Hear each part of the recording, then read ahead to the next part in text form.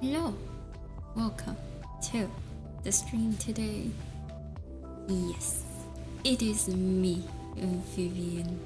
Easy, Vivi, whatever you like to call me. Again today with another Reverse 1999. No, Reverse 1999. Yeah, that's a lot of 9. But 999.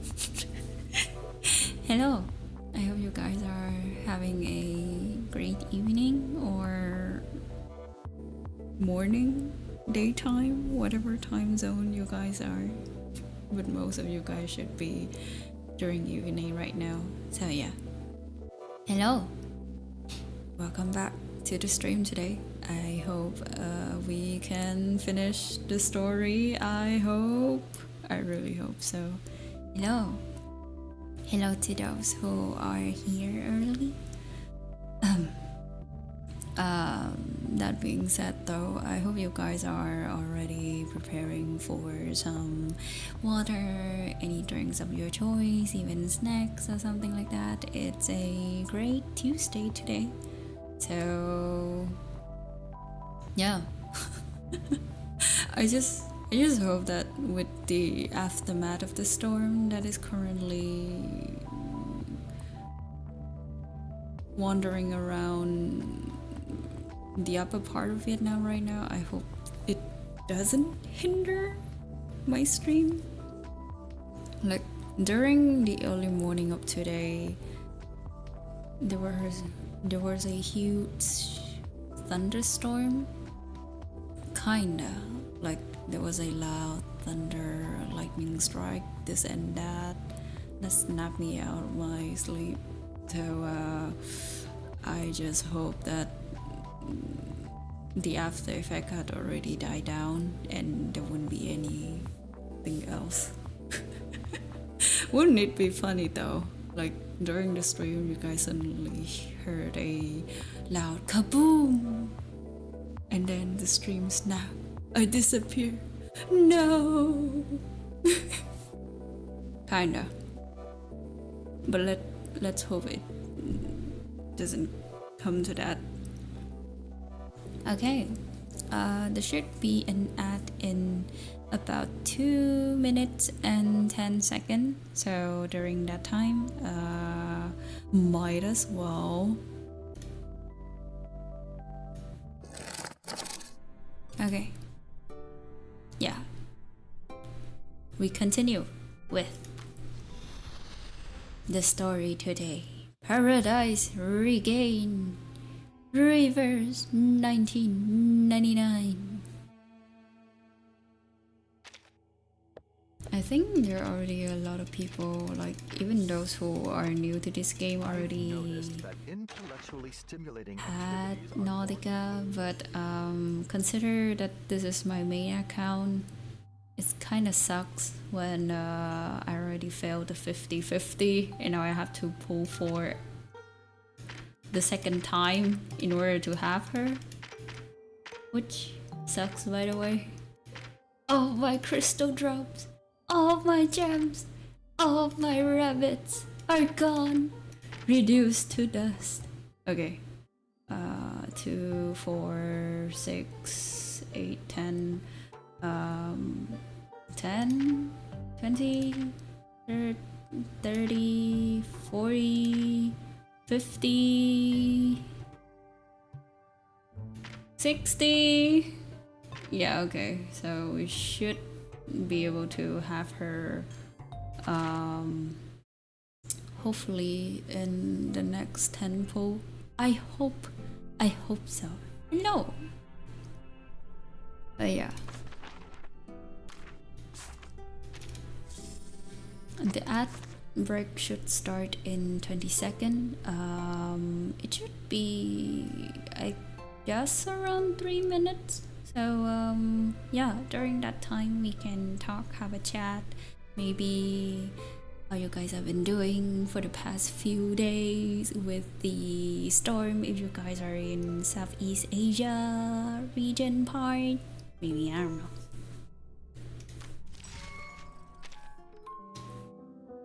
At least for me, I think whether the storm is here or not, life goes on, I guess. Being an artist has a lot of perks. One of that include the fact that you can just sit still in one place and then just draw. Whether it is commission, packaging the merch, drawing some new merchandise, some new videos, this and that.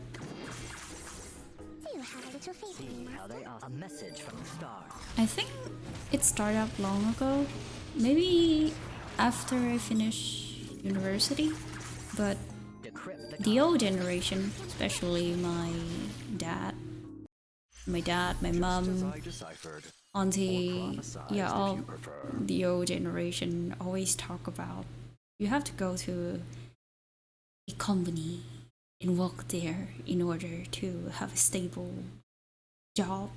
But I don't think it doesn't work. I don't think it works that way anymore. I think a lot of the people in our generation also thought so. Whether you work in an office workplace or not, it doesn't really matter that much. One part you can be having a stable job inside a company, and the next they can fire you because they would like to lessen the burden on the company. I don't know corporate talk, but it should be something like that.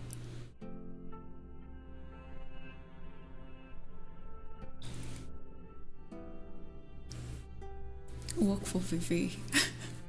What do you mean? Can you draw? Yeah, but getting replaced by AI, exactly.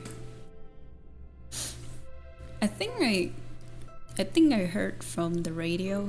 Yes, I still hear radio every meal because our kitchen has a radio, so instead of turning on TV, we usually just turn on the radio to listen to the news. More focused that way. But yeah, it's the background noise, but sometimes you get to hear of these interesting stories from the government, the society, this and that. Alright, I understand. Well, I mean, Breaks are important. there are news basically, but sometimes you hear some absurd things like just a few days ago, me and my brother, we heard someone from the education department talking about how they would like to add AI 𝐁𝐆𝐿 into primary school and secondary school in teaching. Something about they would like for the young students to have independencies when learning, but still know how to use the technology. It kind of contradicts itself in a lot of ways, so I actually don't know how to say about it, but it just sounds like a bunch of BS altogether, because how do you expect children to know when to use 𝐁𝐆𝐿 or AI just to assist them? Give them a means, and I swear most people will just let the AI 𝐁𝐆𝐿 do all the work for them anyway. So yeah, you ain't having anything better with that kind of idea, sir. I would clean your room. Sure, make my bed also then. As a kid, I would do it the lazy way. Ain't no way I work harder when I have an easy tool like this. Exactly. we have so much cases of like children, even not children in general, students, cadets, university students, this and that, they always use ChatGPT and Gemini to draft off their articles, assignments, do all this stuff for them. I don't know what the future holds, but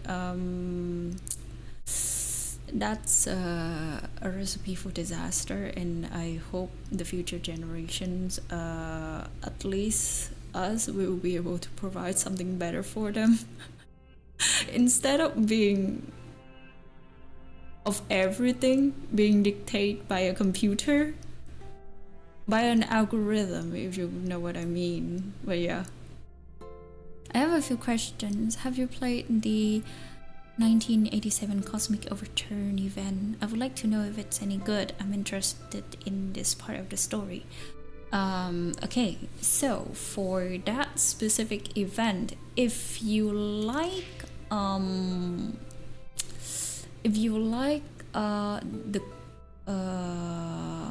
Cold War theme. Wait, no, that's not really Cold War. It had some reminiscence of the Cold War, the Soviet era of that time. So you will find some similarities to there, and it talks a lot about space exploration. Of course, we still have the basic structure of the story of Reverse 1999, but yeah. So for that event, the 1987 Cosmic Overturn, it's another perspective of these specific group of people who record if the storm in our world, Reverse 1999, has any effect on the outside world. And by the outside world here, it means the universe, the cosmic, basically. Spoiler alert, yes. But yeah, so if you would like to have more context, then it's basically in the same time as this chapter, Verensand. Oh yeah, it's this chapter, but from another group of people who records the effect of the storm outside the universe when the storm happened. So yeah,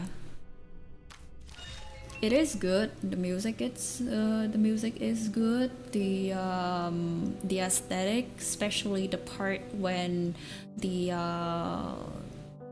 spacecraft is outside the orbit.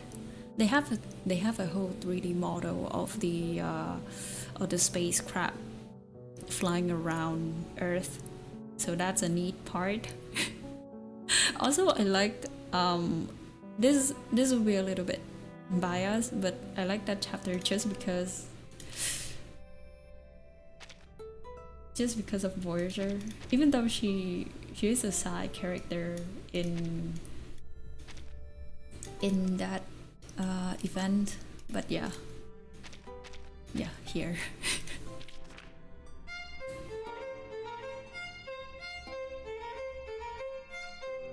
Also, I bought the scrapbook theme from that specific event. Also, if you can see from here, Cosmic Overtune. Yeah, this specific theme is from that event. So I would say it's a good event story that gives you more context from another perspective other than our main character during the time that the storm happened. So that's a neat part. Why is your shop so cute? Yes, I know. I like her too. I like a lot of other Voyager from other game. If you, I don't know if you also play Fate Grand Order, but inside that game there's also another Voyager. So that's a neat part. And that Voyager inside that game, his design is based on the Little Prince of Saint-Exupéry. I hope I'm not butchering the pronunciation, but yeah. Okay, let's continue with the story. Okay. The telescope girl. Lol. What do you mean, telescope girl? Modier's finger tense around the intercom. Yes, that's right. Given the helicopter malfunction, we would be hard-pressed to make any movements unless absolutely necessary. We still have plenty of resources. We're prepared for the long haul.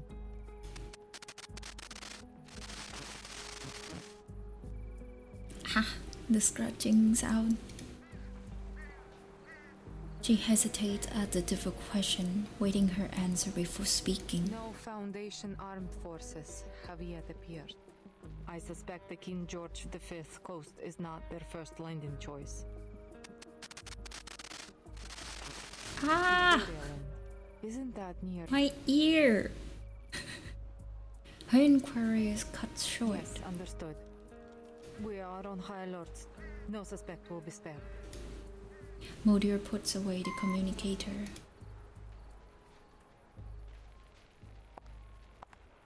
Wait, that's it? That's it? We get to hear a bunch of static noise, and then that's it? Okay. Rick sits restrained along with his guard. All that chatter, yet you didn't report the thing most worthy of reporting. Am I so trustworthy? You are disarmed with no locator and no backup. It would be redundant to report you. There is no need to disturb Father with such things. Fatherland! The motherland! Redundant, useless information, like the hundreds of millions of possible combinations of the Enigma machine that are discarded once the code is deciphered. Okay, bro. Anyway, are you certain there's no room for a deal? We should make a deal. I will. I'm here to propose a deal that you cannot refuse. He raises his handcuffed hands. A bullet is loaded. That single action makes it clear who holds authority in this camp. No deals for captives. What do you mean? I could have great information, useful information. Ulrich paused, though not entirely too A long. soldier's loyalty should be unwavering, no? Then why did you turn to Manus Vindictae?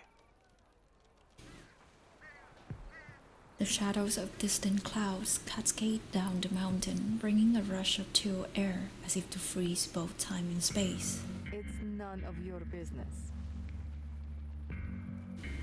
Shoot me, please. Touché. Did the other soldiers agree with this decision? No need to tell me. Your silence is answer enough. Ulrich lays his tone with sarcasm. Lady, shoot me, please. Chill, bro. Those who are loyal to you Get in stay, line. and those I'm who here are first. exiled. While I'm sure you have a trustworthy team, you must have suffered a significant loss to your manpower. Those who weren't. Mudir takes out a communicator. So you're here to listen to music, huh? What? My father would appreciate this record. Sir Apple? Anything with you besides your expedition gear. What? Something to do with your purpose here. Oh my god. I assume the LSCC has made another development, but I wonder how many sacrifices have been made to get to this point. And what will these sacrifices get you this time? The expected results or an unexpected failure? I am... She taps the communicator again, masking simmering anger with a distant but focused calm. He refused to take the bait. All he does is flicker. Then I assume you're able to accurately predict the consequences of all your actions? So, where do you predict this decision will take you? Her finger frees mid-dial. To wearing their mask and losing your sanity? To screaming and gouging your eyes out? Gouging the eyes out. Ah! What the heck? Wait, hold up. How the message for using channel block terms allow will put us to chat. Oh. Been a while since I had a bot on my chat. Don't worry, I already banned it. Or are you planning to play the loyal Manus dog, helping them bring about one storm after another until every one of your rivals has been washed away? Wash away. I don't think pissing off the rebels was on the mission brief. Boss! Your actions are poised to undo all your past efforts by your own hands. Chill, bro. I'll admit, I'm no tactician, but as a researcher, I can see the logic in this choice. There's no need to be logical about these stuff, you know? Were my experimental method to be proven wrong, I wouldn't simply give the entire project up. I'd adjust the variables and change my method. As a new Laplace member said, there are no wrong projects, only rules that have not yet been made reproducible. Ah, I know another one, you know? There is no accident. Wait, no. There is no mistake. Only happy accidents. Was it? Was it? Was it? Every researcher will inevitably experience many failures. We just brush ourselves off and get back on our feet. Or are you hiding behind your military orders to absolve yourself from making decisions? Knew it! Is that why you're hiding here on this coast right now? Well, guess that ship has sailed. Modir turns towards the coast.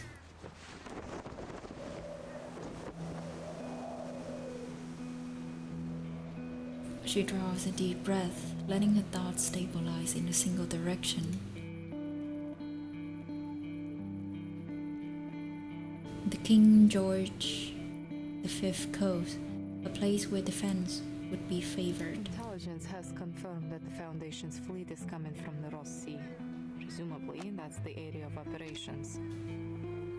They should have rushed reinforcement to Victoria immediately. There is only one transport helicopter, but the journey is traversable for a well-trained team. But Father never gave that order.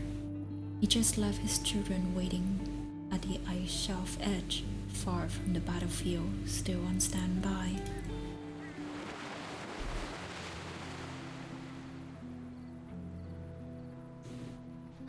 Well, looks like this mission is a great big fail.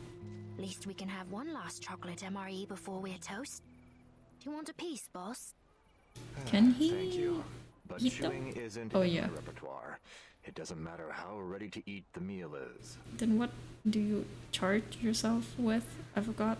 I know Lucy used all of the socket in the Foundation, but what about you?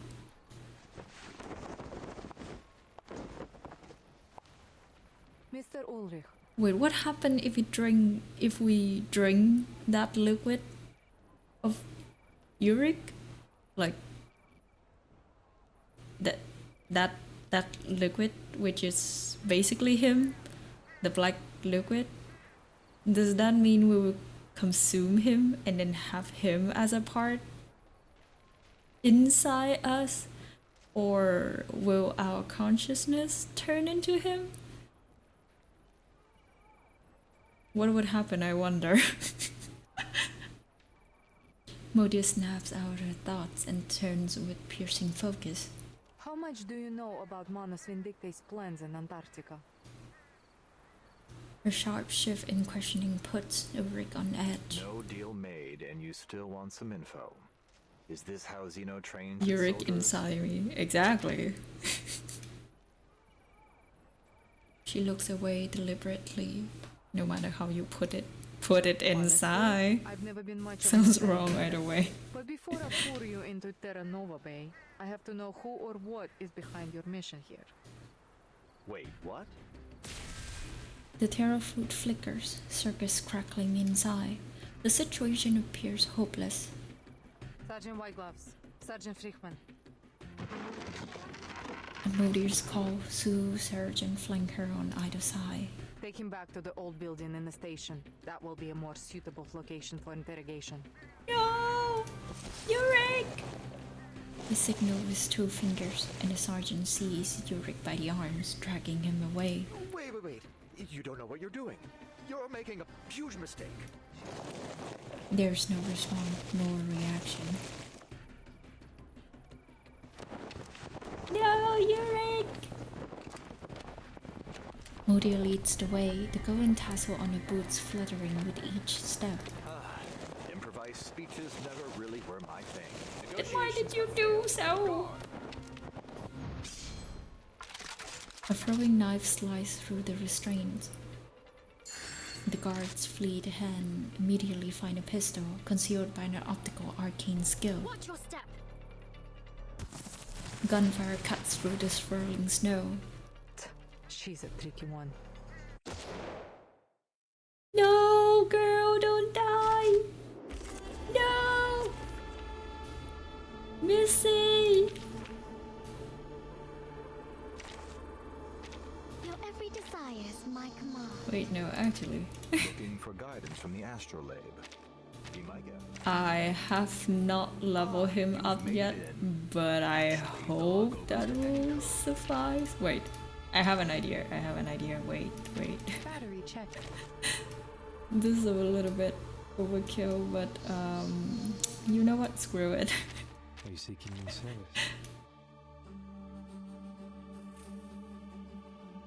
Wait, where is she? Recoleta? Where is Recoleta? Here. Okay. A Okay. gloriously filled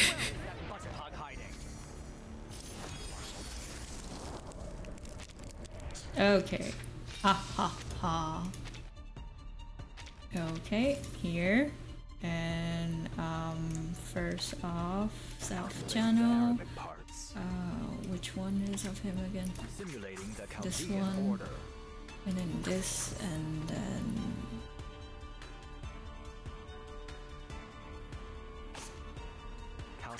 Simulating the Chaldean order.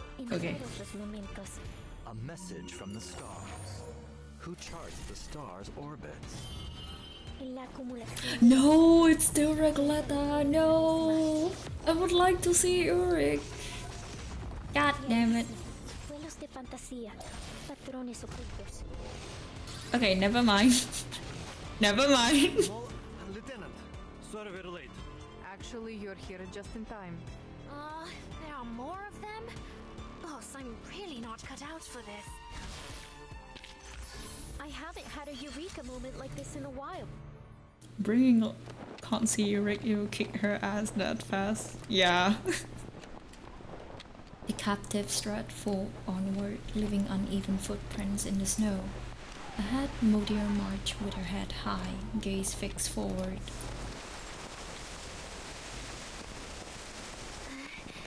Boss, the situation's critical. Do I have your permission to use? A whisper drifts up with the wind. So close to death, yet you're still in the mood for chit-chat. Of course, it's always the mood for chit-chat. Have you played Hades? Like, we chat every single time and we still dies anyway. Duh. The guard flicks the intercom on her chest. This emergency intercom has a direct line to our commander-in-chief. If I press this button, our mission will fail. But it'll also send our coordinates to him. And we both know what'll happen after that. No, actually I don't. Modier shows no trace of concern. She doesn't even turn back. What are you waiting for then? Press it. We're ready. Ready! Oh shit. Leading the way, Modir pushed open the doors to the research station. Chief, the big ass boat we have. Oh yeah, we have a whole fleet. I forgot about that. Faint moans echoes behind the door. Sergeant White Gloves, Sergeant Friedman, please wait outside. I would like to have a private conversation with our guests.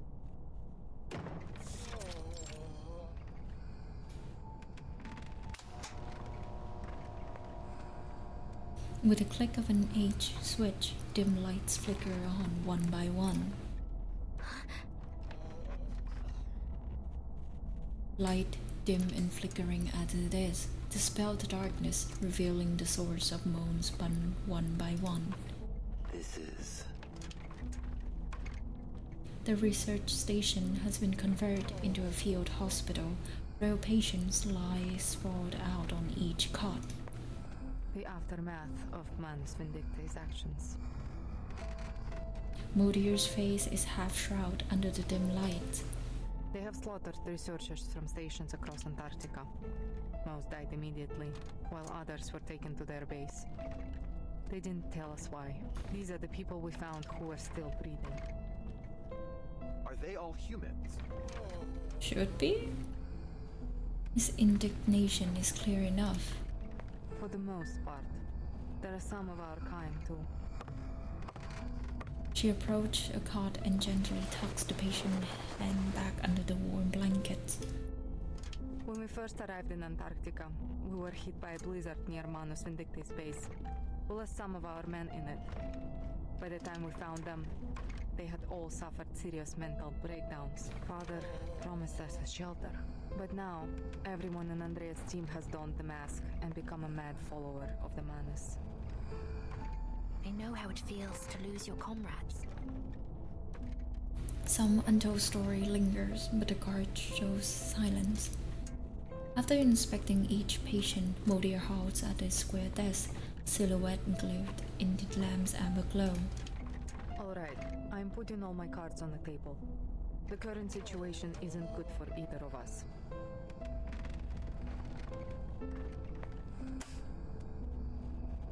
We need to trade information if we want to stay in the game.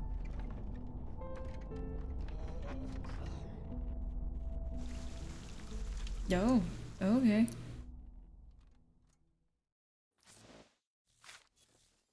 Like, ever since we see Modir for the first time,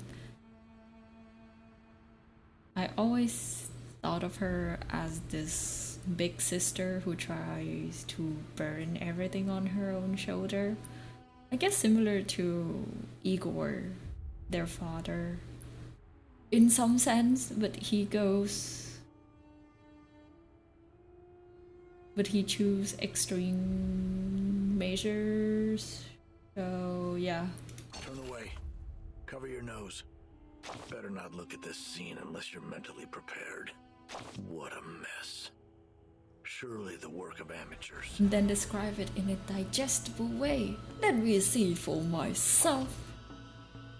Well, as you can see, there was more than one person here. How many is anybody's guess. Anyone with a sense of justice wouldn't let this happen. Are you mocking them? I'm just a soldier, a brainless follower of orders. I have no grounds to make judgments on morality. But loyalty, that I do know about. Anyone could pledge their allegiance to an undefeated commander. It's a no-brainer for most soldiers. No-brainer. But give that commander a few heavy losses, a couple of misjudgments, and that loyalty becomes a whole lot harder to give. So if you really want to prove how loyal you are, you should follow a stupid commander. The stupider the better. Just be sure you know what you're getting yourself into. That lieutenant, though, she's a sure way off from being a loyal subordinate. She must have been sick to the stomach when all this went down. Just a kid. I am a kid too. What do you mean? I mean, not me specifically, but Verton. Verton is also a kid, you know? Sir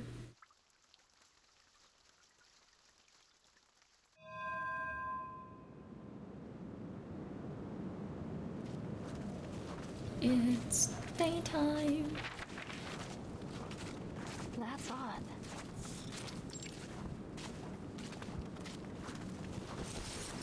Yay, chapter 9, yes. Nautika looks down at the map, then up at the surrounding snow slope and peaks. She repeats this several times, searching for familiar landmarks. Are we... I then happened to get brutally killed by a mob of 20 people. Huh? What? What a reminder. Okay, thank you. What do you mean by brutally killed?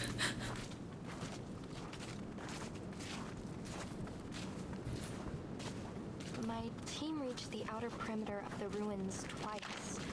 The entrance should be right around here. She rubs her gloved hands together, the fabric rustling softly. Sorry, Merton. The terrain here is nothing like I remember. It's fine. Just so you know, I've lost all radio reception from the Foundation. No signal, no landmarks, no working compass, and the terrain doesn't match what's on the map. What should we do now, Timekeeper? What should we do, Virgin?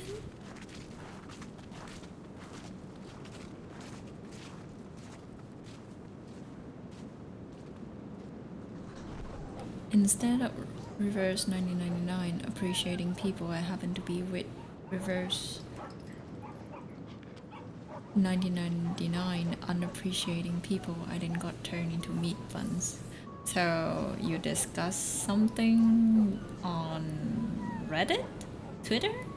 Where exactly? I think that's the kind of stuff that will happen if you go to any community. Like, there will be some tourist type of people who won't appreciate it, so best thing is to just ignore them. The energetic sled dogs, after only a brief rest in the snow, start chasing each other's tail. Hey! My watch is not for dogs. I said me like Sonetto and then got turned into food. I think Sonetto is normal though. What? I don't get it. What? Like, I could be saying I like Virgin as a character. Would I get cute too? Nautika wipes the draw of her antique watch before storing it safely in a pack. Dog plays in an old rovers-like circle, happy whimpers filling the air. I have an idea. In fact, the answer's right in front of us. Shh. Nobody like Italian people, Vivi. Ah. Oh, this kind of stuff I don't know actually. Because to me, I mean, I appreciate all character in this game the same, so either that's a joke that went over my head or I'm just too numb to those kind of stuff. Sorry. I got burned on a stake for liking an Italian. Dr. Doris's stethoscope. Did you do the hand also? The hand gesture of the Italian? You're right. It's been staring us right in the face. The sled dogs are canines after all. They should have a sensitive sense of smell. We can use them to find her. Yes. If we give them a moment to smell the stethoscope, they may be able to track down the scent left on it. Mamma mia. Let's hope it works. Yeah, exactly. The lead dog released its companion soggy tail and lowered its snout to sniff the stethoscope. Sonetto does it that way. I know she's Italian. There is a lot of Italian in this game too. They smelled something. Hop on their backs. Let's hop on this fluffy creature again.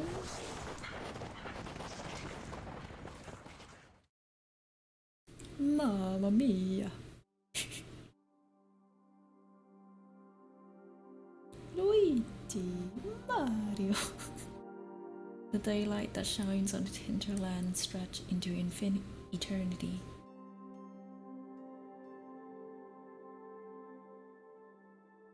Movement across the icy way seems meaningless without reference points, just as none could say how long the sled dog runs before their sudden halt.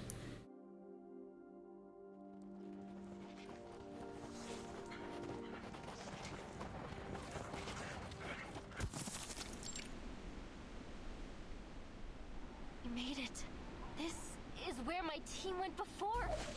She pulls the harness and the sled dog obeys in a steady and content stop. The guide appears, then fades from human sight. If the devoted journey let their Time songs keeper unite. learn about the Italian tea kissing reading if you want to practice it. Rivers and their Mother Spirit was Yuri right. shipping couples. Oh, it was the right decision to join you. She then got brutally shot by Verdun Schneider sniff shippers. Oh no! Well, to be fair though, if you think about the fact that Verdun and Schneider has a more rocky relationship at first, and then later on understanding each other. No wonder there are more Verdun and Schneider's shippers than Sonetto and Verdun. I think Sonetto and Verdun shippers still like it because these two are, well, yes, companions to each other, and they are also childhood friends ever since in the I can't remember the name of the school, but yeah, it was always a Doom Yuri Vivi. What do you mean? We have a lot of Doom Yuri couples inside this game. The companions pat the dog as they dismount. Where are we? A labyrinth in a valley? Relay believed that these were the only outskirts of the site. She said that if we pass through the valley, we might even find the real ruins of a temple or a city even. A city under the snow. Look at this stone wall. There are excavation marks on it. Vernider has to be the first ever Doom Yuri in this game. Yeah. We ran into an abnormal And Blue whiteout last Pod time. haven't It was too released dense. Schneider We yet. couldn't make out any details. Why? How could you, Blue Pod? He sprinted to the nearest rock face, crouches, stripped off of a glove, and pressed her warm palm against the frozen stone. I've never seen this kind Yet of we rock cope in before. anticipation. Is it some kind of fossil? It's Toliitic basalt. Schneider, It please. forms at mid-ocean ridges, down at the bottom of the sea. Look at the geometric pores and the golden mineral veins. If Relay were here, she'd call it a miracle. A once in a 425 million year occurrence. Can't do much with cope. Burton Really? loves Sonetto. She would have been so Personally, excited I to would see like to this, think it's even the if it is opposite. only the size of my Sonetto palm. loves Burton. That's why she joined the expedition. Head bowed, she warms the rock before slipping it into her pocket, as if prating some cherished life form.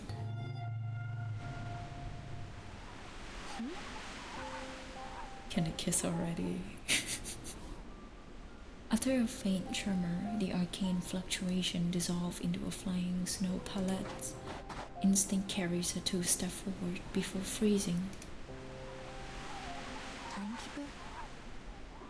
Her sight has locked on to an anomalous snow mound at the base of the opposite rock face. Not an illusion. Crouching, she brushed away the accumulated powder.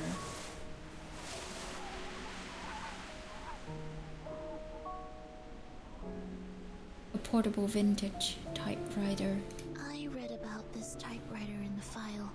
Miss Whiterum and Nala also mentioned it. In this era, it types medical records for the drowning girl, records Sao Paulo's reckless night, and will witness to Ursula's Poetry Society. That's right. This is Dr. Doris's typewriter. Another one of her belongings. Is it too coincidental to be mere chance? Oh yeah, if the audio start What's this all over? lagging or Scale powder? scratching again, please remind me. Please tell me right away so I can fix it. I don't know why it keeps happening. OBS maybe? Oh yeah. Blood. It's dry. Penguins, seals, or the fallen at this research station. Bloodstains could belong to anyone, including Dr. Doris. Whether these were left intentionally or not, this proves that we're heading in the right direction. So much blood. She may be injured.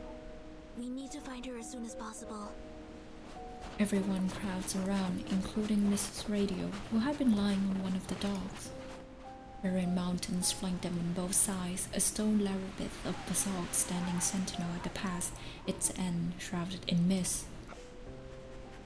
The lead dog approaches, then raises its head, alert to some unseen threat.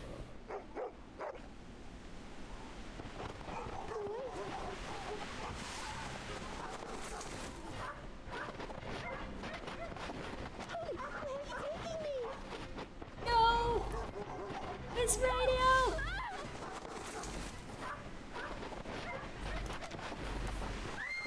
Nautika pressed 2 fingers to her lips and issued sharp whistle commands. Why are they agitated? The pause churned the soft snow, drowning out the whistle commands meant for the loyal friends. The excited sled dogs charged into the labyrinth, carrying the helpless Miss Radio with them, and soon disappeared from view. Arcana, what do we do now? Chase after them? Do you have any better idea, girl? Think positively. Perhaps they'll just get there before us. Let's go after them. Their movement triggers something hidden, causing the snowfield around them to shake. Wait! There are critters hiding out nearby. There they are. Timekeeper, watch out! Timekeeper. Burton. Oh god. Despacerlanish. Then we're already part 11. Nice. This was where we were supposed to be yesterday.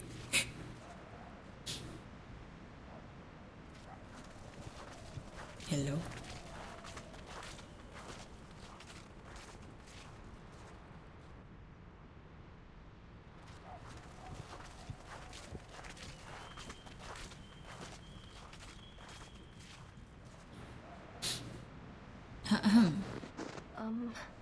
Guys? Exhausted, Nautika finally breaks the silence of the long trek. The chief assistant waved her glass feather, inscribing a tiny 6 beside them. To its left are the 5 preceding numerals in solemn sequence. Yes, Nautika. We noticed it too. This is the 6th time we've passed this stone wall. Shit. It might even be more than the 6th time. We walked for 15 minutes before we realized we were going in circles. I'm afraid we have to face the fact that we're trapped in this labyrinth, Timekeeper. Oh boy. Oh no, endless labyrinth. Just like in the legends, the Black Forest, the Demon of the Crossroads, the Twilight Loop. Well, wait, Miss Amundsen. We need to think dialectically. Let's not jump straight to evil spirits. Ah, yes, Netto. It could be the result of some kind of arcane skill. I had the same thought, but I don't sense any arcane fluctuations around here. That said, Miss Radio and the sled dogs couldn't just vanish into thin air. There must be a hidden exit, or something else at play here. Nautika storms back and forth, soft snow rustling under her feet. Let me give it a try. I may not be an arcanist, but we human explorers have our ways. She begins to rummaging through a mountain of gear, searching for a vital tool. The mechanical gears turn dutifully, just as they had half a century ago on the same frozen ground. My grandfather taught me how to tell the directions using a watch and the position of the sun. I have his watch right here. I took it with me. Let me see. What was it again? Point the hour hand towards the sun and bisect the angle between the hour hand and 12 o'clock to find the south. Oh. Wait, we're in the southern hemisphere, so it actually points north. Thankfully, we aren't in the polar night yet. We still have the sun in the sky.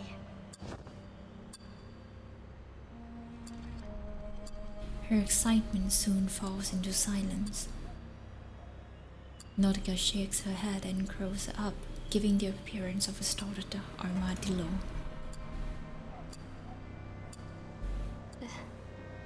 There's no sun.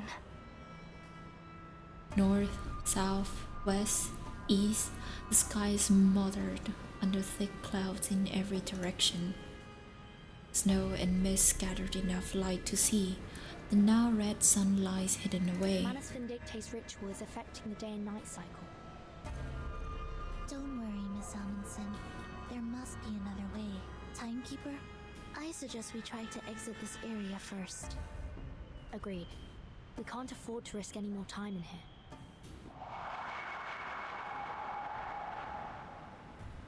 I wonder how they will get out. You can't go anywhere, dig down, I guess. That's the second rock. And the third. This is the first one. How about you break the rock? Wait, no, that could be a bad idea. Don't just start breaking everything, baby.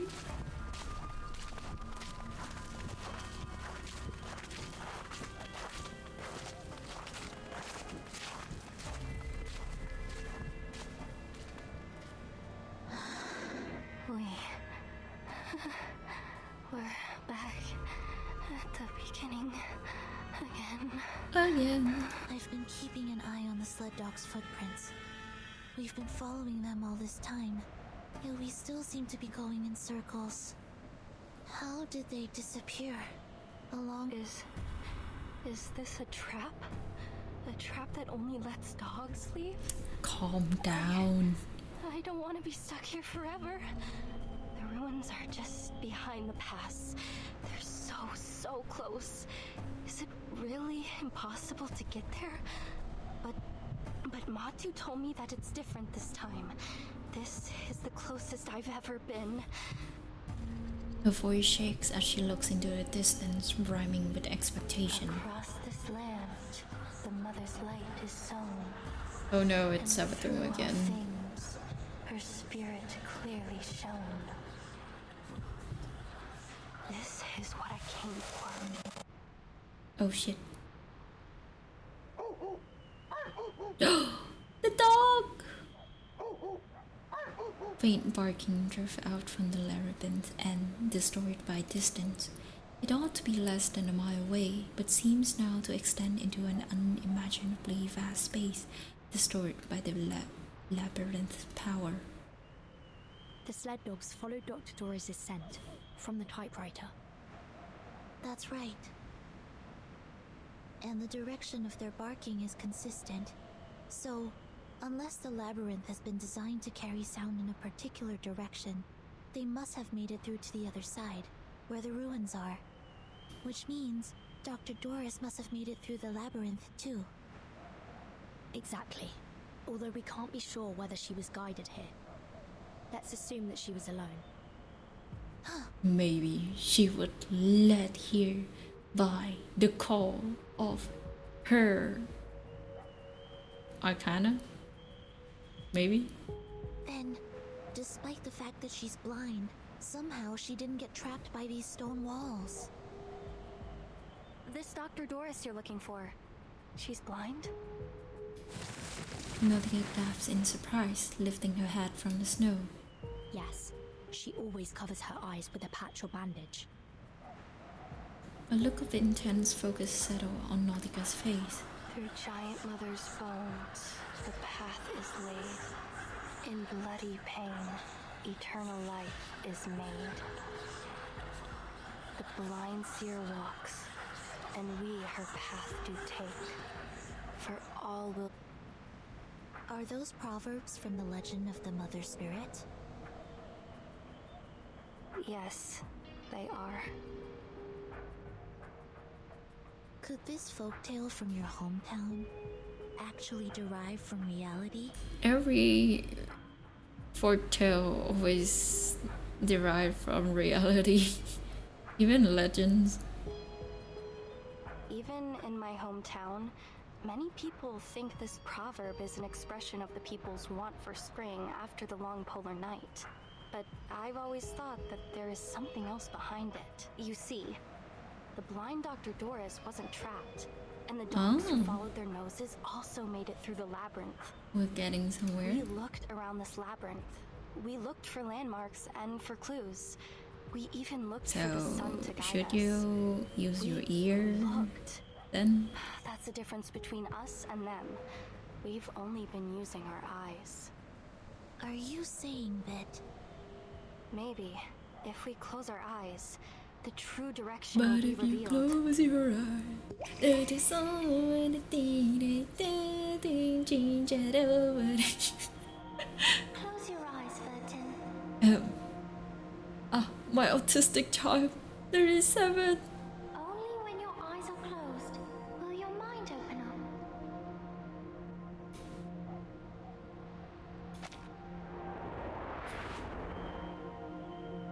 37.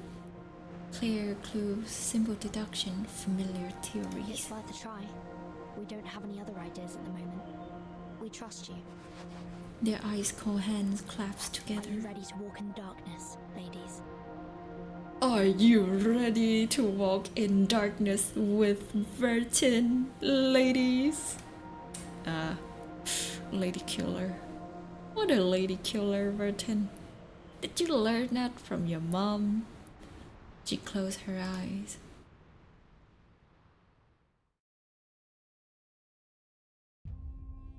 Oh. Oh, what? Okay.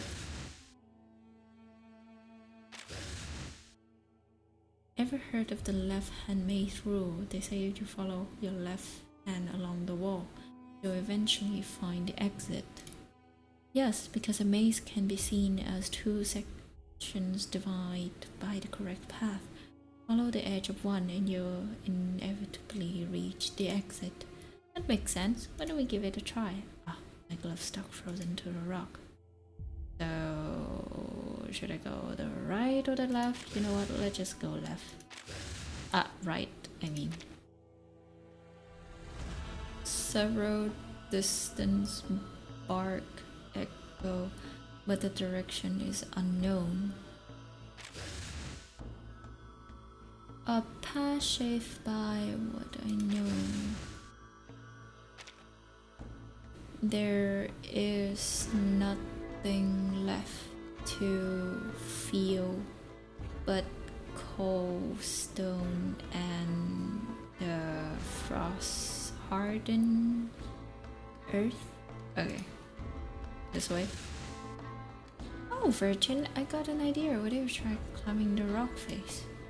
It could find us the exit, but it's also risky. Actually, I'm quite experienced hopping over walls, so I'm not sure snow-covered rock are as easy to vault as school fences. The darkness is drowned something. Another fork in the road. Since our scientific tools aren't working, perhaps it's time for some arcanum. A pair of divining rods or a pendulum would help, but unfortunately our supplies are limited. All we got is a golden fence, a 𝐁𝐆𝐿 and some incense. Wait, the 𝐁𝐆𝐿? Go try some. What do you mean contacting the dead? Darkest dungeon.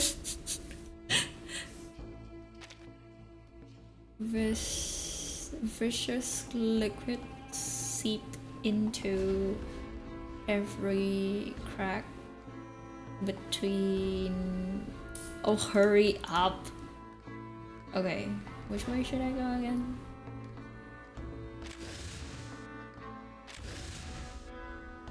There are some uneven imprint here. Seems someone's been through this way. Thank you. I want to open your eye and take a look. I feel them first effort to look for treasure with faint trace of arcane energy.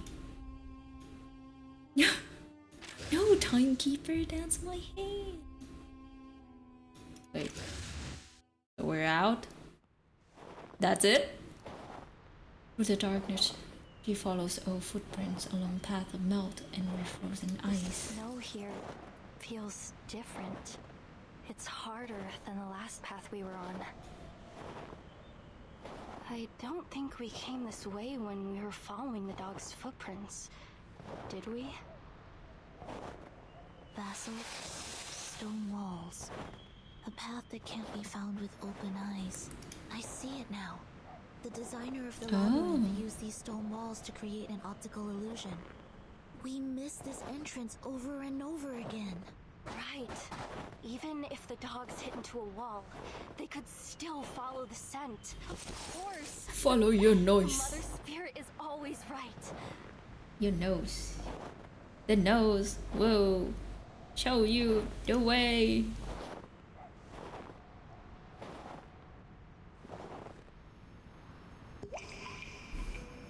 Oh. Mother. I think I see her.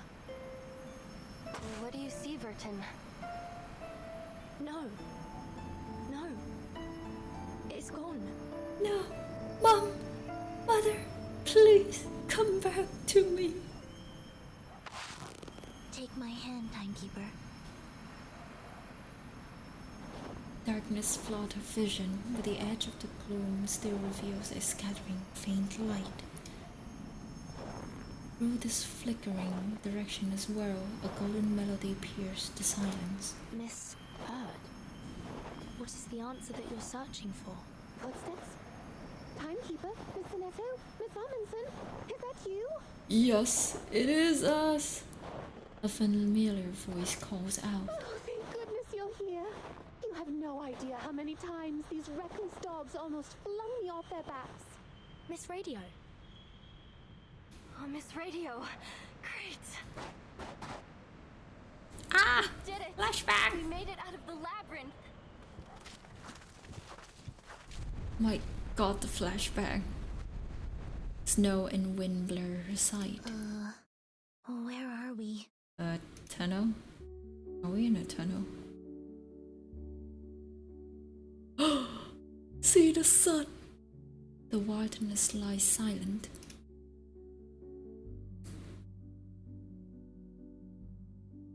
The cries of ancient creatures, stream bordered by tropical jungles and the life they held, all that once flourished and has since vanished in this land.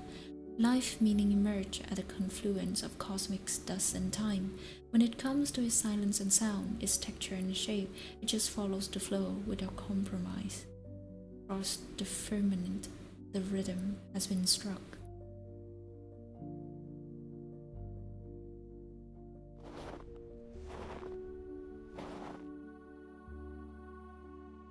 Wow, we're outside.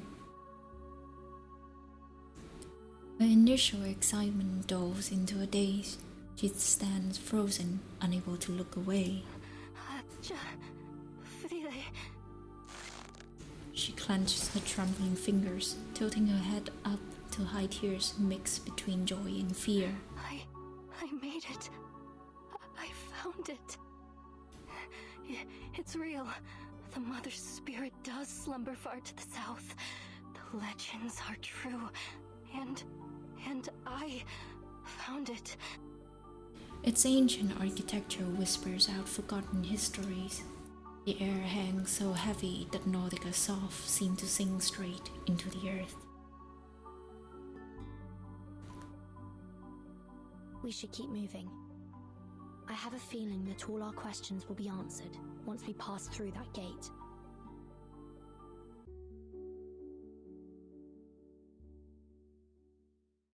Okay. The unsetting sun caused light bounce between the walls until the heavy doors swallowed the last glimmer.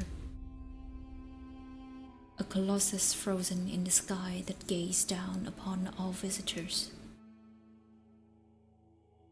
We should have an ad running now, but whatever. It's silence and acknowledgement that they have passed the first trial. The first one? Are you kidding me? The first one? Well, at least this is shorter than Arc Knights, I guess. Oh my god. Oh my god. Congratulations, you cleared the stage. Though I hardly thought it'd take you so long. Cause I was reading, old man. Where is the big anniversary story? Yeah, true. Oh well. Okay, the ad break is in progress. Take a break, my friends, I guess. Let me take a cup of water again. Well, it's not actually water, it's just tea. I sip the tea in cold water. Cold brew the tea, basically.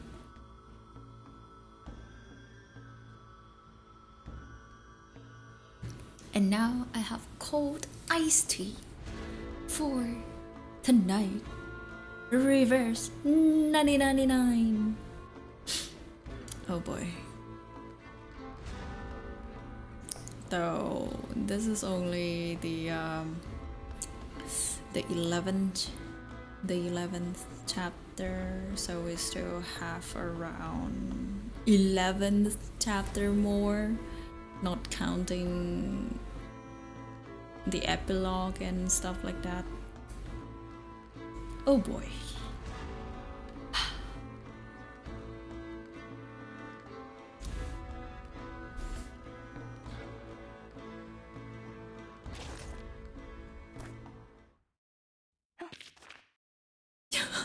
So cute. She is so beautiful, guys. Ah, my dearest Voyager. Ah, you filled me with excitement and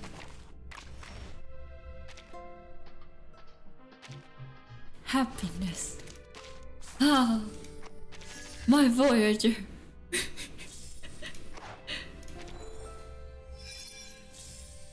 Alright, where was I again?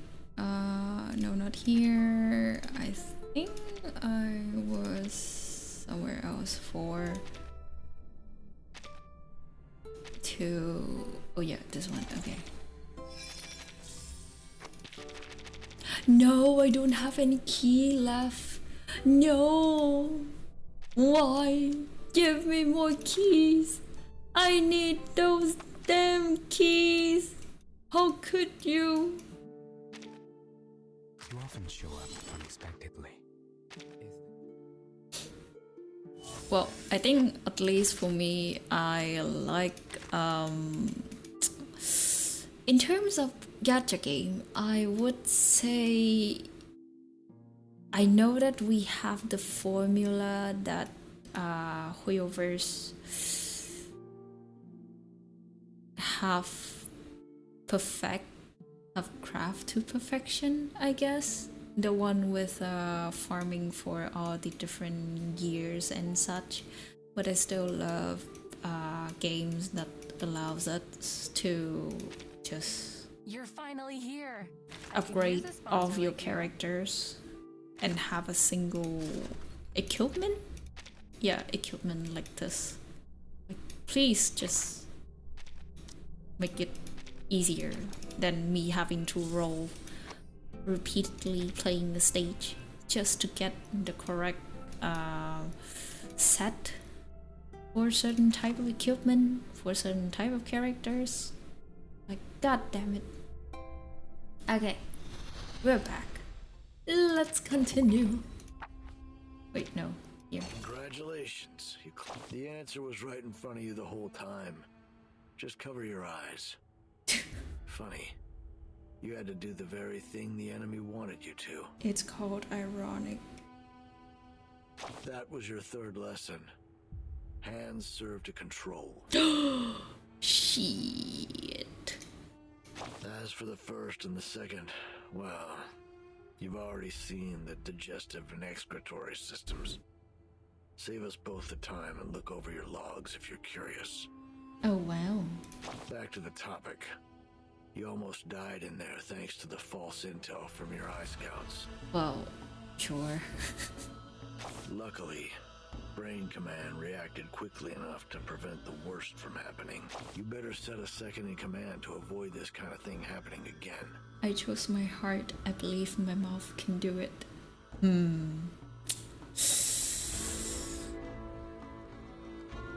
But I believe my mouth can do it. The mouth can do a lot of things. My heart. The ever-beating strategic center, the hub that every drop of blood must pass. Violently beating when agitated. The most reliable organ, besides the brain, because it has to be. Either the brain or the heart. If only it didn't have a mind of its own. That'll surely lead to destruction. You should be a whether it critic. beats fast or slow. It wasn't my intention to talk like a Renaissance artist, but when you reflect on Michelangelo's painting on that grand ceiling, there's no choice but to do so. Oh. The key to creating life could be either the Hall of Wisdom or the Land of Birth. So, you should understand art a little better now. Depends. Depends, old man. It depends. Just another Laplace experiment.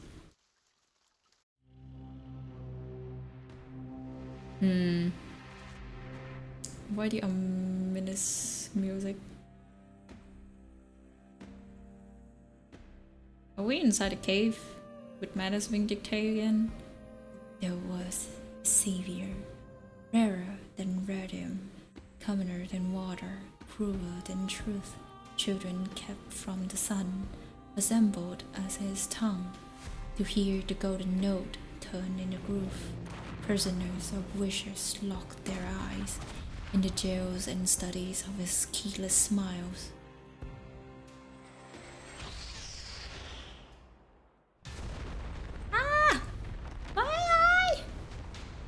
The edge of the world resists change in its own way. Frozen soil, stagnant time, and roaring winds.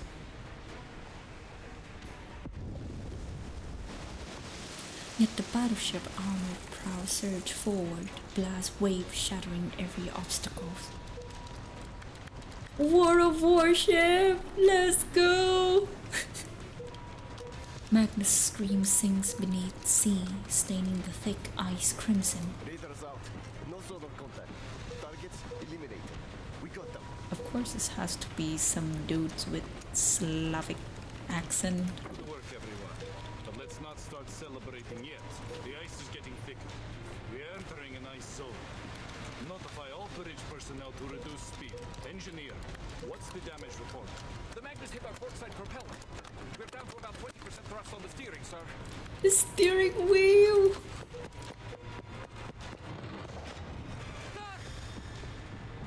The sentry burst through the door. Oh wow. The captain leans into the high-powered telescope. Beating iceberg? Really? What did I tell you about staring at the snow too long? It messes with your vision. The first mate takes the telescope next. That's no iceberg. Bisnit! The iceberg is alive! Bisnit! It's a pit. Merciful. Something's under the water. Super blind! A shiver runs down the captain's spine. All systems engage. Oh shit! Weapons targeting system whirs alive, but the bottom of the battleship takes the first brutal hit. All units, report your status. Oh no. Water in main battery magazine. All watertight compartments are under pressure. Captain, we're going down. We're going down. No. Understood. Are we going to have the usual case of the captain gonna goes down with his ship again? Flames erupt across the nearby sea as the frigate fuel tanks ignites in the blast. For all these years, we have fought side by side with Triglav and the three frigates. Not once have these old girls let us down. The menace must be desperate to stop our landing. Sending a Leviathan after us of all things. The captain stares out at the colossal creature as it looms closer and closer, it piercing straight tears through the air as a prelude to another charge. Let them try. The Foundation will not be stopped in the Ross Sea. Let them try. Go, brother. The captain pressed the communicator on his chest. Triglav to operations. Initiating detonation of the onboard array. Whoa, shit. Oh, man. Another admiral? Another hot man? Static hissed briefly before the signal dies over Antarctica. Yet within moments, precise and clear orders are reissued. Operations to Dida. Steer clear of the ice zone. Fall back to defense line A2. Shit, why it always have to be hot old man with Slavic accent? Ugh.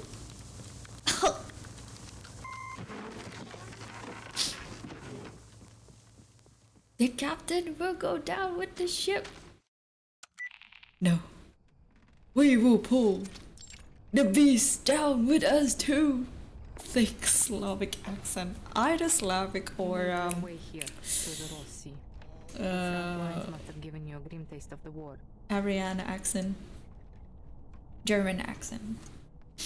The Manus won't let the Foundation set foot on Antarctica. That is so cliche, not but without the fight. fuck it, man. The ritual is too important. They will stop at nothing to see it happen.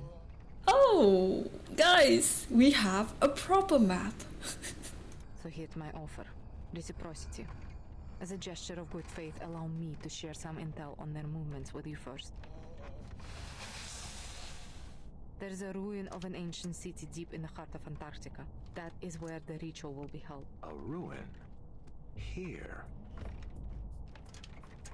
Topography, I love it. That mountain, yes. I But just it like isn't just a any proper ruin. map. It's Manus Vindictive stronghold.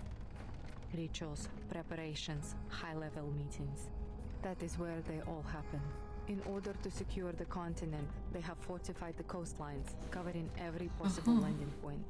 Order The of Order Enlightenment. is stationed at King Edward VII Peninsula. The Apostles' Brotherhood controls Mary Birdland. And the former Xeno Sentinel unit have deployed its forces along King George V coast. The terrain is already a natural fortress, but that wasn't enough for them. They have deployed a number of arcane modified beasts.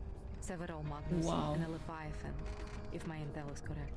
Oh, no way! A Leviathan? I heard you could sink Australia with one of those things. Really? Modir pressed the communicator to her ear as battle reports crackled through.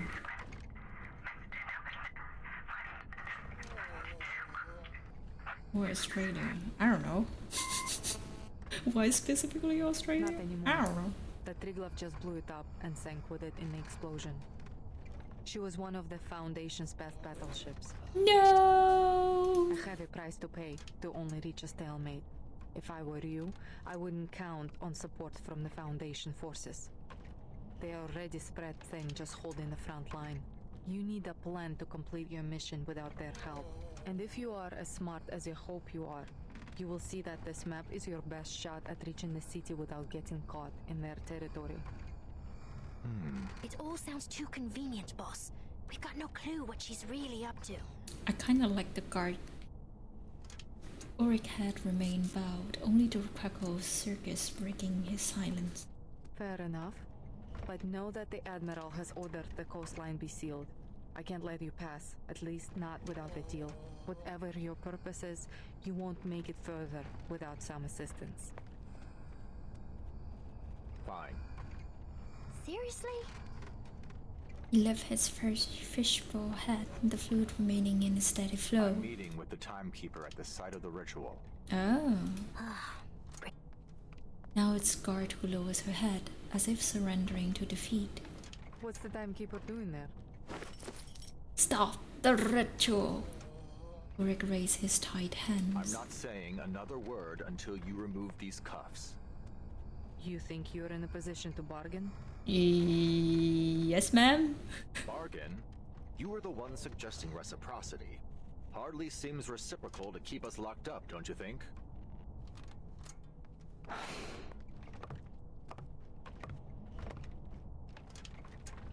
You can handcuff me in the bed, ma'am. But business first, ma'am.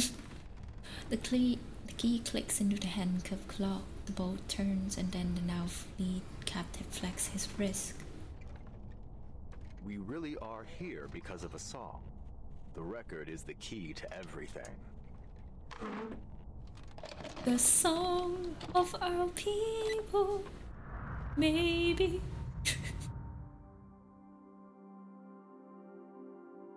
Flashback again. Really? In 1995, before the world was afflicted with the storm, this record, along with its arcane record player, was sent into space aboard the Regulus Space Telescope, serving as the power source of the satellite. For 12 years, it took pictures and transmitted them back to Earth. Okay. Then, in 2007, the satellite crashed near Aldeburgh, destroying everything but this record in the process. 2007. That would have been 1966, right after the Sixth Storm. Precisely. A rock music enthusiast from that era found the record and later brought it to Laplace. Oh. She is now a member of the Timekeeper Squad. Regulus. The last image transmitted from the satellite was time-stamped April 16th, 2007. Even after the storm sent everything back, the satellite's timeline kept moving forward. Wow. Are you saying that the satellite crossed the storm? How? How indeed? We believe it's because of this record. It's the only material that has been proven to be immune to the storm. In our previous experiments, it reduced the severity of the storm syndrome afflicting one of our researchers and slowed its progression on me. Wait, what? But those results were from small-scale isolated tests. We've never tried it in a real storm. The golden circle of this? I think so. Since replicas of the record haven't demonstrated the same immunity as the original, we've developed no wonder we have Voyager being a cosmic entity. Now, when played on our upgraded player, this record can create an immunity zone with a 2.5 mile radius. But the immunity isn't permanent. We found that the element Regulus in the record is consumed every minute it plays. At best, we're looking at 12 minutes of protection with this original copy. If Manus Vindictae succeeds in triggering another storm with their ritual, this record may be our last line of defense. That's why I brought it here, and that's why I need to get it to the Timekeeper. Should the worst happen, at least we can minimize the damage, and I'll be able to see how it works during an actual storm. An invaluable boon to our research. Sounds like Laplace has made remarkable progress since the Equilibrium umbrella. Exactly. I have to say, I'm impressed. You should be. So, there it is. All my cards on the table. What have you got for us?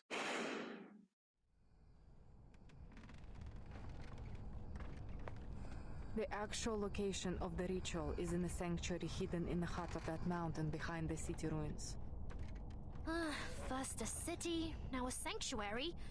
Boss, she's got to be messing with us. I am telling the truth. There is a tunnel in the city that Only leads the into the mountain. Only the chosen are allowed through. Chosen one. You were supposed to be the And chosen you can bet one. that the tunnel Not will join be them. heavily guarded. Modir turns aside, processing the information absorbed from Yurik. 2.5 miles of immunity, you said? That's right. I'll need to know the size of the city and the length of the tunnel to figure out the best placement for the record. I have an idea. Ooh. The mountain's interior is hollow. The sanctuary sits right in the heart of it. It used to be an active volcano, but it hasn't erupted for centuries. The elevation of the volcano is 11,616 feet. That's just under 2.2 miles. Yurik exchanges a glance with the guard beside him. It's not exactly easy to tell what you're thinking, you know. Surely you're not taking her seriously, are you?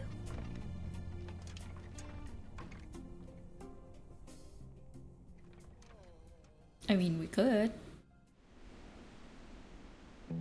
Not losing anything.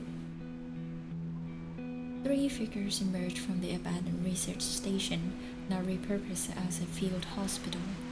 The 2 fleet captives adjust their clothes, ready to depart. I will take the hot layer words right away. Going the mountain isn't going to be easy. I have marked the dangerous areas on this map. Try to avoid them when climbing it out. The guard nods and receives the map. Before you go, let me make one thing clear. This is just my advice. Whether you take it or not is up to you. Oh, we'll take it, If ma'am. just the 2 of you go up the mountain, you may keep yourselves out of the enemy's sights, but it will be highly dangerous. There will be no saving you if something goes wrong. Of course. We'll weigh our options before we make a move. Good. Keep your head on straight, soldier. So, just like that, you're letting us walk out of here? With the record and a map? You call it reciprocity. But what's in it for you? It may have just been the wind or a trick of the eye, but for a moment, Modir seems to smile. Arcana's death hasn't weakened Manus Vindictae. In fact, they have kept the Foundation very busy, taking different names and causing chaos around the world. They rallied their followers, journeyed across the globe, and set the stage for their ritual on this barren land. And all right under everybody's noses. They planned every step, but you just barged in here with nothing but a record and an idea. It's just an idea. I would have It all thrown you out started of my with camp by now. an idea. That said, She returns the record to its rightful owner with a solemn I gesture. would rather see the storm end than see you fail. Yurik accepts the record in turn. Well then, thank you for your help. After a final handshake, Yurik turns toward the snowfield with his guard. A few steps later, he looks back. Why don't you come with us? Aye! Look, we may be rushing in there like a couple of idiots, but if this works, if it really stops whatever scheme the Manus are brewing, don't you want to see it for yourself? It doesn't matter what I want. I have orders. The sphere of fluid flickers a few times before we walk into the gathering powder snow without another word.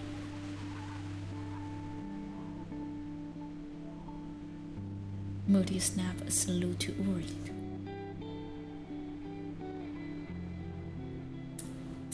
My eye, man. What the heck? Stop with this flashbang. It's the middle of the night. Back to dark mode. Nice.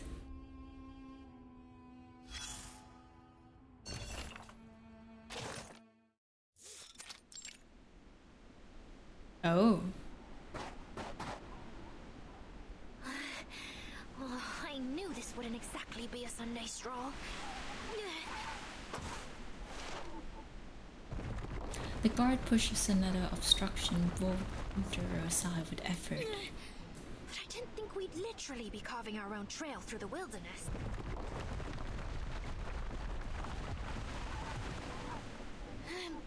Boss, at this rate, the world will be an absolute bedlam by the time we reach the top. Hold on. Let me check the map the lieutenant gave me. Lieutenant Moldia. As grateful as I am that she set us free, which I absolutely am, I have to say, this isn't exactly the type of freedom I imagined. There's a rustling sound. Who's there? The guards fumble for a gun, only to smash her elbow against the very boulder she just moved. Ouch! Several critter-like creatures bust forth from the snow.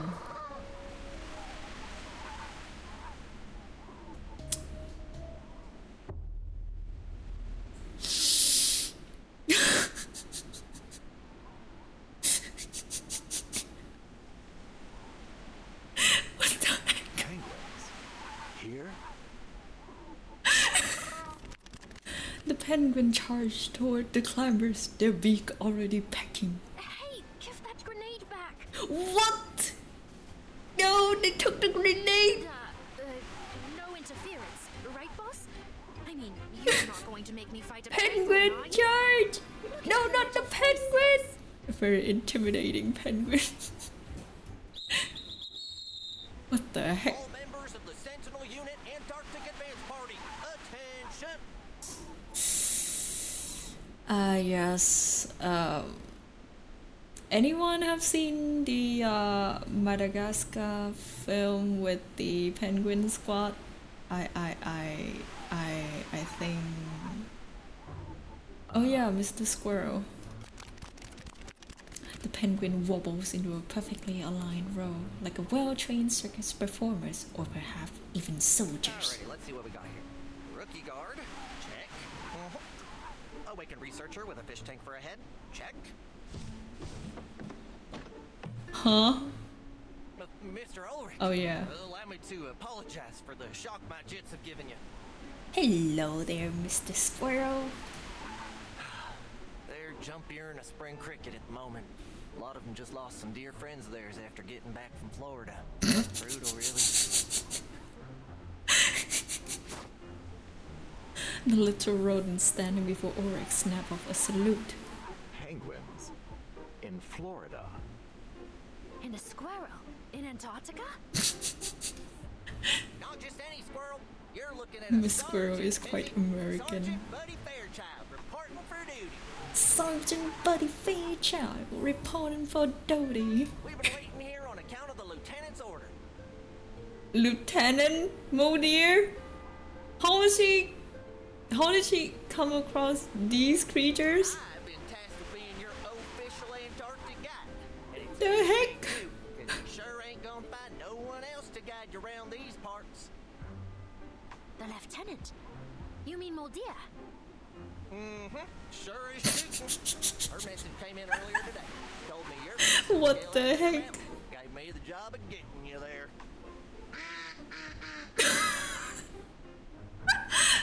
Oh my god. They even have a handbag with the squirrel. What the heck? No, he has a very familiar accent. In unison, the entire penguin squad delivers a textbook Xeno salute. Moldia, I could kiss you. Me too! Let me kiss her too! So, Sergeant Fairchild, you and these troops are under Moldier's command. Ulrich struggled to process the surreal scenario. Let's skip the pleasantries, shall we? The lieutenant's orders were as clear as the day is long. If you really want to help your friends and save the world, then we better get your behinds up that mountain quicker Your than cattle behind. on the roof and get that record playing. Now let's get moving before the menace get their ritual going. Oh god. Save the world? I had no idea she thought so highly of us. Ah, Modier. Buddy Fairchild claps his hands behind his back, tapping the ground with his feet. Now let's see here. I'm getting distracted by his accent, guys. Circling Ulrich with paws still firmly behind his back, Buddy Fairchild sighs himself with a critical eye. Mountain My ain't god, no the Everest, country but it American sure is a cowboy stormy accent. climb. Be a tough climb for y'all big and tall uns. Well, can't never could. Buckle up, folks. I don't want to see no bodies tumbling down the mountain. You hear? Sure. Path is steep and treacherous. Tread carefully. Press and hold anywhere on the screen. As you hold. Ah, okay. Okay.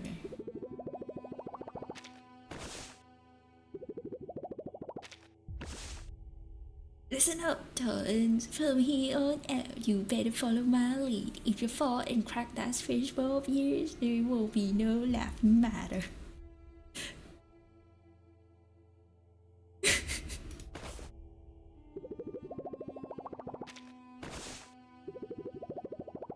Okay, minigame. Excellent. Now I have 3 penguin guards.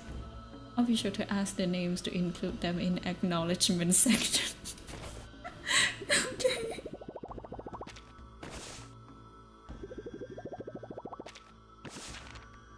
Calling the timekeeper. This is Ulrich. Damn it! The Foundation communications are barely getting through. What's up? Lost contact with your pals? Lieutenant Modier intel about the ritual is critical. I have to report it to the timekeeper as soon as possible. The blizzard is too heavy and the mountains too tall. We need to find locations suitable for our shortwave radio. No sweat, partner. Howdy, partner. Just leave it to me. So what kind of spot we're looking for? Electromagnetic wave get absorbed and reflected by terrain. Direct wave give us strong signals, then reflect will distract one. So the fewer the obstacle between us and the timekeeper team, the more likely we are to make contact. Of course, the state of atmosphere is still affecting the field. Sergeant Fairchild, are you listening? Of course I am. Bright-eyed and bushy-tailed as ever. So you need a clear spot facing the city ruins, right? Then you folks do your thing, and I'll scout up on up ahead. Keep your peppers open for my markers. I'm sorry for my accent. Oh my god. I seriously can't take this serious. Ah, I see his trail just ahead. Let's hope this squirrel is reliable.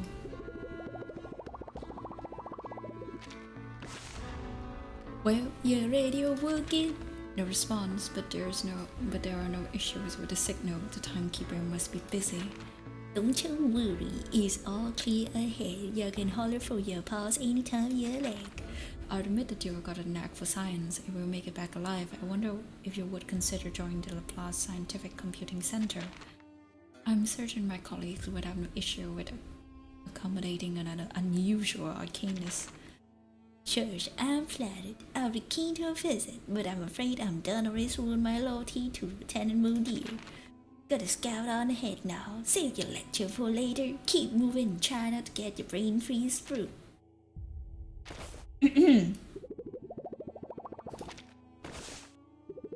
Boy oh boy. He's very smart, the smartest squirrel I've ever met. I should talk to him about the record later. He may have some unique insight on the matter.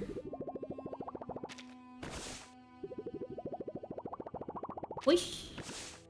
I forgot to tell him that my carrier fluid doesn't freeze below minus 80 degrees, but considering the potential for metal to turn brittle in extreme temperatures, I better move fast.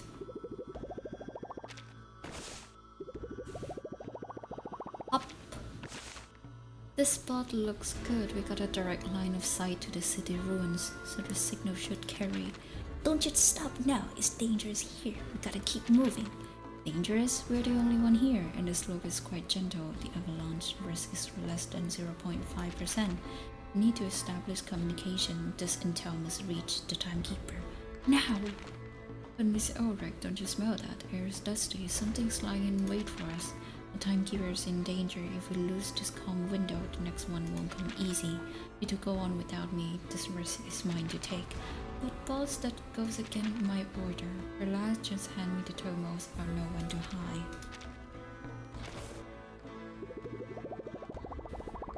Hop! Another hop.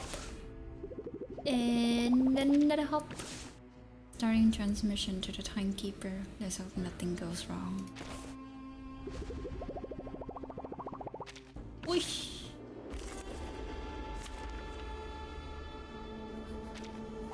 At the ready, penguin pals!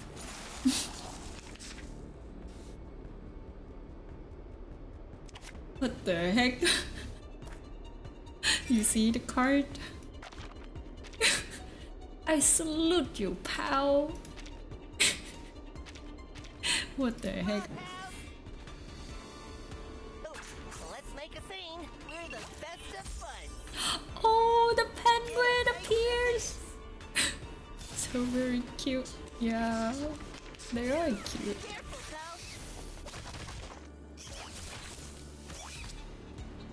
Yeah. Oh wait, no.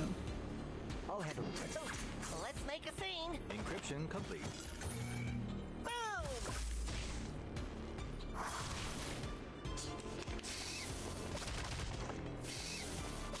Decryption failed? Come on, pals! Alright, time to crack some codes. Take care, pal. You know what? I'll leave it.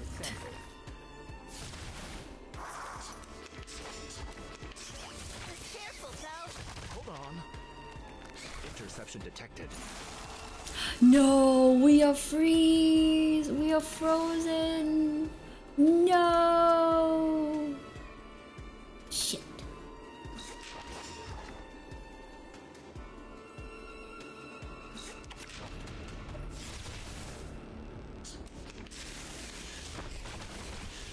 Ouch. Not again.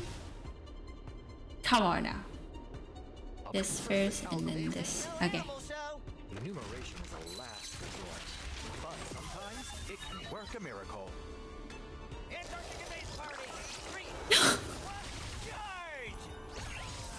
Oh, that's so cute. The penguin. Static stasis flashback.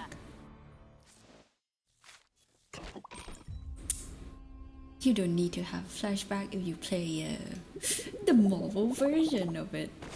The Gacha version of it. I heard it's quite good, but I'll pass. Look, I get you worried about your pulse, but this fancy radio of yours just ain't worth it. Equipment isn't my concern. See, I have backup units, so I take it a little paperwork headquarters. The Gacha version actually spanked the shit out of the original version. Damn.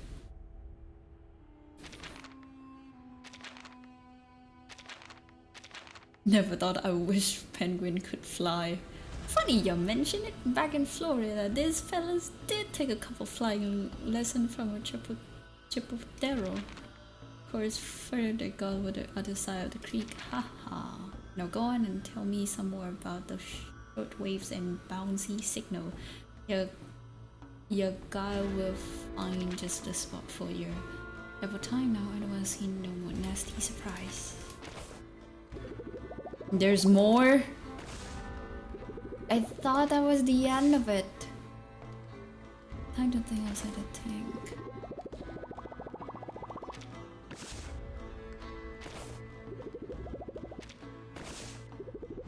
Oh god, I think playing the story will takes at least another stream. Timekeeper!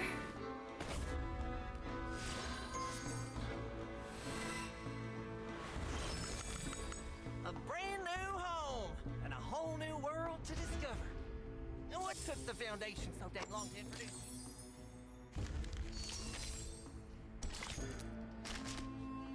We have our companion, newest addition to the Timekeeper team. Wait, where's him? Here. Good folks who pass under the tree will get a leaf or a flower on their head. Bad folks, on the other hand, they're getting hard on. Okay.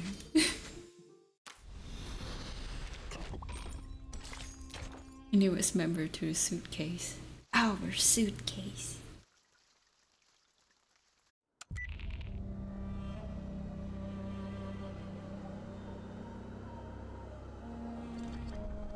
It's the solemn music again. I see.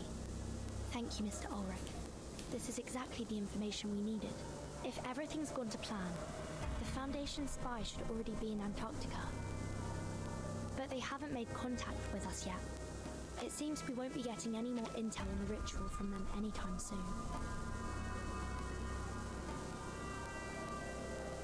We have spy? Are you certain? Okay. Right. If you thought it through, I won't stand in your way. Just be careful, Mr. Ulrich. Mr. Ulrich? Ulrich's voice dissolved into static noise.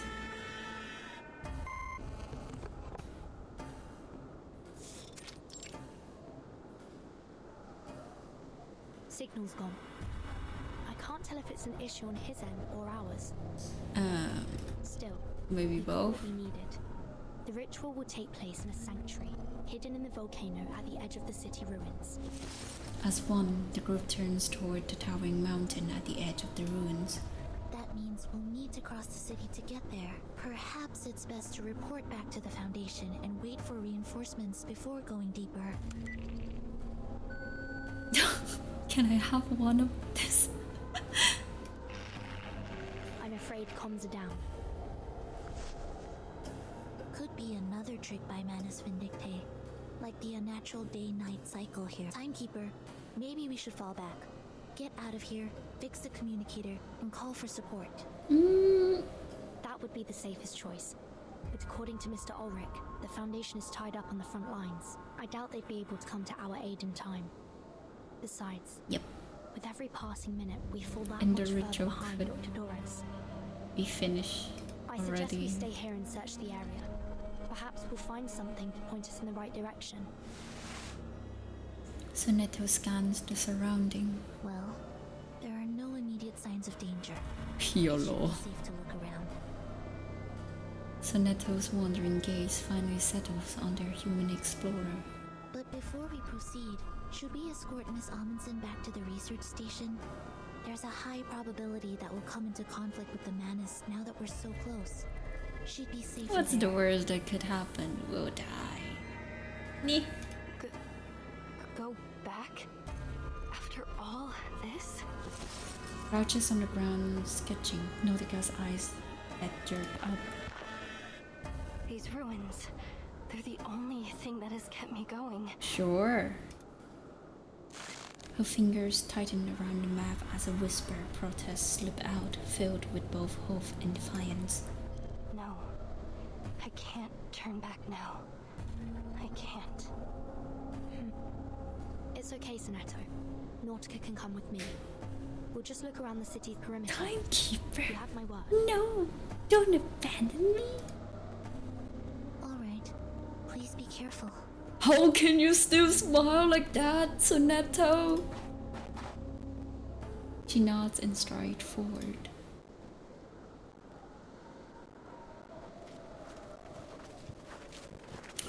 Sonetto is kind in a sense, kind of like the faithful wife that even if Verton took another girl home, she wouldn't face at all. I think she know another one fall for her timekeeper charm. Sure. The snow, compact by wind and time into a thick blanket, formed a welcoming path underfoot. Nautica takes a breath. Gives some glitchy. Okay. It is glitchy again.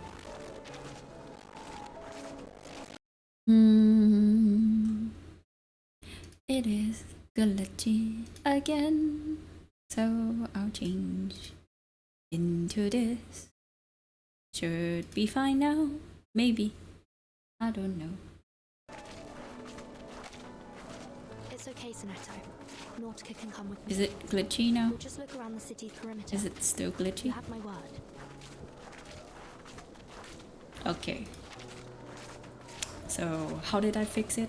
I just changed the input into another window and then return the input into the game again. Nautica takes a breath, then leaves as gingery as a hair. The white ground of the ruin seems to radiate from the impact. Then I can take some samples, right? Maybe even dig a little? A mind gleam flickers in Nautika's eyes. Yes, but please keep an eye out for anything suspicious while you work. The manas might be closer than we think. Still, I wonder why though.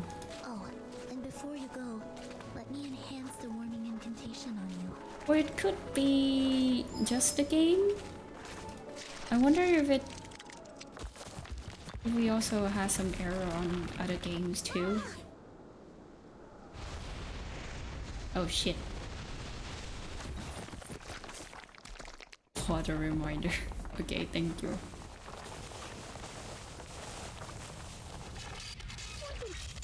Did we fall into a trap? Is everyone alright? My arm. Timekeeper, are you injured? I'm fine. Don't. The ground was probably already caved in. We must have stepped on the thin layer of ice left behind. This happened back home once.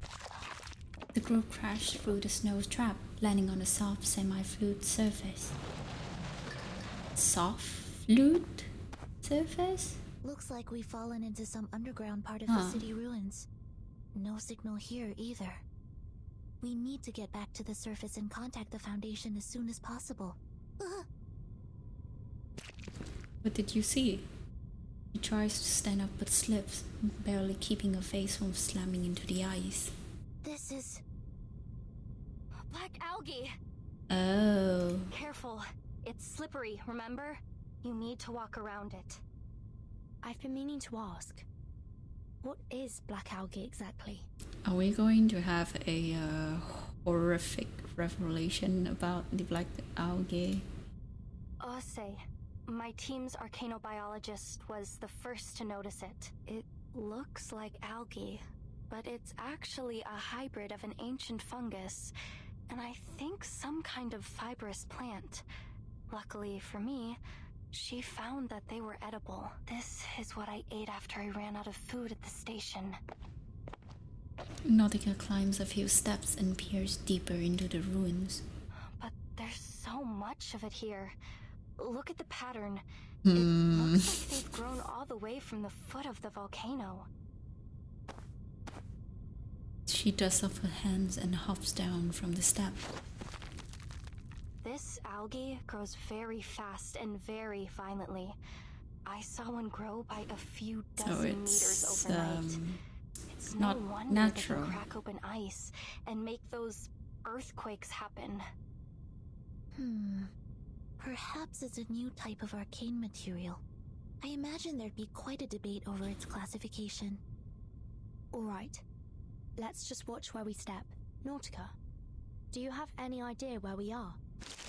Nautika produced a familiar crumpled sheet of waterproof synthetic papers from her pocket. Yes, the map again. I think I do. I listened in on your conversation over the comm and filled in a few gaps on my map based on what your colleague said. Let's see. The ritual sanctuary is here, at the far end of the city, inside the dormant volcano. Manus Vindictae will surely have that area heavily guarded. And outside the sanctuary entrance, there's this. A kind of circular clearing. Probably one of their daily ritual sites. And this is where we are. At the outskirts of the ruins. We're only here? We're only here? Just look at it. Oh This my ancient god. city. From here all the way up to the foot of the volcano.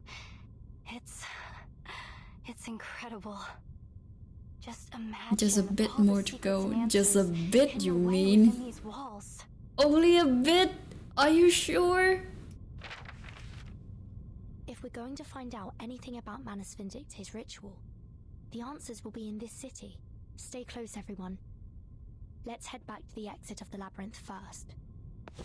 Before the words have even spoken, Nautika has already begun to bound forward. Vertin! Vertin! Come look at this! Oh. Heeding the call, the other two file into the nearest room. Nautika is the first to reach out and touch what might be called furniture. A peridotite stone bed, a nice stone table and chairs. Someone used Miss to live Earth, here. maybe? Oh, it's so stark, even for life in Antarctica. Do you think this is where those masked snow monsters live? I can't say for sure, but the owner wasn't exactly subtle about their interests.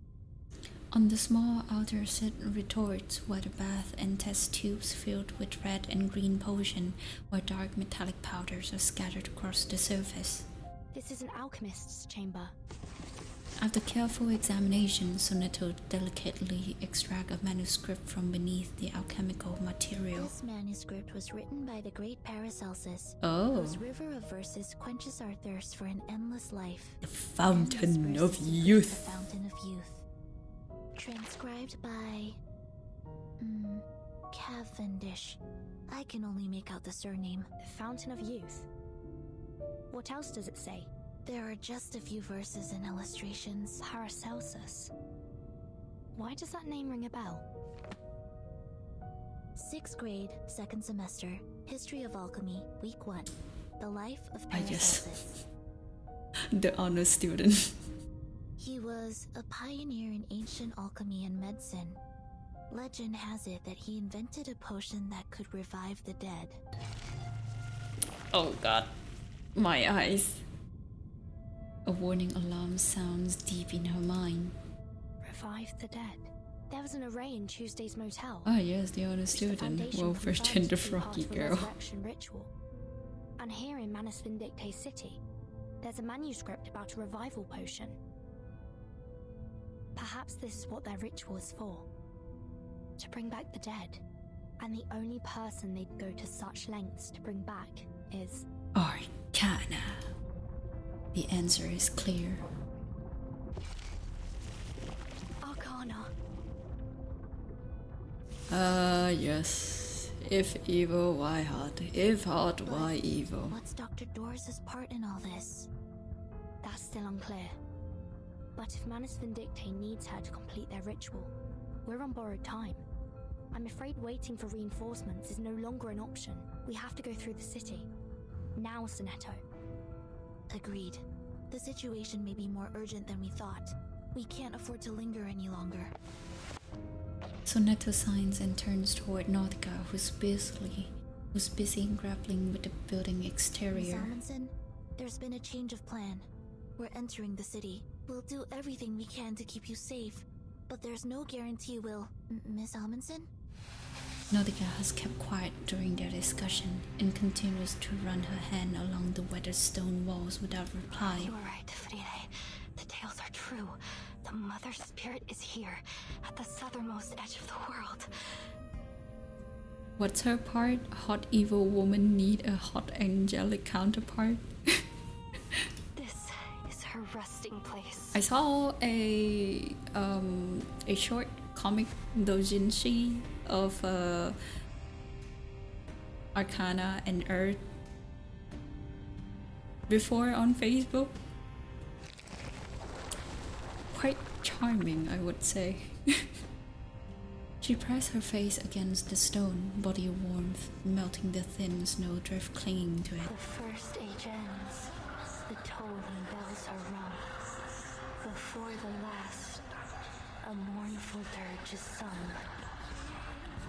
Alas, where will our bones be laid to rest? Oh, mother. Oh, mother, let us lie upon your breast.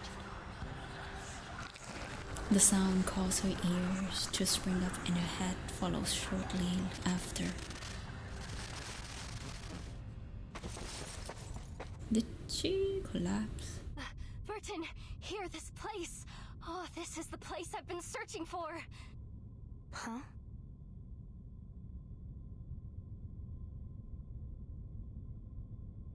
Look, here, beneath the surface of this rock. She tapped the wall with her ice axe, causing fell fragment to flake off and reveal a translucent, milky crystal beneath. Feel it. It looks like chalcedony, right? But it's much heavier. This rock is totally unique to Antarctica. It's never been seen anywhere else. We call it Rock of the Blank Era. Huh? This is the exact same rock Frile and I studied 3 years ago. We ran a carbon dating test on the rock samples my grandfather brought back from Antarctica. When we ran the test on this rock, we found something strange. It was pointing to an era that didn't exist in any geological record. None of the other samples matched that strange era. We looked for other evidence, but we found nothing. No fossils, no minerals, no records. I hope we have, like, I can sense the connection between Nautika's story and the story path that Vivyein is going, but I need it to be more concrete, I mean. And it all started to make sense. Our book, Tales of the Mother Spirit, led me here, to the end of the earth. It guided me to these ruins, to this very rock. I see what you're saying, and I'm sure there's more to discover. The piece slowly falling in place. Yeah, hence I'm just saying that I hope they will bring forth the truth. Maybe, I don't know. I'm sure of it. This is the place. And that's why it's still a lot left. Just like I Pt.2 thought said, it's only a this is bit where the Mother more to Spirit go. rests. There is no doubt. If I can bring more samples back to the lab, we might be able to figure out the connection between the Mother Spirit and the Blank Era. We can finally find out what it was like. Lost in thought, Nautika continues to trace out the wall of the room, searching for the weakest point to extract an intact crystal. Sorry to interrupt, but may I point something out? It's getting very cold in here. I can feel my resistance starting to drop. Hurtin! A soft exclamation from Nautika draws the others out. Monster! Monster! No! A pallid, grotesque figure stands before Nautika. Its face is blank, its skin appearing to have been peeled and reattached inside out. Ew! It twitches as if watching the intruders from non-existent eyes. Don't provoke it. There's a chance it might just leave us be. Ugh. Distant, playful bark echoes back through the wall, drawing a stark contrast to the scene. With a whimper, the humanoid creature lurched towards the group.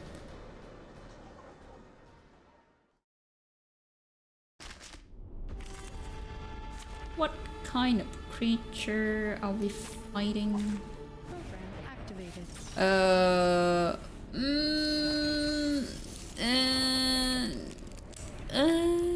Looks normal.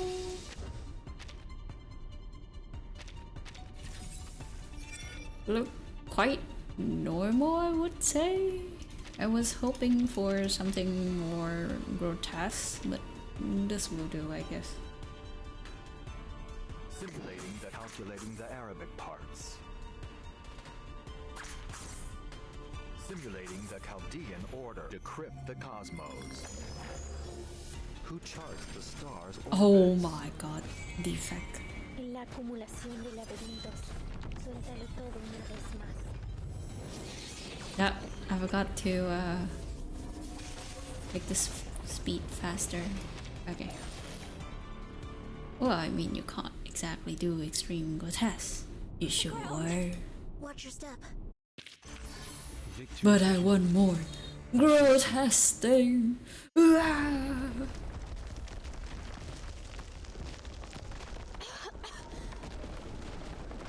The enemy strike shattered the weathered ground, sending them scrambling up from the rubble below. Timekeeper, are you alright? Alive and well. And you? Where's Nautika? They call out her name, but it goes unanswered. She didn't fall through with us. She's still up there, alone. I don't hear any movement above us. Perhaps she's found a place to hide. Miss Radio, could you get her on the comm? I'm trying. A delicate moth brushes past her ear. Is that girl with you? Huh? Countless pale and weightless moths streamed forward from a fixed direction, reflecting in a bright polar light. You're a tricky one to track, Timekeeper. Ooh. I'm ever so glad you've made it this far into the continent. Oh! I forgot her name, but Mabel? I'd be more than happy to welcome anyone from the Foundation. Mabel? here. She approaches, her step betraying a faint unsteadiness. Miss Grace! Okay, not Mabel. It's Grace. Okay. Of all people, would be the one to show up. Grace? Is that you? Her old friend seems to be recovering her breath from some kind of exertion. No. Who are you really? Kayla from the ranch? Captain Grace of the Free Breeze? Or just a familiar stranger who would ask a common moth its name. Who would even notice if it weren't drawn to the flames? So many lives have been lived through me. So many names taken. Whoa. Cecily, Kayla, Grace. I've been them all. Yet never quite been any of them. I like the range of voices that the voice actor can make through examples like this. So which one are you now? What's your goal here? We are actually having an ad break, so maybe we should stop for 2 minutes and 30 seconds. I know most of you guys already have a Adblock installed, but just to make sure, you know, just to make sure. Still, I must say, all of the designs in this game look so good. Like, god damn it! Upcoming, there will be a another. I would like to use the term anime gacha game, but that's not quite it. So, what's the theme of this gacha game? Basically, it's during the Cold War, Soviet Union, kind of a mix between Reverse 1999, Girls Frontline, and maybe a bit of Arknight? I don't know. Maybe not the Arknight part, but for now I'm assuming Girls Frontline and Reverse. I just saw their newest concept trailer a few days ago. Quite good actually. I think if you guys just search for Soviet theme gacha game something, it will appear right away. What a reminder. Okay, thank you. I thought the gameplay is more Blue Archive. I don't know. Because before the recent trailer, the last gameplay trailer, I can't remember how it looks like, so I can't say for sure if it's more like Blue Archive or so. But yeah, I'm still keeping an eye and an ear out for any news of the game. The ad break ends in 5, 4, 3, 2, 1. Let's continue. Sonetto already has a glass feather raised, ready to fly into attacks or defense as needed. No need to get worked up. Miss Stranger reached out a hand. About Dr. Doris, or rather, Miss Erd, I have the final piece of the puzzle that will lead you to her.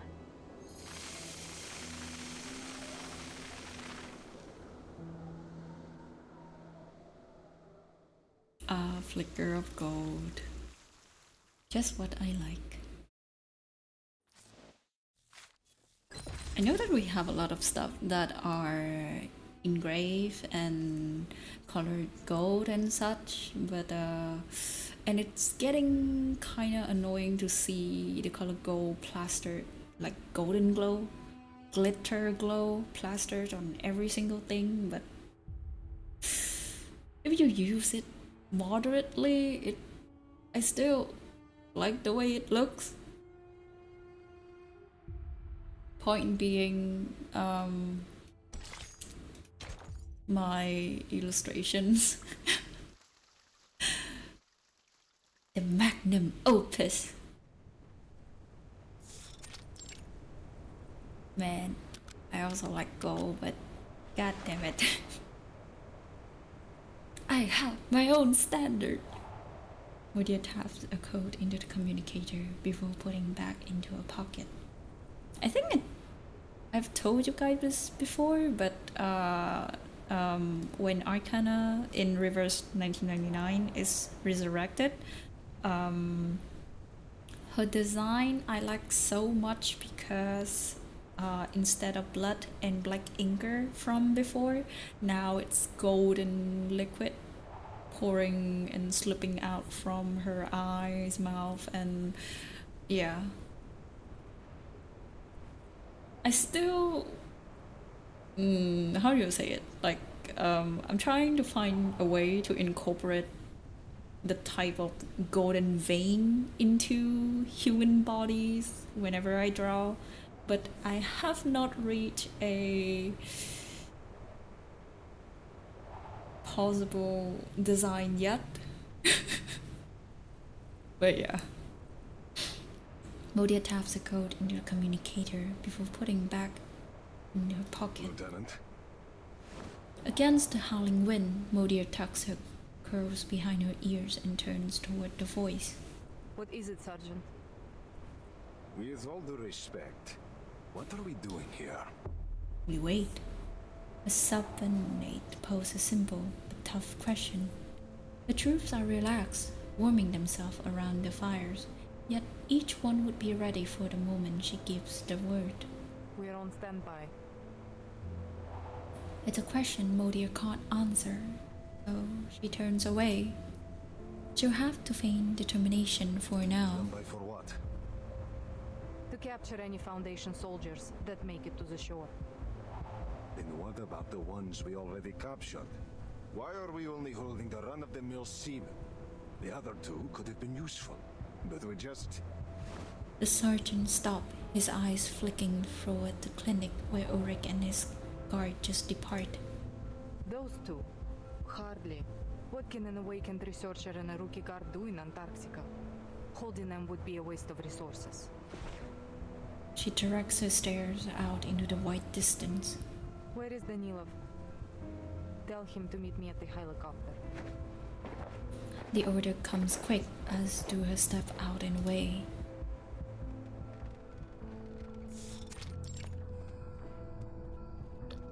Captain Danilov takes a long and deep slip of still, letting the worm linger on his tongue, making it all the worse when he suddenly tapped on the shoulder. Stop sneaking up on me like that. Gotcha. Some things never change, huh?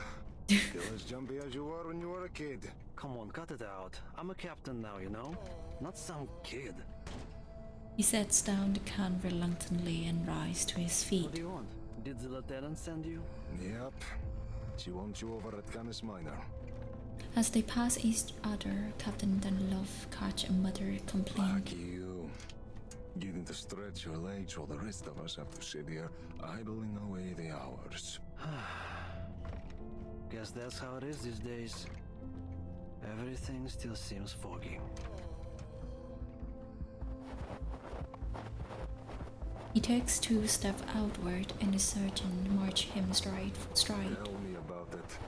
I thought Brazil was tough, but this feels worse. Sometimes it takes more courage to stick to a choice than to make one. I think someone might be struggling with that. You should know better than to doubt our leadership, White Gloves. The sergeant stopped. Sure, but what if they start doubting each other? What if the Admiral's steering us one way and the Lieutenant another? Go where your heart follows? Maybe? You saw how the Lieutenant let that Foundation researcher go.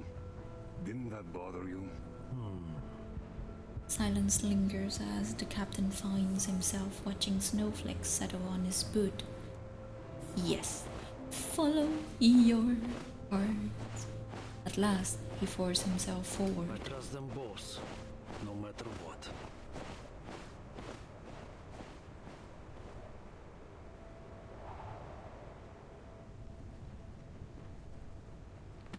The captain closed his maintenance manual, finding himself in search of the least technical way to explain the helicopter's malfunction. Your issue might just be a pedal problem, you see.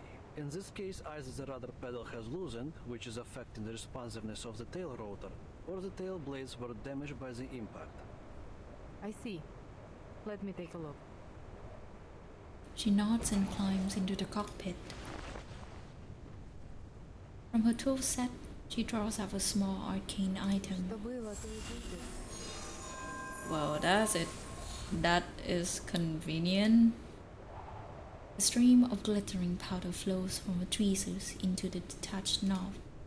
Beads of sweat form and then evaporate into cold air. This is more complicated than I thought.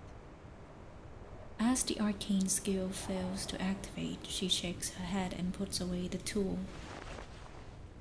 I would be surprised. Should be if a you sickle managed and to a fix it in one hammer. go. Aircraft can be tricky. Took me 2 full years back at the academy to pass theories of flight mechanics, and even longer to really get the hang of it. She studies Captain Danilov for a moment before offering a rare smile. I remember. Your teacher called me in 3 times because of the extreme frustration and concern about your grades. I'm just glad I didn't call father. That would have been the end of me. You know, I don't see you using your arcane skill much these days. Well, there is not much use for it, really. Bullets and medicine are 1,000 times more useful on the battlefield. Detecting the rare and likely unintentional emotion in her tone, the captain hesitates. Oh, I didn't mean it like that. Sorry. Do you want some space? No, it's fine. You're fine. We just need to get this helicopter fixed as soon as possible. Can you run another check? There was a blockage in the system that stopped my arcane energy from flowing through. Maybe the issue isn't as simple as just the pedal or blade. Got it. I'll take another look. The lieutenant exhales softly. That blockage. I just couldn't push past it. Did I follow the wrong circuit? Or did I just do the whole thing wrong? A silence lingers after her words, forcing the captain to shift position. I wouldn't overthink it if I were you. And stop underestimating your arcane skill. It saved us more times than I can count. Frozen prosthetics, broken casts, ripped dents. Hell, you've been fixing our guns since we were kids. There's nothing wrong with your power. We all appreciate it a lot more than you think. He wedged his bulk beneath the cramped seat, flashlight in hand, inspecting each wire and following it with his fingers. Did you get the adoption form when you were little too, Lieutenant? You mean the... Yeah. Mine came after my parents died in 1999. Even now, I still don't know what happened that day. His tone turns light, as if he is telling a joke. When they brought me the death notice, they handed me an adoption form along with it. It was from Admiral Igor. At first I hated the idea. I didn't want anyone to take my father's place. But you signed it. Otherwise you wouldn't be here. I did. Because I needed to know what my parents gave their lives for. And the man they fought beside. I see. We are alike. Modia keeps that thought unspoken, turning her eyes down to her repair tools. I've never regretted it. I'm proud of where I am, proud of everyone in this army. Not because we're the best soldiers Xenos ever had. I mean, I'm sure they definitely don't think that now. No. I'm proud because we're more than just an army.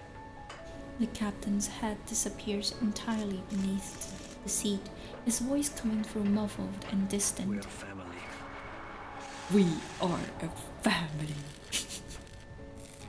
We Storm Orphans grew up together, trained together, fought side by side. What is We this? trust each other like we trust ourselves. Fast and Furious. Hell, maybe even more so. He extracts himself from the cockpit, grease smeared across his face. Under her flickering gaze, Danilov drops his voice. I know Father hasn't told us everything, but maybe this for the best. Comrade! The less everyone knows about his plan, the better. But no matter what, I will follow you and the Admiral to the very end. Whether it's flying a fighter into the Foundation Ayo, headquarters, Danilov, waiting here until the no, spring. no kamikaze, no kamikaze, please. I believe in him. I believe that he can take us home. Country road, take me home. And I believe in you, to the place. sister. Man dead flagging himself, exactly.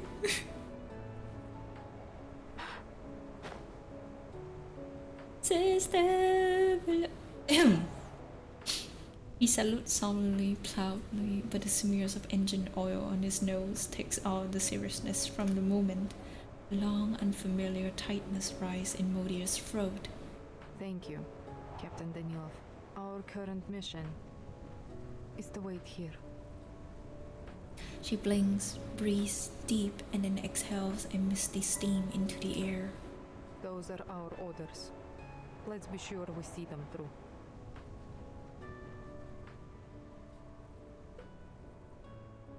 The calm before the storm. I just said that and... Is it thunder? No? Okay.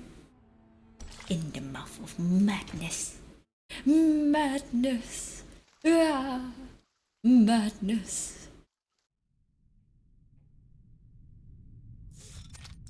I am the storm that is approaching, provoking black clouds in isolation.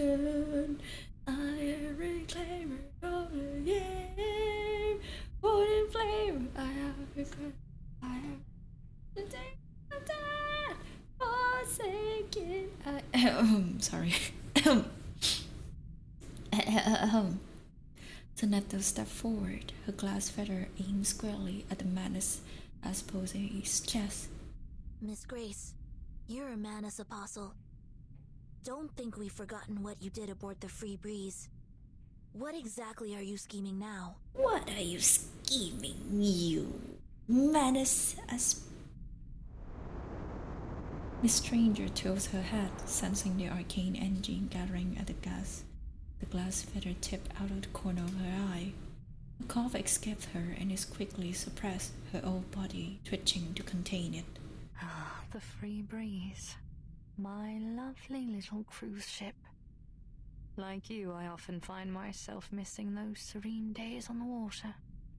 But it seems a few unpleasant memories and misinterpreted actions have deeply wounded your trust in me. She leans closer until the glass feather point pressed against her skin. Timekeeper steps forward and stands beside Sonetto, allowing her to lower her shaking, outstretched hand. Timekeeper? It's fine, Sonetto. I have a few questions I'd like to ask. Wind lifts the ribbon around Miss Stranger's neck as glistering powder dissolves into the snow. On our way here, we discovered a couple of items that I believe belong to Dr. Doris. A stethoscope and a typewriter. It seems they were intentionally left behind, like a series of signposts pointing us here. You wouldn't happen to know anything about these items, would you? How about the powder we found on the typewriter? It's finer than snow and reflects the sunlight differently. It sticks to the skin and is bitter on the tongue. You taste it? What? Really? Huh. Any idea how it got there? And how the typewriter ended up lying in the snowfields? Did you leave it there? Were you giving directions to the Foundation's investigators? Come to think of it, that powder looked like the scales from a Lepidoptera wing. A butterfly. Or a moth. Huh! Moth! It's you, isn't it? You're the Foundation spy. She is the spy all along. Actually, I think it's revealed in a previous chapter or event. I don't remember, but I think it's kind of hint at it somewhere. A moth aligned on Miss Strange's fingertip and then flutters off with a barely perceivable twitch of a finger. I could provide you with a detailed account of the Foundation's phototaxis experiments if you need further proof of my identity, but we're running out of time. Their astonishment stares hold on Miss Stranger as she turns her face toward the ruins beyond. I'll lead you to the sanctuary. Dr. Doris, Miss It's already inside. Oh, and my moths have just brought some new information. Your human friend has also gone in that direction. With that, she turns her back to them and advances without fear. A weary yet relieved sign sinks into the snow. The gate to the sanctuary won't stay open forever, Timekeeper. Shall we? The moth motif and the butterfly motif. No. No. Oh, this can't be real. Great. This is how it ends, isn't it?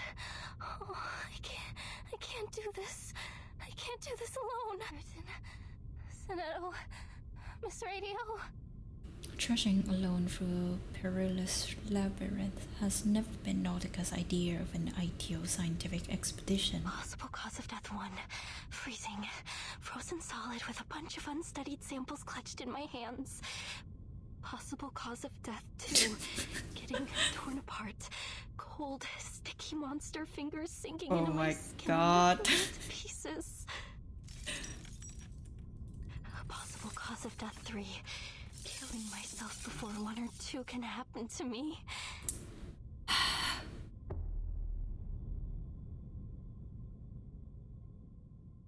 Chill down, girl. An empty room. Another empty room. Like a wadding penguin moves from nest to nest, Nautika straddles her head around in constant search for her lost companions.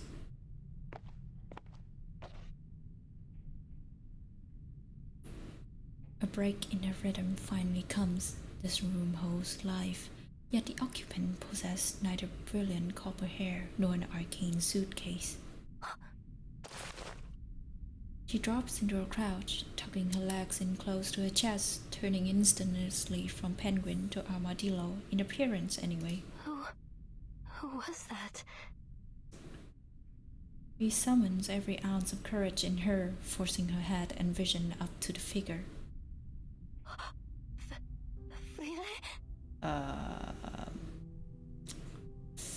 It's never a good sign seeing your long lost companion, but sure. The once bright parka in the memory has faded with the wind. Its dull hue mirrors the owner new ashen demeanor. Nautika uncurves, half stumbling as she rises to her feet. I thought you were gone. Maybe you were right. Tears burst forward and Nautika clutches her friend's gold arm. The survivor's glazed eyes roll into focus. 2 labored breaths escape, each exhaling without drawing anything back. Oh, thank you. Thank you, Mother Spirit. Thank you for keeping us both in one piece. We'll find a way out of here. We'll look after each other. Oh, goodness, Vivyein, you're a sack of bones. I met 2 Arcanists. They'll help us. I would have never even gotten here if it weren't for them. Oh, you should have seen how they chased off those snow monsters. You can trust them. Come, Friede. We have to find them. They'll protect us. They'll get us home. Friede, why aren't you saying anything?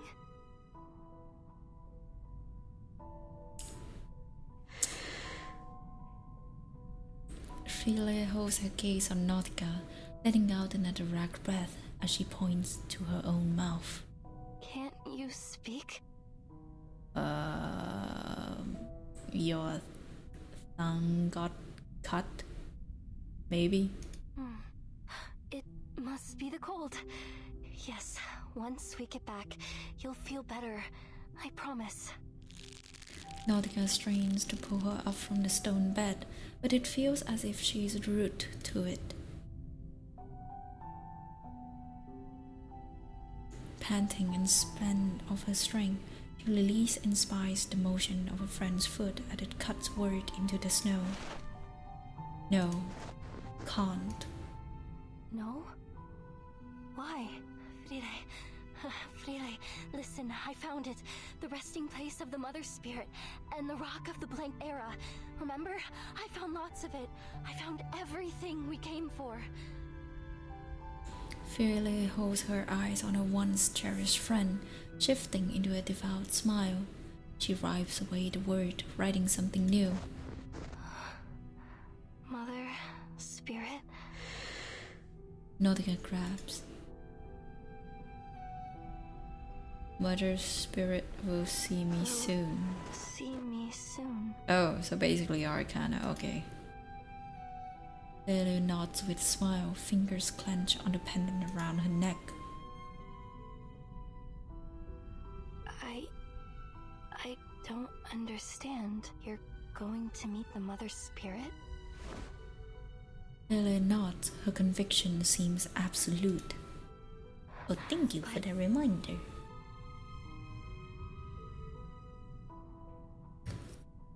Guys have a timer or something? The vessel, maybe? Cold sweat runs down her spine. You mean she has a mortal form? She's a living creature. Soon like us, she and will she's here. arrive in a mortal flesh. Ellie nods. But how? I will be the sacrifice. Maybe. Nautica's blood surged into a limit with sudden intensity. Ellie tries to object, but only produces wheezing breath. With visible frustration, she smoothed a fresh patch of snow. Homage. Approach. A great gift. Is this what the ninth story in the Tales of the Mother Spirit is about? Mother and child. Their heartbeats both align in joyful union through the womb of time. So that reminds me, during some of my exquisite find on a certain archive, I found some tags that basically means unbirth, and seeing that, I immediately thought to myself, there are some people with weird fetish with kings, but I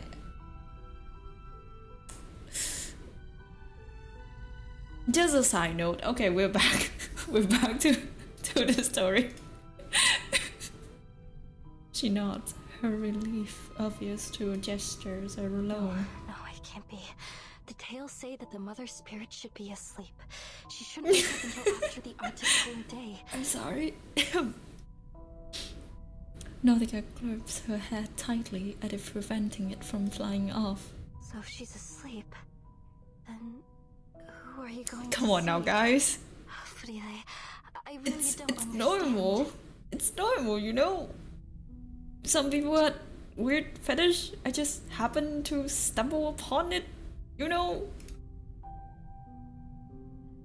Come on now. Taylor merely smiles. Hypoxia sets in, whether from this information overload or the bleak coldness in Nautika crumbles once again. Really? Won't come back with me?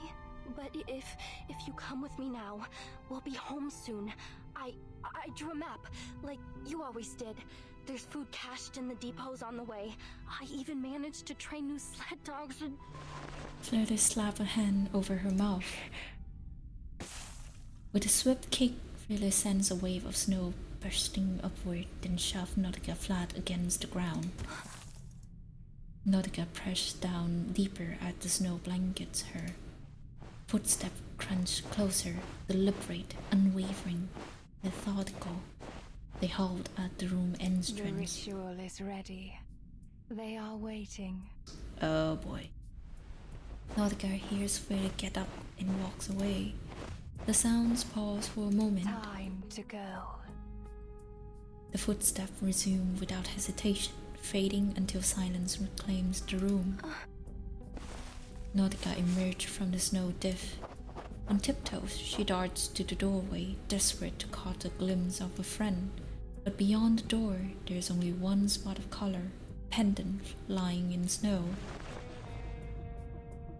Shaking off snowflakes still clutching to her nose, she stares at the engraving. Onward, child. Follow the word of mouth. To the earth's edge. The land farthest south. The Mother Spirit's light, with ancient glow, guides us to the great current, nature's flow. Sweat drips down her temples as she swallows hard. Wait for me, Friele. She lifts her foot, placing it precisely over the footprint in the snow. Should be the end? Yeah, should be the end of this chapter. Wow. Oh boy. Oh boy, we are here already, huh? We are here, guys. We are here at the heart of the ritual. What will happen? Miss Stranger, where are we now? Miss Amundsen is a human. If she's been caught by Manus Vindicte... Finally. Keep it down. We're in the tunnel to the sanctuary. It's the easiest path to follow, but also the most dangerous. Is that... Ooh. A prolonged silence hangs after the question. The answer is obvious, yet the words petrify on their tongues. No. That isn't water. The wind tugs at the black-helmed clothes, but the hoods remain unnervingly still. It's the believers. The circular plaza is flooded with believers, the lake rippling with their kneeling form. Their eyes see not one light of bright star. Down they fell in martyrdom, but from death's murky waters they rise once more. An older woman stands atop the ring ruins, delivering fiery words upon the frozen earth. Children of the resurrected mother, lowly bearers of their mantle, let your bodies and souls be the means of their return. It is through their eyes alone that we may see the truth of this world, for there is no inculcator but them. Black-clad believers chant hymns that undulate with each wave of rhythmic bells. Call their name, beseech their light. This the Mother's will manifested, the gate of ascension will swing open. Oh, what glory! Oh, what exaltation! A fervent voice erupts from the center. To the sanctuary is at the far end of the plaza. The fan points across the lake. But how do we get past all these Manus followers? If you look closely, Miss Annette, you'll see what they've become. The believers kneel or prostrate, every head held low, the recitation seeming more and more mechanical. Strange. It's almost like they're in a state of unconsciousness. It's the easiest path to follow, but also the most dangerous. Whenever a sacrificial ceremony is held in the plaza, Animus has all the believers put on masks to ensure she has full control over them. Right now, there is only one thing on their minds: the ceremony. If we're careful and choose our route wisely, we can slip by them unnoticed. No one will see us except for Animus. What's the purpose of this sacrifice? To open the gate. They're taking a life just to open a gate? No, not alive, I think. Miss Stranger kept her focused look on the elder conducting the ritual. You must take this opportunity to slip through to the sanctuary. What exactly do you mean by that? Another rising wave from the distant voice muffled the whispered discussions. Great revealer of Arcanum, we humbly present this offering. I know it's still like 2D and all, but that looks so uncanny. I'm like not in the horror type uncanny type of stuff, but like when the old woman have that posture, I imagine she gonna start dancing like a robot, the robot dance with those hands. You get what I mean? Like she gonna start dancing and such. As the elder voice fades, the offering stepped onto the plaza. Goodbye, Frele. Though well worn, her attire betrays her former status. The offering is human? No. Not just any human. That's one of Nautika's expedition team members. Timekeeper, look over there. It's Miss Amundsen. The believers fill the plaza in concentric rings, while across the gates, Nautika stands motionless. She transfixed on the offering with unblinking eyes. What's she doing there? Something about her doesn't look right. She's too close to Animus. At that distance, the arcane skill controlling believers could affect her too. We need to get her out of there. Stay down. Not yet. Animus could spot us at any moment. The ceremony is about to begin. The ceremony! Praise them, worship them. Children of flesh, bear witness. Wow. For we shall bask in their radiant blessing. An offering taken, a gate opened. Through bone and blood, let the gate fling open, and the path to ancient glory be revealed. Be thankful, you unenlightened little beasts, that the mother is willing to take your pitiful life as their gift. Oh, shut up, old woman. The horrific vision in Animus' word is laid bare, yet Flele maintains her eerie smile. She walks towards the gate, nodding respectfully to the kneeling believers along the way. Then she halts just before the entrance. Her lips mouth inaudible words. Through the giant mother's bones a path is laid. In bloody pain, eternal life is made. It's just like in tales of the mother's spirit. Lele drifts her eyes rolling over the scene until they seize on the sight of a former companion.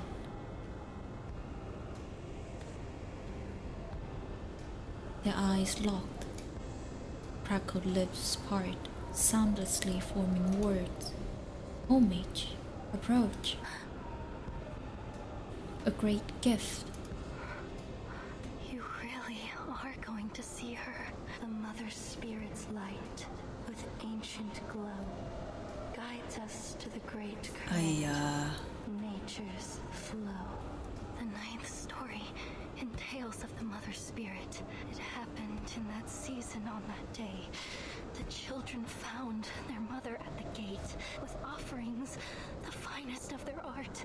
They paid her homage with a faithful heart, and in return, their reverence repaid. I By her great gift, her children were remade. By her great gift, her children were remade. Countless hands reach from inside the gates, swarming over Vivyein in waves. They coil around her like vines, engulfing roots, reality tearing across her body, inch by inch. Right. That's right. This is the climax of the story. When the children come close to the Mother Spirit, share her pain and her sorrow, and become one with her.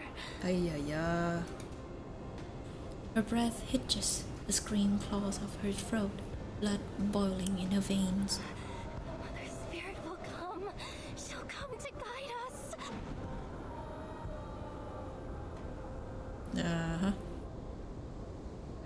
She'll come to guide you, Vivyein.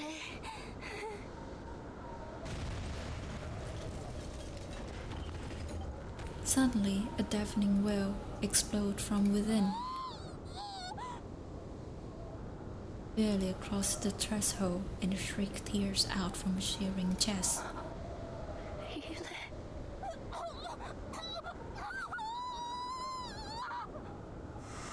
The scream echoes across the expanse, its force so profound even the lava seems to hold mid-flow. Nautika latched her hands onto a prostrate worshipper, gasping out question. What's happening to her? Have you been through there? Why is she screaming? Her questions are met with a devotional void. 1 minute, 2, the crowd does not speak, does not murmur, silence rules. That shriek still rings in her ear, muffled all sounds as if it were vacuum sealed. The believers are unresponsive, unspeaking, unbreathing. The shriek fades into a dull tinniness. Animus tap her longbow on the ground, shattering the silence. You humans should be grateful, flawed and pathetic as you are, yet nonetheless granted access to the gate at the mere cost of your tongues. Yeah, they cut out their tongues for real. Greater is her sin than our cleansing could purge. Ay. Greater her crimes than our judgment could meet. Yet, in their boundless benevolence, the great Mother of Resurrection has seen fit to accept her. May the Guiding One return to us and restore this world to the ancient order. May the Guiding One return to us and restore this world to the ancient order. Animus shakes her bell, and at the cue, the entire congregation erupts in a synchronized cries. Heads bow. Cleansing. Judgment? What are they talking about? Animus sways with her bell, the spectacle becoming a wild dance, and the chant resumes. Their eyes see not one light like the bright star. Men's past ways are shaded by their shame. Barefoot, Animus circles the center, fully lost in her movement. Is that it? Is that the whole ritual?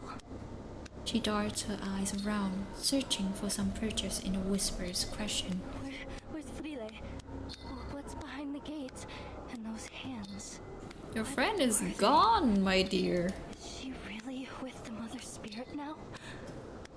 But their hollow eyes only stare ahead. Aliens are but aberrations in your What just happened? What do you mean, what just happened? A dissonant note cuts through the chant. A small voice reverberates between earth and sky, the sound almost pitiful against the enormous volume of the scene.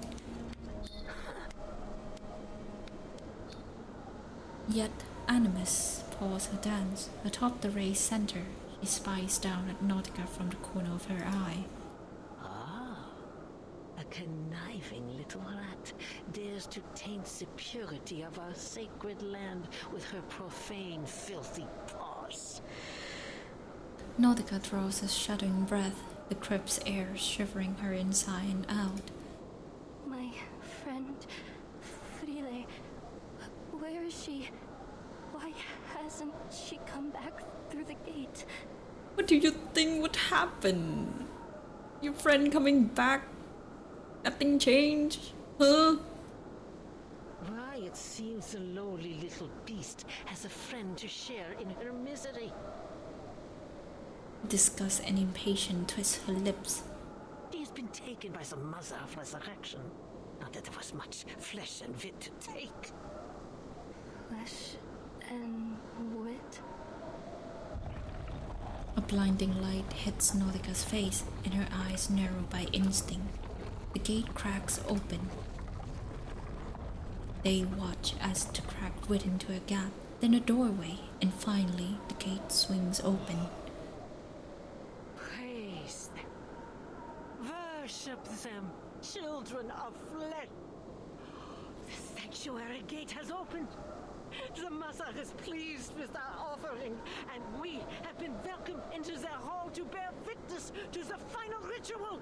Ay, ay, ay. Yes, bear witness to all their infinite kindness, their unmatched benevolence. They have taken so little. What do you yet mean they so grant us so little? great an honor. Great Mother of Resurrection. See, you see this pose? Guiding one. We fall to our Robot knees dance. before your boundless love. As a military force, we should bomb this location when they are all here like this. As if Nautica's presence has become intolerable, Animus waves her hand with a kind of lazy energy, usually reserved for swatting flies. How much longer do you intend to allow this human to sully their holy land? Feed her to the gate. She must be removed. Without another glance, we surge towards the gate. Behind her, two silent disciples seize Nautica. Let me go! They're taking her. Don't. Now is not the time to act. If Animus spots us, she might lift her control over the believers. Then we'll find ourselves in some serious danger. Nautica is lifted up like a fledgling bird, then slammed onto the ground. Still halfway in a daze, she looks up towards the gate. All this. How about to shoot her in the head? I don't think it works like that, but sure. Plus, I don't think we have any weapon here, so yeah. But this feels wrong. Horribly, horribly wrong. This isn't how it's supposed to be. Is it, Pt.2? But Frile did say that she was going to see the Mother Spirit. So she must be with her now, right? And the Mother Spirit must be there. Well, she must be behind that gate. She becomes loco. Oh no. Animus stops, turns back with an inscrunchable smile. Mother Spirit, what nonsense are you sputtering? Nautica staggers to her feet. She is the tides, the flowing light. She is the rocks and the soaring partridges and the swooping peregrines. She is the energy behind all things. She will give her children a great gift. A gift that will change their lives forever. She is so innocent. I have traveled all the way from the northernmost edge of the world to this place, following her guidance, and I have found proof. Proof that the legends were true. Proof that she is here. So, if I'm understanding this correctly, this place will serve two purposes. One, resurrect Arcana as we all know it, and two, resurrect Nautica into that form, I guess. Fusing the Mother Spirit into her, maybe, I don't know. I see. Animus strides towards her, longbow tapping once again. over the ground. Mother Spirit. That's how you imagine the supreme being of this world, is it? A deity no greater than a charlatan shaman? And what flattery to claim yourself personally guided by a goddess. Yet, still, I cannot help but feel a twang of pity. What hope can there be for a kind born with minds too narrow to comprehend true greatness? Playful malice kindles in her eyes. An inescapable predicament indeed. Before you are thrown to the gate, allow me to share with you a fragment of truth, so you may die knowing what you've served. Arms spread wide, Animus shut her eyes with sick devotion. There is no Mother Spirit. The great Mother of Resurrection has cast their eye upon the earth from time immemorial, and Nautika has ever been the sanctuary of Manus Vindicte. Here we serve Arcana, the only and eternal mother of Arcanum.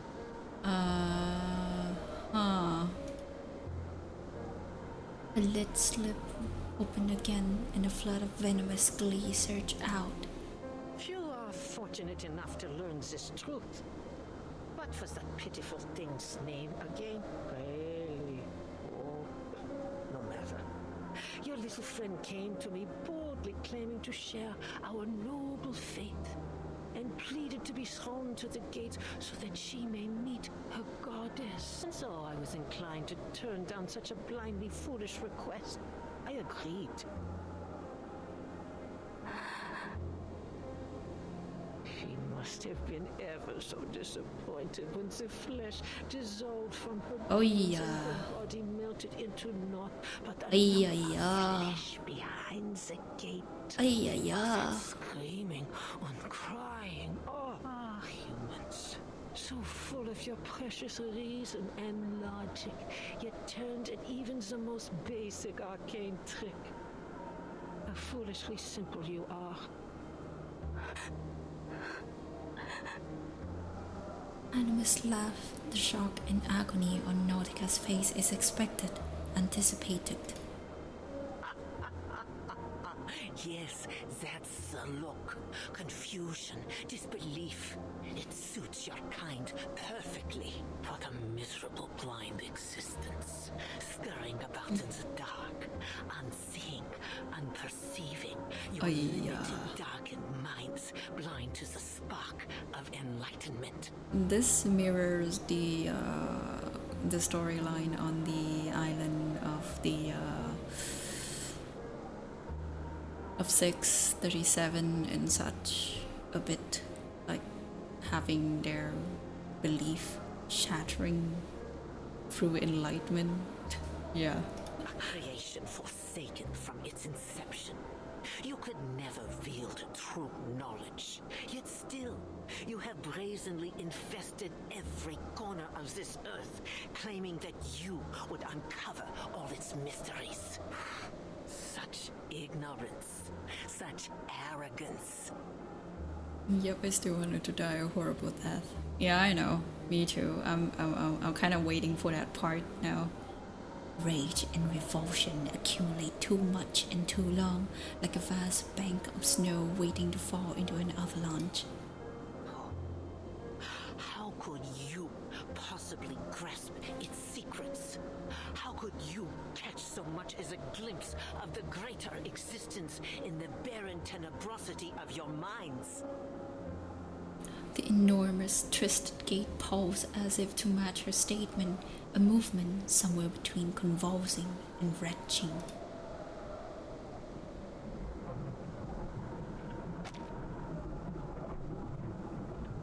Something is being digested. Oh, ay, ay, ay, ay, ay, ay, ay. From beneath the gate, strands of crimson slime creeps out towards her. Is that red algae? The algae surged below and beyond her, bleeding over the white rock. With every inch its advance, its color decay. Scarlet, maroon, then turn into black, and now you know what's that you have been eating. Is it brown, black? Red and black algae sprawn across the ruins in tangled knots, the tendrils creeping towards the glacier beyond. Blackened arteries pumping and pulsing over the land. Black algae here too. No. You have been consuming your friend, my dear.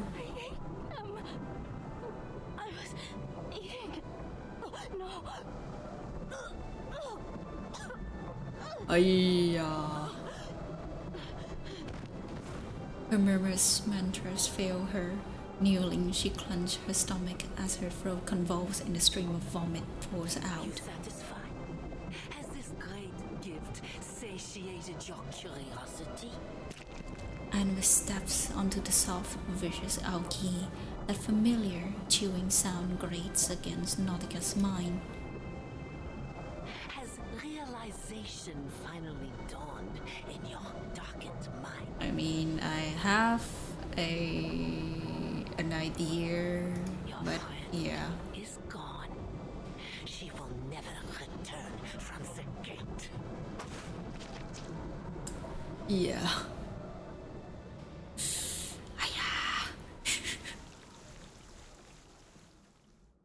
I mean, we all have an idea when we saw Nautica for the first time, but yeah. Damn, it's nearly 12 o'clock. Nice. Nice. Haha. Is gone. She will never return from the gate. Never to return from the gate. Her eyes crinkle with pleasure, drinking deep from tears running over Nautica's face. Still held under the arcane skill, the believers remain frozen in place. Timekeeper, now!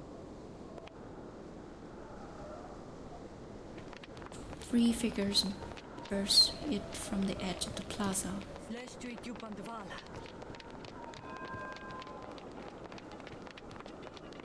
Miss Strangers charged through the believers, her fan spell dazzling the gate, guarding as possible just long enough to reach back for the other 2. Go! Through the gate, Timekeeper! We can't just leave Nautica here. Sonetto! Ed subito sera! An incantation is cast from Sonetto Glass Feather, and Nautica's bond begins to unwind. She lifts her head, with her glazed eye don't fix on her rescuers.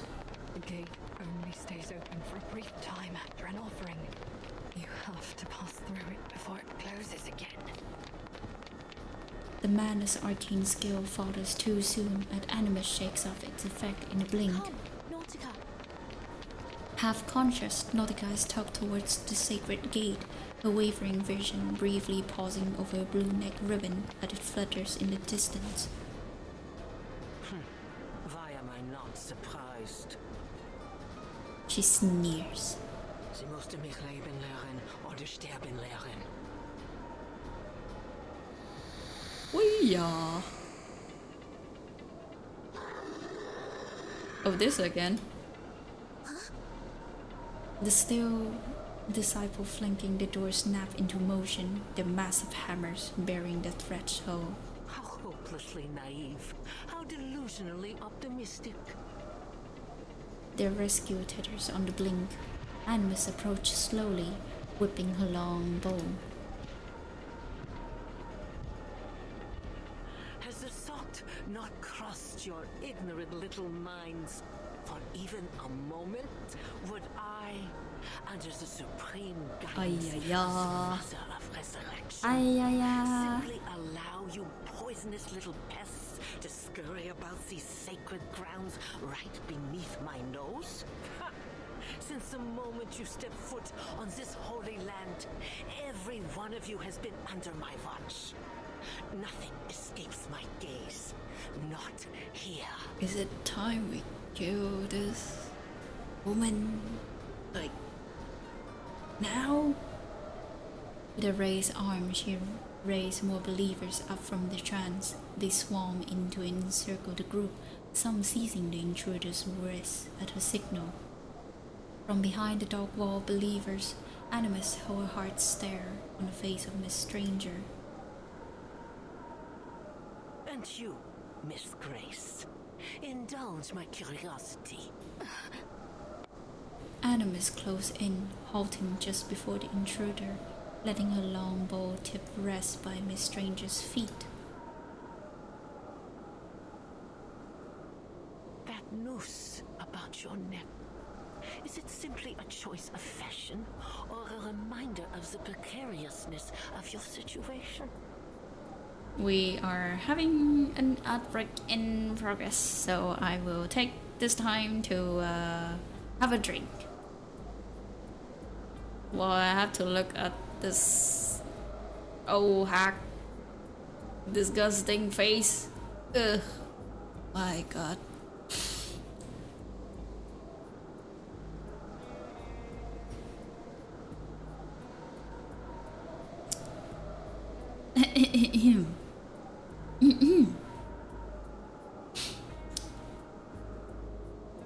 Yeah, I'm trying to distract myself by imagining the old hack robot dancing.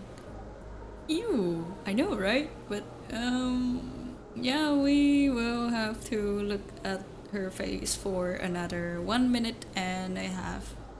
So bear with me. I wonder if I want her eyes be pulled out again. Don't say that. Seems like she needing it. Don't say so. Come on now. That being said though, has the aftermath of the storm gone yet? I wonder. Kinda wanna go and deliver off the package to the post office. So I don't know. Has it? Has it? Maybe?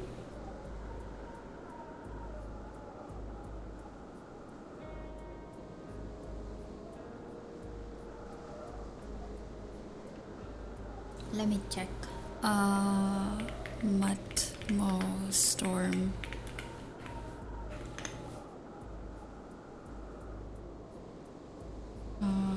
Sure. Live report. Is there a live report somewhere? Zoom Earth? Yeah, okay. Okay, so it is currently...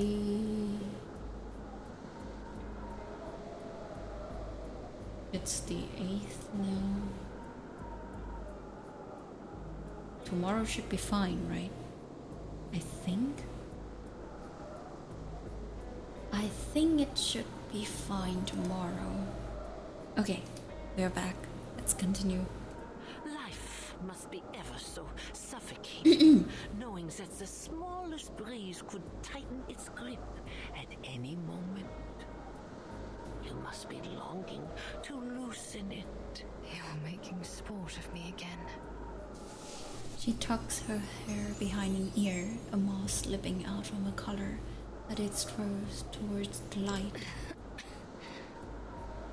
Animus snaps it from the air, crushing it into glimmering dust between two fingers. Moths.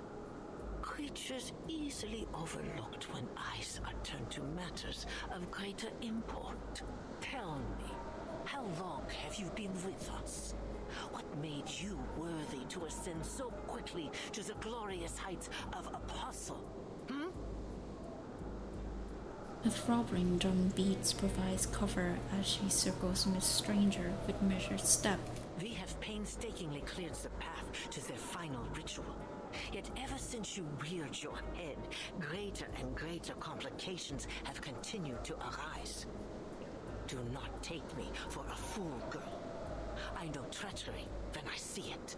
You were lucky, taking Mr. Forget-Me-Not's place after his expulsion over his alchemical failure. Mr. Forget-Me-Not, I already forget him. But fortune can be fickle, don't you think? You need no reminder that the trial of the Guiding One is not to be tampered with. Those who sow discord will be silenced forever. You've fallen. Your ladylike visage cracked. I can only imagine how strenuous the fight against their will must be in the face of your waning willpower. Miss Stranger runs a hand through her hair, releasing a shower of scale powders. You are courageous, I suppose. Ambitious, even. But my, do you lack wit, for you have found yourself in service to the wrong master. The foundation is already crumbling at our feet. Oh, are you sure about that? The We have the timekeeper here. We have written. Then the powder plot armor. The Foundation's fleet is stranded off the Antarctic coast, and the only reinforcements you've received are some arcanist children and a human.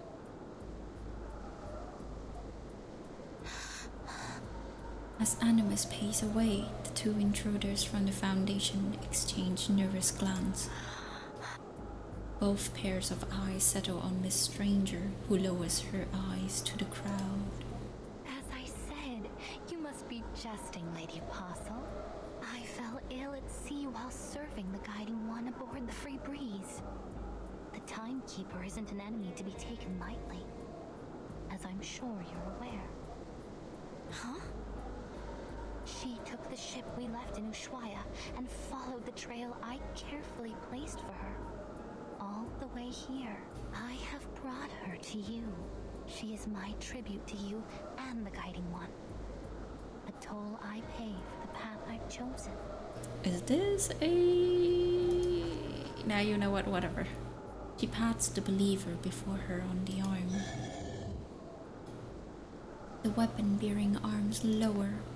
She steps forward, pausing beside Animus. Then she kneels, pressing lips to Animus' withered hand. What would you have me do with them? You've been lying to us this entire time?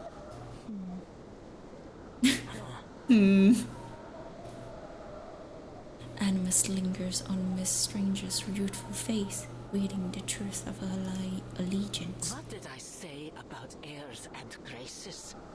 It'll take more than a kiss on the hand and a few hostages to prove your loyalty, girl. She offers up her long bow, guiding Miss Stranger's hand to the string. Go on, end them.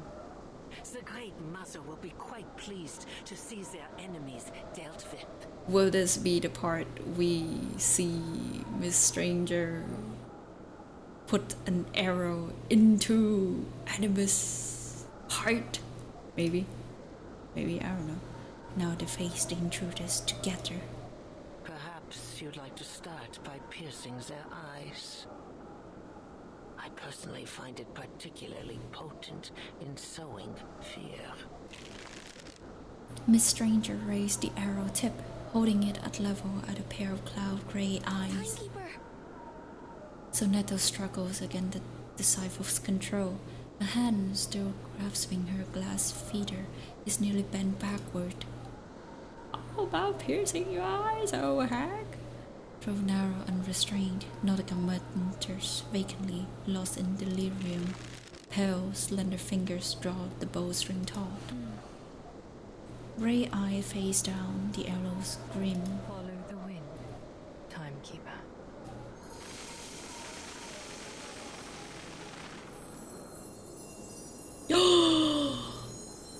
A forceful burst of snow erupts at the squall that covers the plaza, its dazzling whiteness blinding every open eye.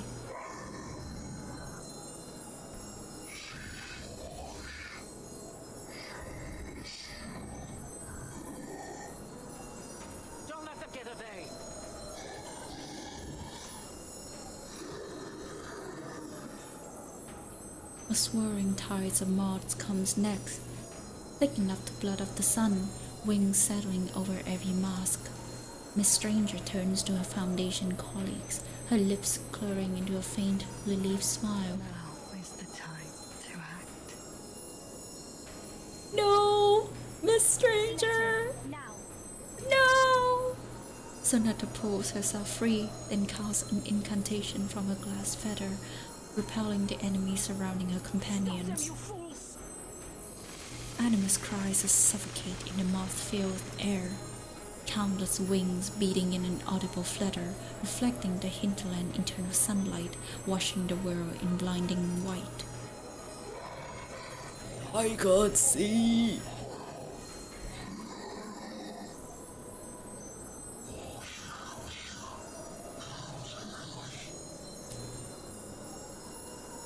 The plaza becomes drowned in a cacophony of screams.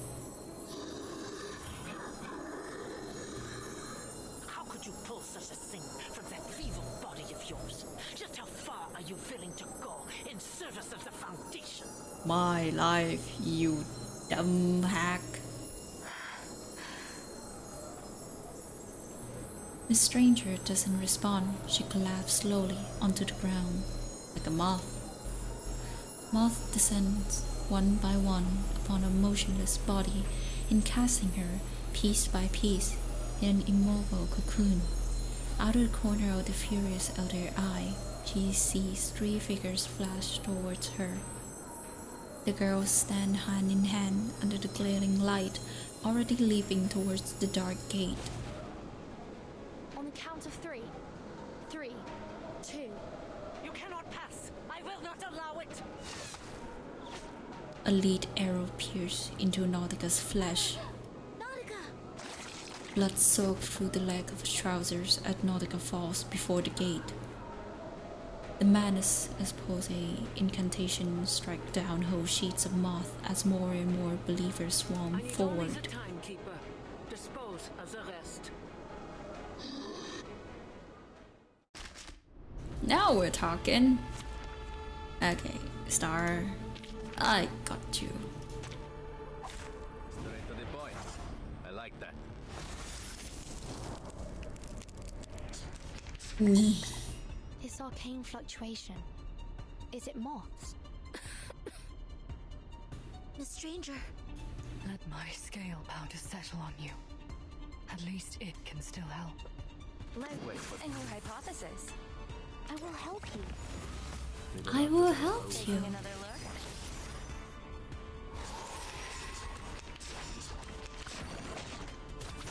Aha, woman! The gate has opened. The sanctuary awaits their children. She tries to hit Ezio. You call that attack, woman? Bam! Apostle Amos, the time for the ritual is near.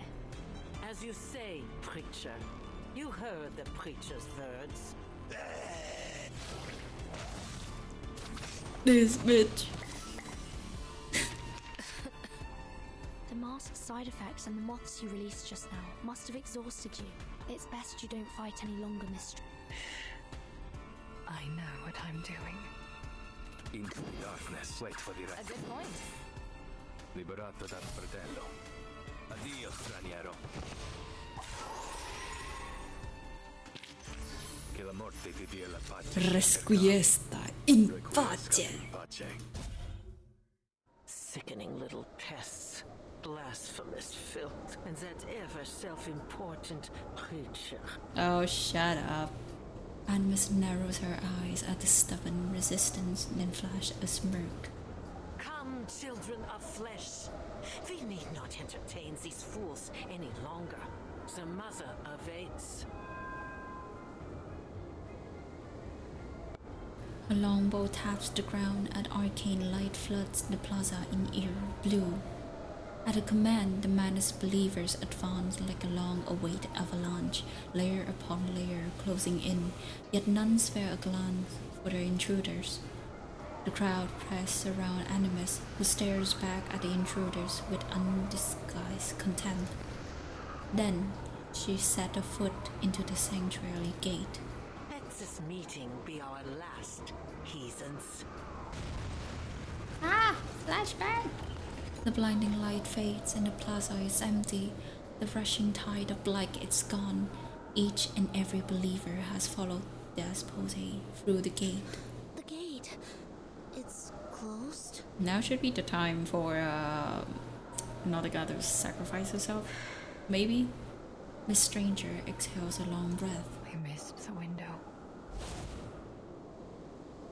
All eyes turn toward the desert plaza, now sterile, chilling aftermath. And it'll only open again when we make another offering. Yeah. You need an offering of human, my friend. Who else be a better fit than Nautika herself?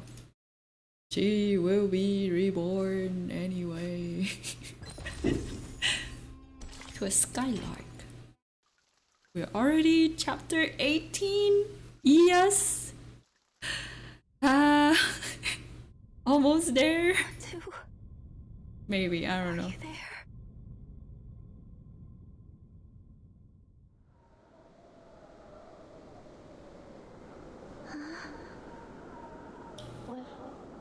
What are you suggesting, Timekeeper? She's right. It's the only way to open the gate.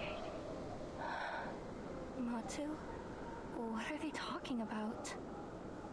We have no choice. Listen, you have to offer me to the gate. No! Miss Stranger, no! No! What? No, Miss Stranger.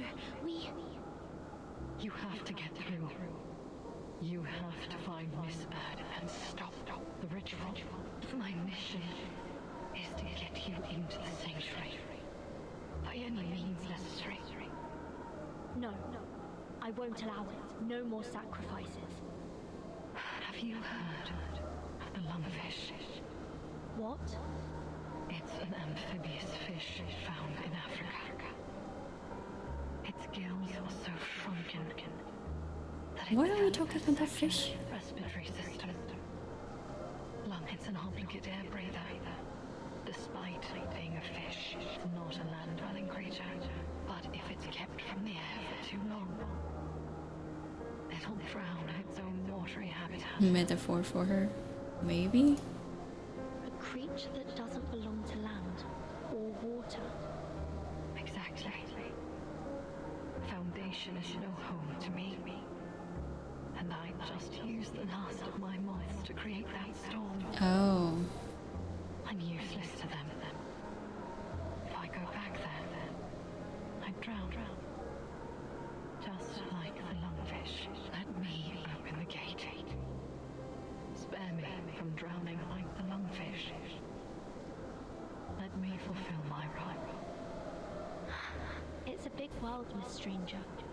There will always be a place for you. We'll find another way to enter the sanctuary. Miss Radio, could you get Mr. Ulrich on the line? Perhaps he has another lead. Matu, do you hear them? What are they planning? What should we do? Should we join them? Matu? I don't... What's wrong? Why are you so quiet? Sing to me. Speak to me like you used to. Hum another verse of the Mother Spirit for me.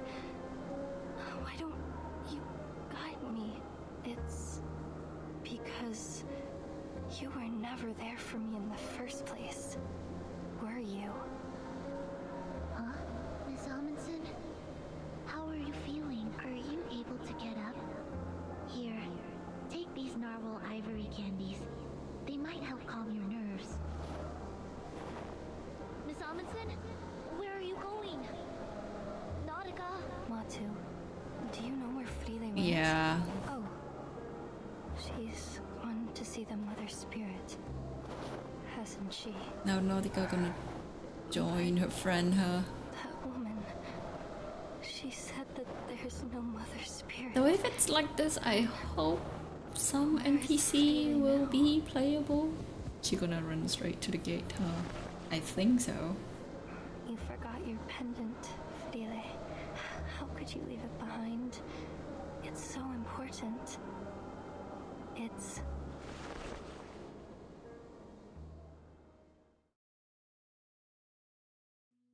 It's ambergris, Yanurov.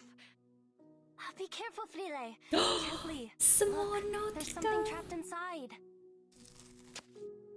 A scalpel slides delicately over the ambergris, revealing a small stone that draws in the face of an old man and a child. Beneath the glow of the work light, the newly exposed milky pink stone shimmers with liquid radiance. The reflection, the color. What an interesting structure. This isn't like any rock sample we've studied before. How extraordinary. It's not crystallized magma nor any sediment I'm familiar with. I believe this is a gift from her, Nautika. The great gift of the Mother Spirit.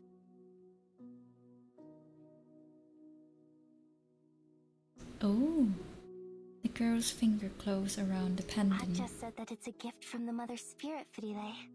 I bet Antarctica is filled with all kinds of secrets about this little stone. The harvest bounty, mankind blessing be. We children blind from mazes must be free. I'll find the stratum 𝐁𝐆 never found. Entering the ice zone. Grab your telescopes, explorers. I'll explore the Eris 𝐁𝐆 never explored. The sextant was right. As long as we stick to this direction.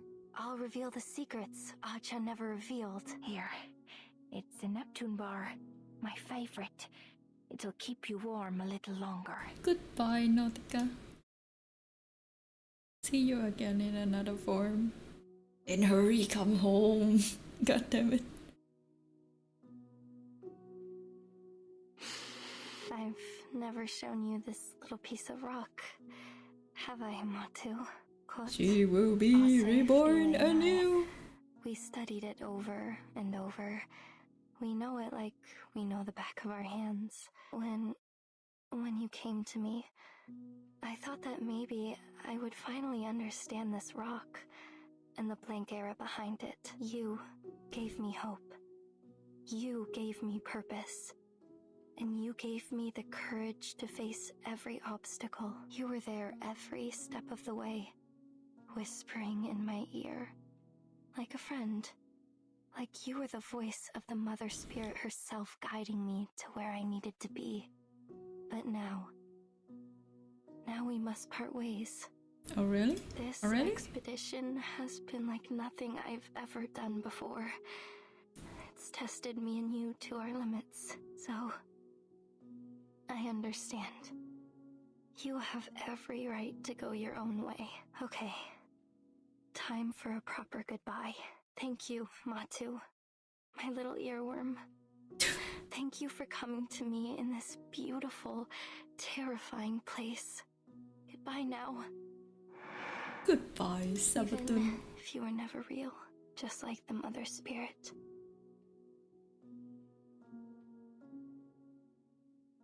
Miss Amundsen? Miss Amundsen, what do we do? She's not responding. It's like she's in some kind of trance. I already gave her all of our candies. Maybe a calming spell will snap her out of it. We're back.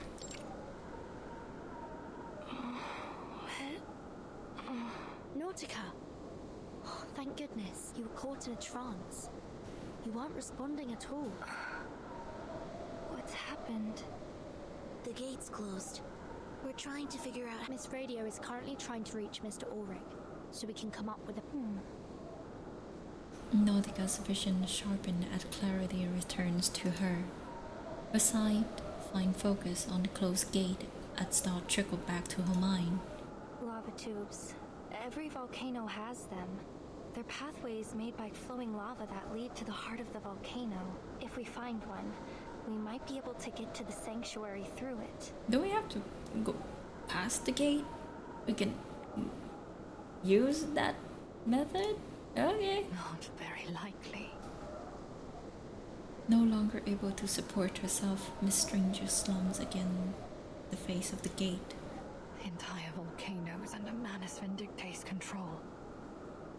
And Animus has eyes on every possible route. Trust me, there's no way of getting in without her noticing. Not even a squirrel could slip past her. Are you sure? With a flick of a fan, she lets her vision rest on the gate once more. Let's get moving up the mountain. We may still find a lava tube that they overlooked, or at least we'll have a better signal to get in contact with Mr. Ulrich. Sonetto nods and steps forward, lifting the weakened woman to her feet. Nautika, time to go. Nautika gives a nod and fastens the pendant around her neck. With a heavy thud, the backpack drops to the ground. After a short and purposeful rummaging, she produces a safety helmet and a pair of goggles. A geological hammer and a steel-point chisel, no weight in the grip too. Alright, let's do this. She lifts her eyes and takes a step forward, then another, and another. The others follow, heading out of the plaza. Then she stopped, casting one last look at her companions. Nautika raised her hand. Her hammer shakes with pride.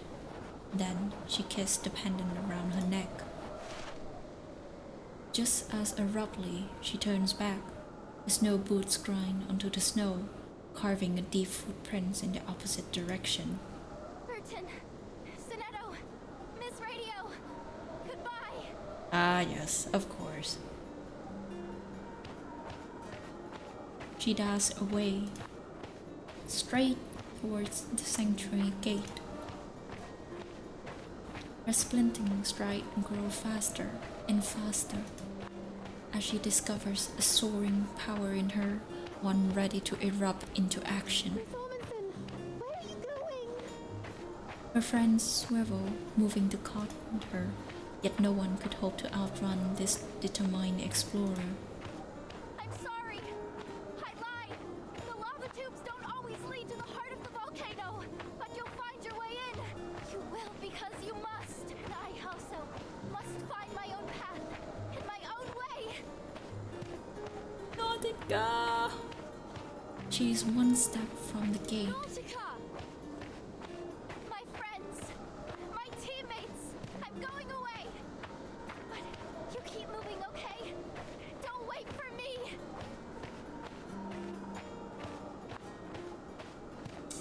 No! Nautika! Come back! The pendant swings forward with her movement, cutting a decisive arc through the air. She leaps up, fixing her eyes ahead. What's inside this ambergris, Aja? A new area for research? Yeah, A message from the Mother Spirit? Or just an ordinary mix of minerals? For someone running to her own death, the music is very encouraging, I suppose. And plains beneath the snow and ice. They're so very large and old. We're just so tiny and young compared to them, you know? I think some secrets will always stay that way. Secrets, no matter how much we explore. Nautika lowers her eyes. She smiles in the frozen light. Still, if I get closer, look harder, maybe I'll see just a little bit more. She lifts her eyes again. A deep and utter silence pulls in the air before her.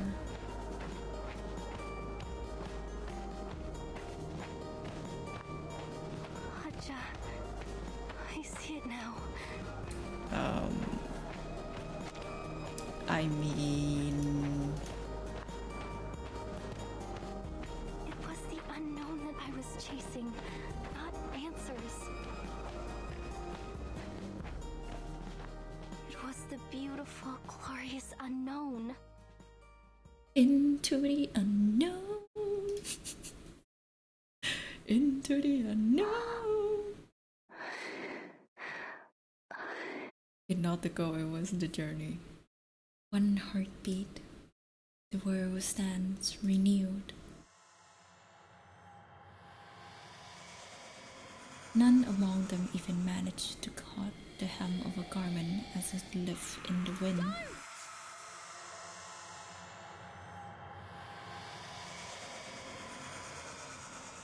Silence returned, as if sound itself has drained away into a hidden funnel.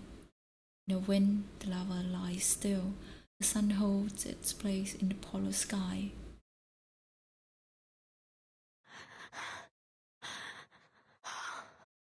The gate.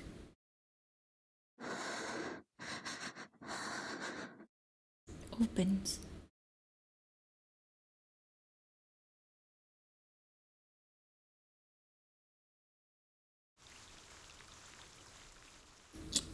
Yeah.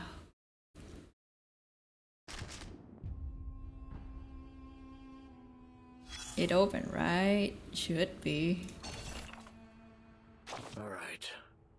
Moment of silence over. Oh, I'm not a believer. Not an atheist either. But I do respect her sacrifice, even if it was stupid and meaningless. Oh, shut up, old man. But, as I said before, there's no greater proof of loyalty than to follow a fool. At least she died for a cause. Her family legacy. Her spirit of exploration. Even that children's fairy tale. She was stupid, but she was faithful. You're cold-blooded. It happened so fast. Were you expecting a warning first? I thought you'd know better after what you've been through. Sorry, but you won't hear any praise from me for a sentimental commander. If I were your superior, I'd tell you to rip out your own heart and let others see what sentiment means to. Join her now, while the gate is still open, or she'll leave you behind for good. Okay, chapter 19. 19! Wah! Oh my gosh. I don't think we'll be able to finish this before 1 a.m., but whatever. The way he came, not having Mark return, was difficult by human step untrod, and he still on was led, but with such thought, accompanied of things past and to come, lodged in his breast as well might recommend such solitude before choices society.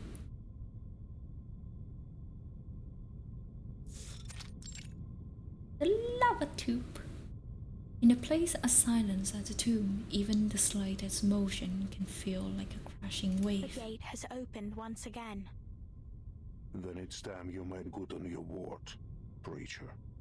The Admiral! The old man!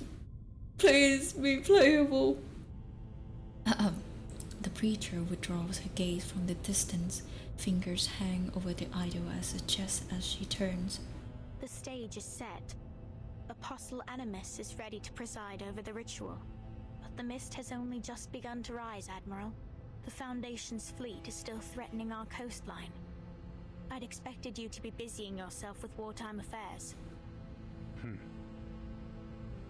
The Admiral stands in the shadow, his eyes blazing.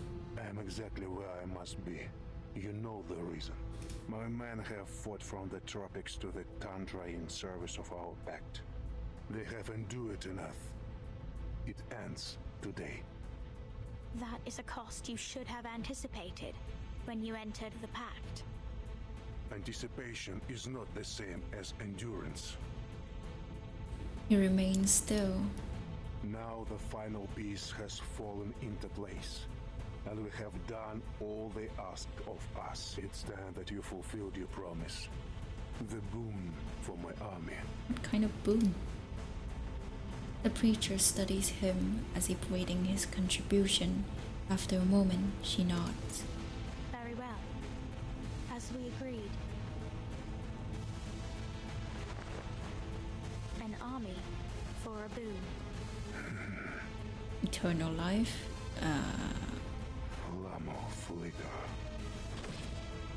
The moment her fingers touched the box surface, arcane energy vanished into void, leaving not a single mark behind.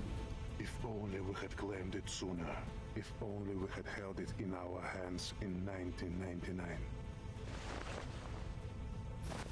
The preacher shakes her head, then presses her hand against the box.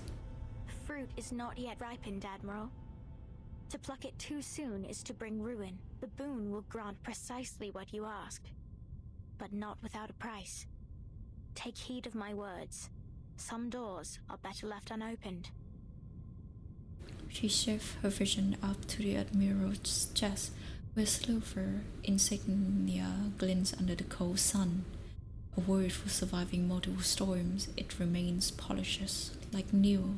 I trust you laid down your past when you chose to stand with us. My path is set, preacher. Then do not stray, Admiral. The Admiral brushed her hand aside, tucking the boon into his coat. He leaves the frozen den without so much as a backward glance. Are you sure it's eternal life? I'm not even sure what's eternal life look like. Sure. In this game, anything could happen, I guess. The communicator crackles to life. The pact is concluded. Understood. What are your orders? Proceed to the next stage. Yes, sir. The one on the other end of the line breathes evenly. But may I first request permission to attend to a personal matter? A personal matter? He lets out a soft chuckle. Permission granted. Do as you see fit. Thank you, Father. The call ends.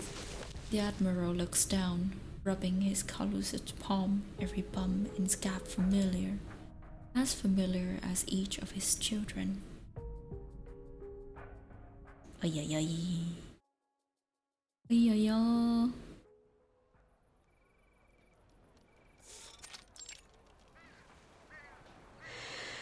Modir takes a deep breath, the icy air forcing every fiber of her body awake.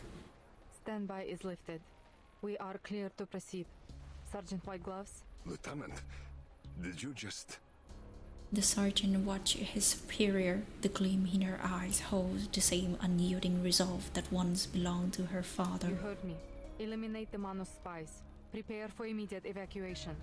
Yes! Come. Block all intercepting Manus signals and get Telemay on the line. Where is Captain Danilov? Here, Lieutenant. And I have good news. Your arcane skill did the trick. The helicopter is now fully operational. Very good, Captain. Kill the Manus spies! Kill them! Bomb the place! Returning the captain's salute, Modir marched through the snow towards the helicopter. This is the path we have chosen. There will be no strain from it. Time to find out whether we are the idiots or the ones to leave victorious. We're in the fun part now. Yes, I hope so. Please, no more. The black lava wall looms, its ancient terror undistinguished. The tunnel is as quiet as a tomb. Even the dropping pin would send waves of echoes between the walls. The unwanted visitors lower their voices. Timekeeper, Miss Stranger and Miss Radio have settled down in the suitcase. Thank you, Sonato. It's the safest place for them to stay, now that we're getting deeper into the volcano. She snapped the clasp shut and picks up the suitcase. She forced herself forward, away from the terrifying gate at her back. The sanctuary is just ahead. Manus Vindicte should be holding the ritual there, should the worst happen. You know what to do. Yes, Timekeeper. Oh, and I'd like you to have this. The map. The crumpled hand-drawn map bears deep red marking, all records now interlaced with fresh annotation. This map, soaked with Nautika's sweat and tears, had at last found the promised land, but in a way no one had ever hoped. She takes the map without a word, her unspoken feelings driving her every step. The oppressive silence makes every scattered brush of boots on stone unbearably loud. Someone's pace quickened until a loose stone tripped her. careful, Sonetto. Are you alright? Are you... shaking? Don't mind me, Timekeeper. It must be the cold air. Aww. He straightened her body, though her arm remained stiff and held at an unnatural angle. Even the warming incantation is failing. She paused, a wavering hint of pain creeps into her voice. Is this how Miss Amundsen felt when she passed through the gate? Sonetto. She was so brave. Braver than I could ever be. I wish I had the same courage to pursue what I want. Sorry, Timekeeper. This isn't the time. Lovey-dovey time with your wife, huh, Sonetto? Let's move on. There's still much to be done. With a deep breath, Sonetto suppressed the shaking in her words. We must turn our eyes to the supreme mission alone. Muttering to herself, she takes another step forward. The ritual must be stopped. Shall we go, Timekeeper? Yes. The sound of hurried footsteps rise again. This time, it's met with an echo from the far end of the tunnel. Footsteps come to a sudden stop, the ring of metallic ornaments lingering in the air. Wife more like a rampaging husband. The air hangs stagnant in this dark space, yet the preacher's shadow dance wildly over the stone walls.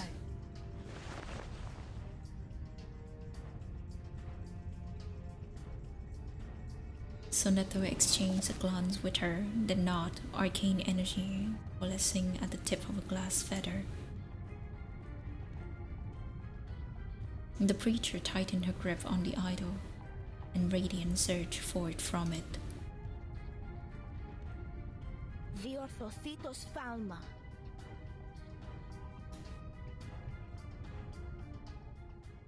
Oh. Oh, so we're fighting Sophia again. Oh, okay.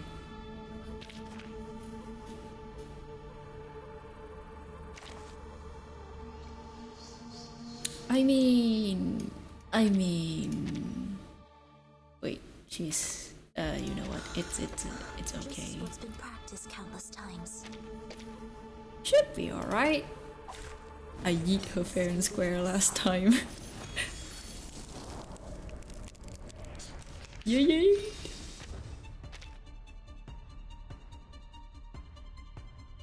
A sword sharp.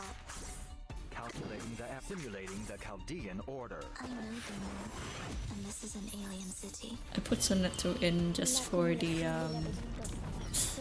shits and giggles. Don't mind me. A message from the stars. Who charts the stars' orbits? Yeah, I forgot that tend to happen when you're playing the story mode. I forgot. For the fight theatrical aspect, yes.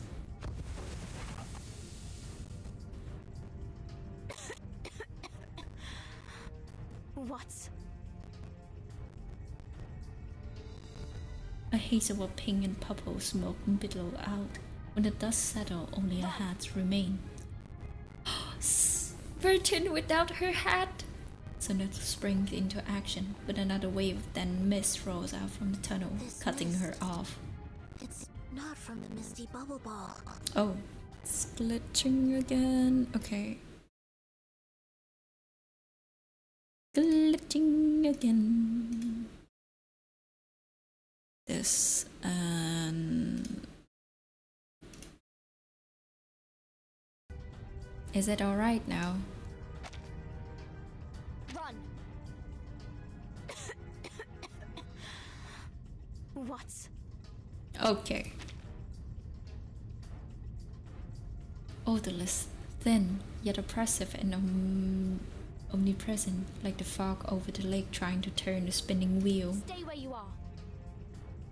With the mist, Sonetto jerks to an abrupt halt. It looks just like the mist that hangs over the lake in the suitcase. You collapsed in it once, remember? Oh. You cannot escape. The black mucus surged forward again, chasing after those attempting to flee. The arcane skill intercepted the creeping black. Soneto stepped in front of the preacher, a glass feather gripped tight. It seems this is the farthest I go. Timekeeper, go on without me. I'll hold her off. Ah yes, two wives fighting each other. A final glance is exchanged before she disappeared into the thickening mist. If you want to stop the Timekeeper, Miss Sophia, you'll have to get past me first. You once said that you draw steel the next we meet. Well, now's your chance. Make your move. Make your move, woman!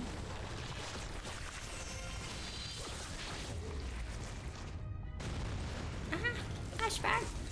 The glow of arcane skills collides and flickers out in mid-air over and over. Miss Sophia, to this day, I struggle to understand why you chose to stand against us. Why did you turn your back on everything? On everyone you loved, and who loved you? You've changed, grown too fond of your own voice, and paid too little attention to what's happening around you. Are you sure this is where you want to be? What do you mean? The preacher fixed her gaze on the tunnel's far end. As we speak, the Timekeeper is leaving your watch. Would the Foundation agree to this course of action? Shouldn't you be keeping your eyes on her, rather than wasting your words on me? I trust the Timekeeper will fulfill her duty. As for me, I will clear the dust off the path. That means you. Aha. Ah! My eye again! Every attacking gleam is caught and devoured by the vicious liquid surrounding the preacher, yet Soneto keeps creeping with her glass feather in mid-air. I have the same question for you, Miss Subtle Sophia. saying you were trash. Is this where you want to be? I saw how you fought on the island. Your arcane skills aren't at all like the ones you used back then. You've changed too. Something new has taken root and choked your old faith out from you.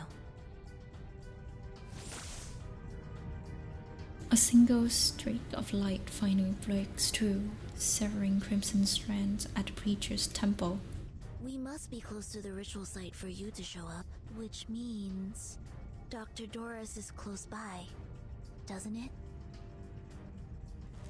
Sophia stepped forward to meet those silent, resolute, unyielding eyes as the surging black mucus solidifies into an impenetrable wall again. Drink too much black goo, make her go goo goo.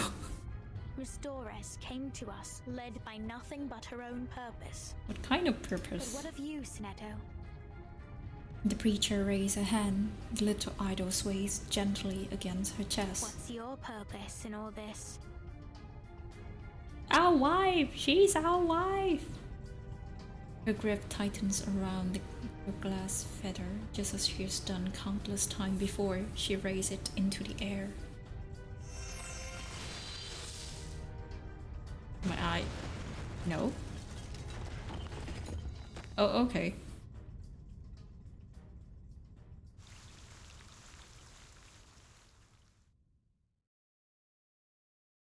The boss fight should be in chapter 22. Two more! Two more! Let's go! Almost! Maybe! I hope!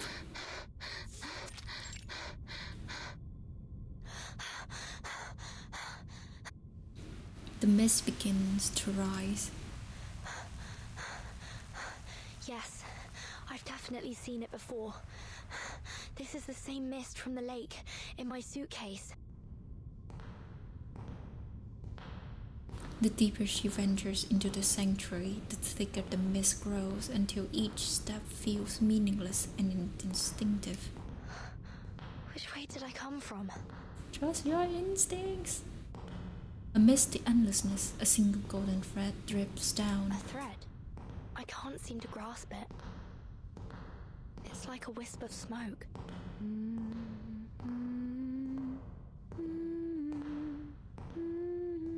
Golden 6-star leading you. Investigating the source of the sound, at the far edge of the hazy mist, the faint outline of a rotating golden ring emerged.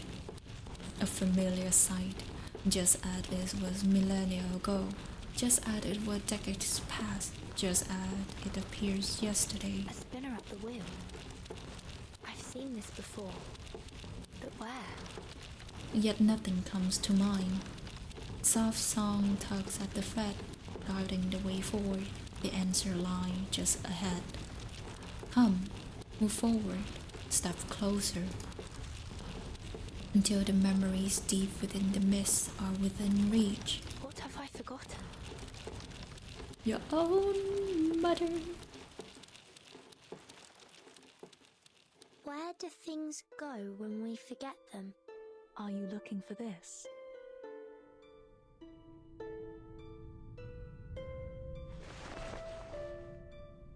A hat, a deep indigo hat tied with a soft tail ribbon. Oh, yes, my hat. Thank you.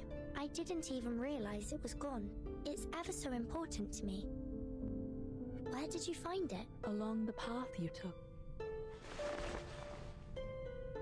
She points into the distance. The fierce summer light blurs her view of the SPDM. Must have been another one of Joseph's pranks. Thank you for bringing it back to me. Are you a new staff member in the school? I don't believe I've seen you before, though, strangely, I feel as though It's we've your met before. mother, Virgin. A long time ago. A breeze swept by, carrying the trailing notes of a laugh. We will see more of one another in the time to come. The wind rustled through her hair, then nothing. She looks down at her empty hands. When did that happen? The golden thread urges her onward, while the song at the other end lingers. Sail, sail free, my heart and I. Wave your home, a last goodbye. Unnoticed, the wheel spins out a length of thread.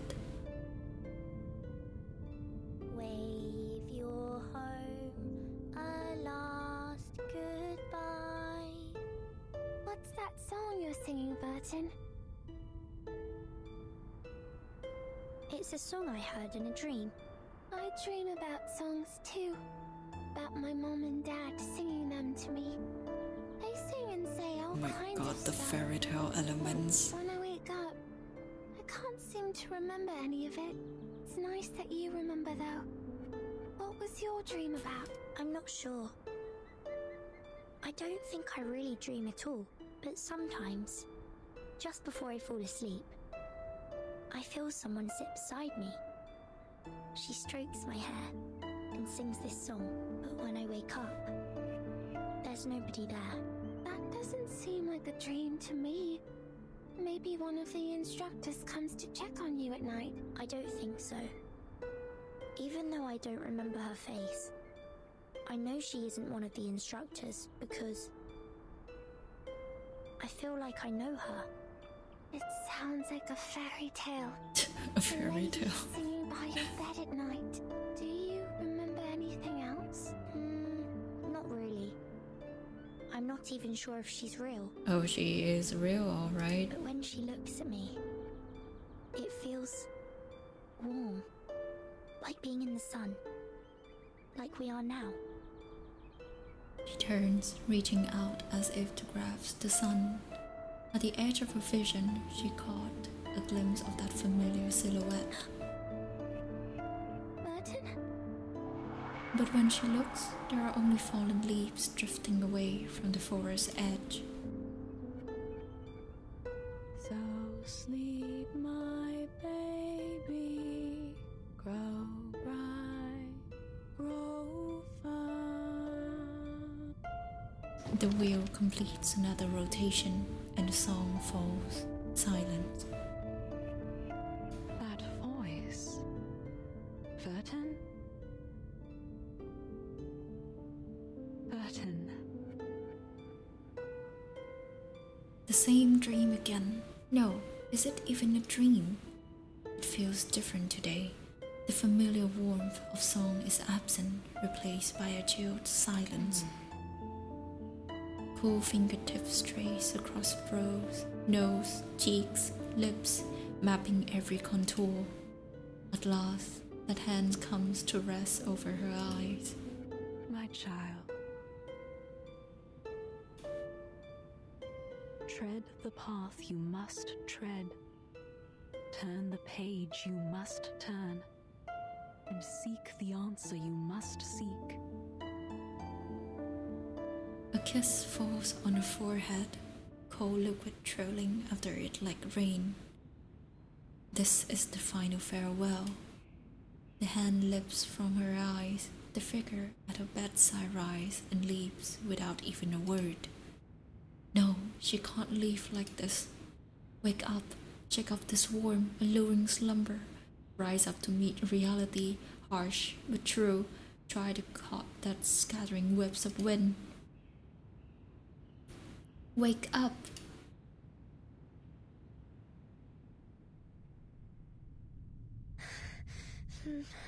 No! Stay with me!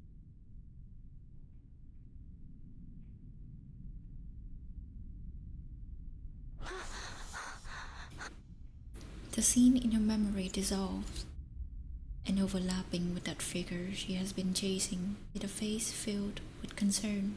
Are you all right, child? Huh? Dr. Doris? No. That isn't right. Who are you? Marta? Besmat? Erd? I'm Dr. Doris. My pen name is indeed Erd. I might have published a few stories under that name, but I've never spoken of it to anyone. How did you come to know it was me? I've been looking for you for a long time. I followed your trail across the world. Incoming ad break in 3 minutes. Come on now. I can only imagine how hard such a journey must have been for you, dear child. Dora's hand rests upon her head, stirring a warmth thick with nostalgia.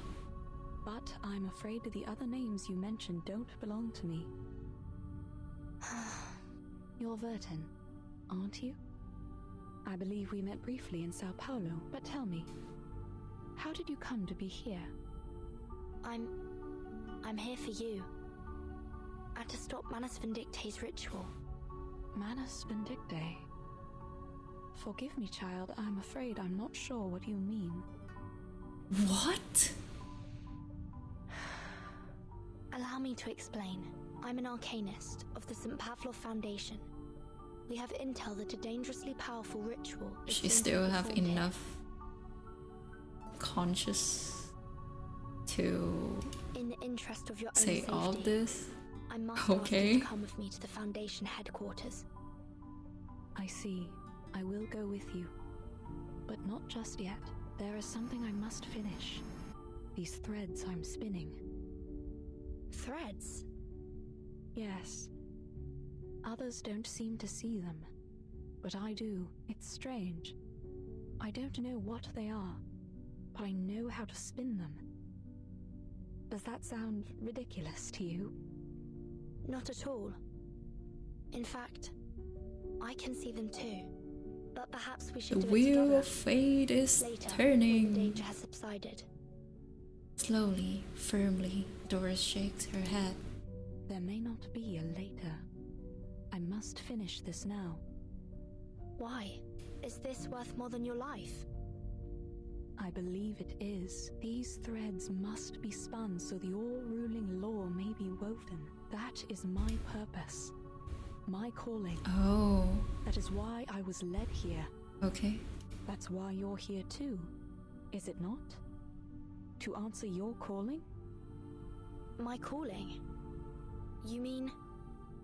My child, I may be blind of sight, but my senses are clear.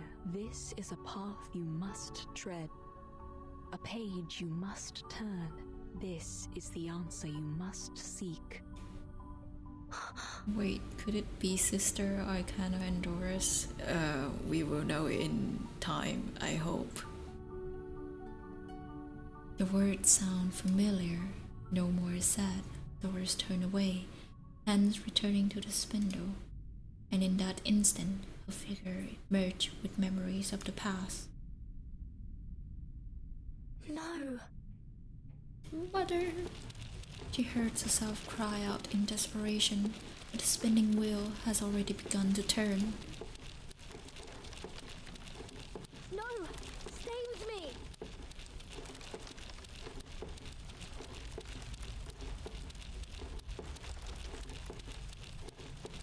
Mom! Oh? This is...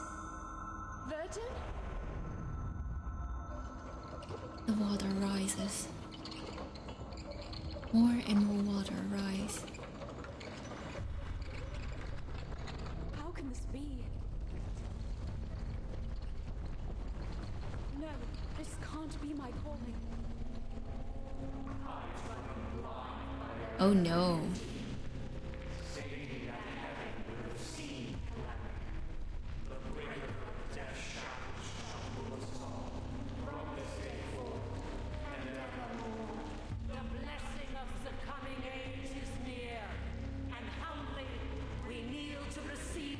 And we begin. O glorious one, walk the earth again.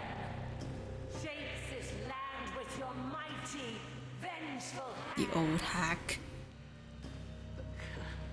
Miss Earth, we owe you our thanks for starting the ritual. At last, we are no longer lost. Oh, shut up. Is risen.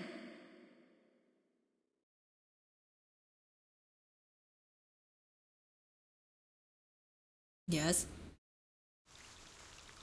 Okay. Sure.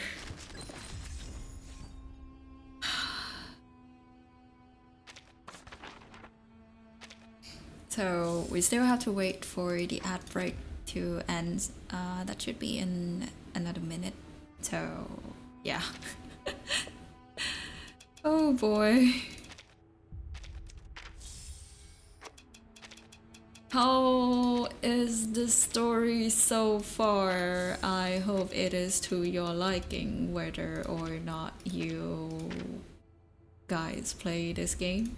I hope. Hope so, hope so.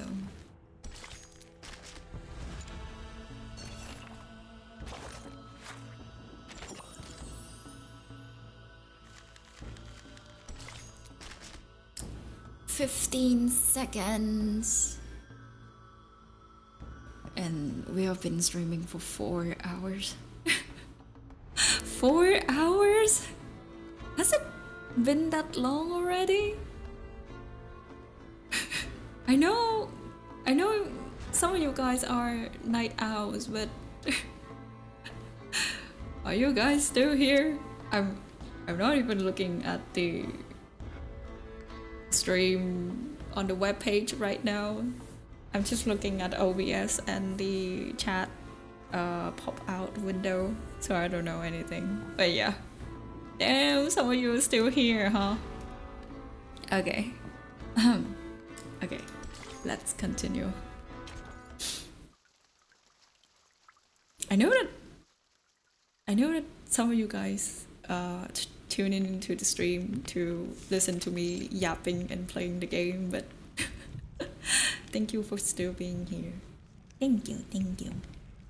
The stream will be archived later, so if you feel like you missed something or you would like to go to sleep or something similar soon, don't mind me, and yeah, just take a rest. I just want to finish this today. A lump of dark flesh pulsated like a heart, it flowing like fluid spilling into the well, mixed with rain with neither weight nor wetness. That lump of flesh is... Arcana?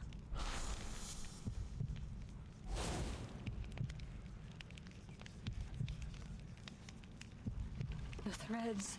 They were drawn away somewhere deep below me. This isn't right. She reached to steady the spindle, only for golden wounds to bloom across her fingertips. And the wheel. I can't seem to stop it. Verton, you must leave. Spare me the theatrics. Animus swing her long bow, black vicious liquid twists into bonds that pin them both in place. The ritual has begun. The mother will return. Such a moment is not to be disturbed. Oh, shut up, you old hack. Step by step, Animus approach. Through the chanting, she plucks a white bone from the water. These bones are relics of a sacred age. Primal, elegant, powerful. Just like the era to which they belong. They are but a fraction of the creatures from a time erased from history. From the blank era. So, it is connected, the stories. The moment is nigh. From the embryo, the great mother shall rise. I wonder once what more happened to in restore the what blank was lost, era. and break the shackles that were forced upon us eons ago. A blank era? Restore what was lost? No. Time should move forwards, not backwards. It seems your blindness is not just of the eyes, but of the mind. Still, I shall forgive your blasphemies. You were the one to start the ritual, after all. Can we eat this woman? In fact, your contribution should be commemorated with a title. The Unseen Saint, perhaps. It is rather fitting, don't you think? No, I must stop the spinning wheel. Dora's hand shakes with pain as she reaches out once more, desperate to stop the turning. Please, stop! Not while I still draw breath. Animus' longbow strikes the ground with a resounding crash, sending a quake through the entire sanctuary. Responding to a command, bats coiled out and around Dora's body, pulling taut at her weakened frame. The rituals grow intensifies, while her face grows paler still. As the golden light fades, she collapsed into the swirling mist. For a moment, I thought you might have succeeded as you did in 1999. But it seems your prime has passed. The Mother of Resurrection will soon grace us with their presence. Your fate is inevitable. With a swing of the longbow, Animus encasts Doris in black murkness, dragging both her and the spinning wheel down in darkness. Oh, there's no need for haste, girl. The Mother shall welcome you both into their embrace. It is a great honor to become one with them. You ought to be grateful. Then become one with her yourself, you old hack. Animus turns to her weeping believers, still chanting hymns as the rising liquid engulfs them. A liquid devoid of weight or wetness. Behind them, an arcane item about to activate its violently struck down. Well, that was amusing. But that's quite enough folly for one day. You think too highly of yourself. Just like that bull-headed fool who threw herself to the gate. But she realized her error, paid the price in her blood, and thus has been forgiven. If it is redemption you seek, then you must first make an offering of yourself. Shut up. You're annoying me with your talk. Oh, woman. Whoa, heck. Nonsense. Nautica didn't enter the gate to gain forgiveness. She died for her beliefs. My, how ignorant of me. Do send her my apologies. After all, you'll be seeing her very soon. The ropes tighten in a sharp heave. Surrender unto them your flesh and blood, and pave the path to the mother's return. Through her obscured vision, the vicious hands from beyond the gate surge through the endless tube, grasping out the mountain's heart with terrifying speed. Suffocation strikes instantly. The distant howl of wind gives the sanctuary a gulf more. Enter into the mother's embrace, and they shall reward you with their great might.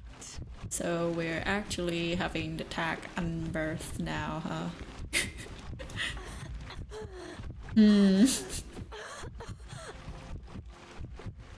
Vision tingled with red.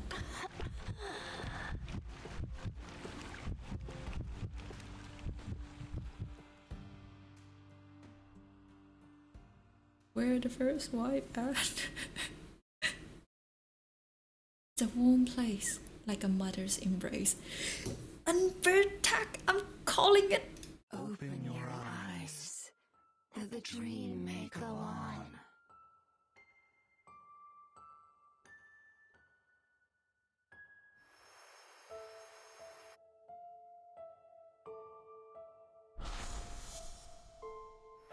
Relax, Burton. The best is yet to come. Wait till we take a breath of the real air. Till we stuffed ourselves with delicious food. And till we get back to our country. There's so much more for us to be shivering at, but in excitement. That voice. It's... She moves towards the source of the sound, straining to hear. The ring. Is that you? Let's open it together. 3, 2, 1. May the freedom be with us. Isabella? Penny? Are they all here? Let's go! Burton, come outside! Wait! Let's hear everyone's wishes. Aya. How about that? Aya, Schneider. Schneider? My lord, you're actually lying here defenseless. We have been with you for a long time. No reward? No way. A soft, raspy voice drifts away like a feather. I find myself uncertain of which way to go. Would you kindly give me some guidance? Miss Marta? No, but... The guidance I can offer you is limited, Miss Marta. I think fate knows its own fate better than anyone. Thank you for your advice. I think I understand. No. Don't go.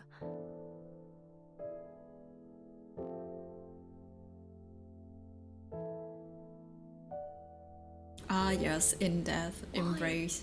She remembers Snyder instead of Sonetto. Why must I endure this time and time again? For what was lost need not remain so. Step forward. Return to us. Our arms are open. Come to the warmth of our embrace. Her feet carry her towards the sound, then stop. No. This isn't right. This is the way I came. There are so many things to be done. So many questions to be answered. My calling lies elsewhere. She turns. Faint murmurs beckon from another direction. And so she strides forward. Burton! Burton! Where am I? The dreamlike haze evaporates into an endless darkness. The walls pulse like living tissue. Each step slides over bones slick with gore, submerged in a mix of blood and bile. The space throbs, each throw spilling another wave of nauseating stench into the abyss. Am I inside the gate? Are these the offerings? Ah.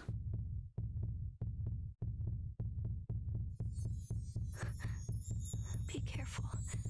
One wrong move, and you'll end up like them.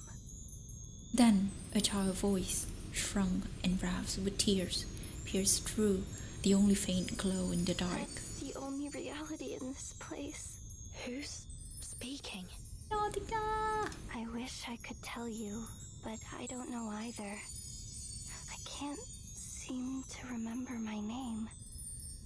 Or anything, really. I've just been waiting here because I wasn't ready to join them. You seem to still remember a few things. How did you get here? I was thrown to the gate as an offering. I have to get out of here. Do you know a way out? A way out? I really have no idea. Maybe I can help you find a way. But where do you want to go? Why do you want to go? I need to exit through the gate. I'm searching for an answer, and I won't find it here. An answer? Is that why you were thrown in here? You could say that. And you're still looking for it? Even after everything that's happened to you? I'm not sure. What if the answer doesn't exist? What if you finish your journey and find out there's nothing out there? I've asked myself that question more times than I can remember. Sometimes. It feels like I'm doing all this in the pursuit of a mirage, but I've come to be at peace with that possibility. Really? But what about all the time and energy you put into it? How do you keep going, knowing that it all could be for nothing? It's not the goal, it's the journey. But it isn't for nothing. Memories flash before her eyes.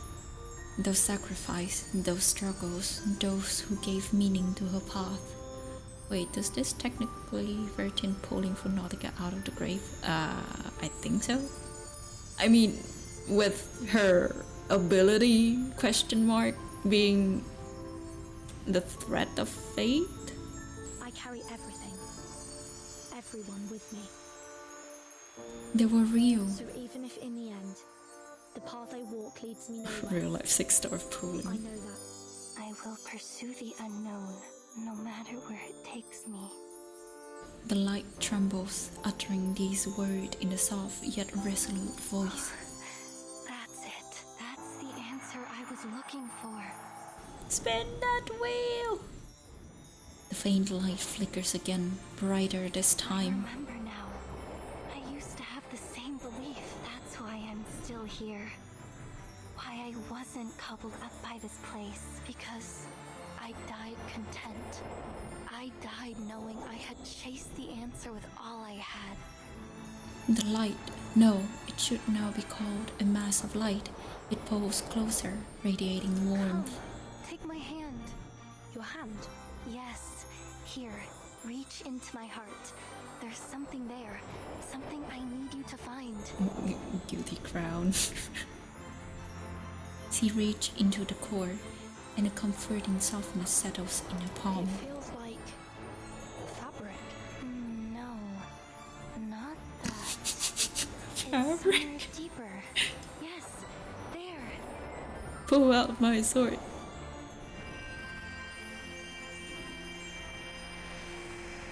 Oh! The pendant. Uncurling her fingers, she reveals a pendant resting there in its tiny crystal reflecting light that shouldn't exist. That's it. That's what I needed you to find. My purpose. A faint warmth seeps through the pendant, its surface etched with that familiar name, 𝐂𝐵 Nautika, is that you? Oh, that's it.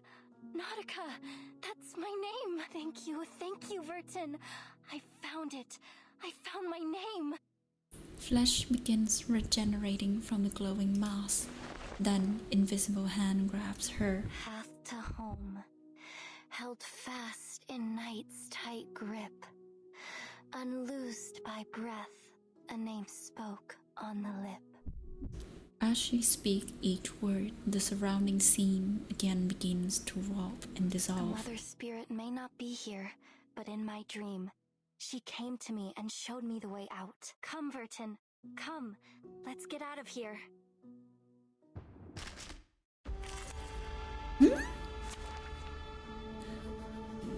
This dude? The thing that dwells within the gate. Okay.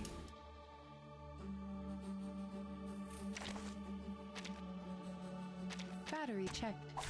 I have all the essentials for writing poetry. You, me, and our opponent. Well, in a lot of culture, the true name is very important, so I guess. Simulating the Chaldean, calculating the Arabic parts. Loading. Charging. Who charts the stars' orbits? En la acumulación de laberintos, suéltalo todo una vez más.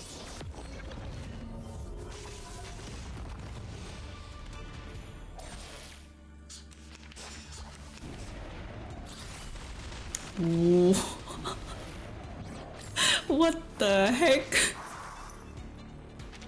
Okay. Name gives things power, life, and deity status. Yes. Anyhow. Charging. Loading. Eliminate target.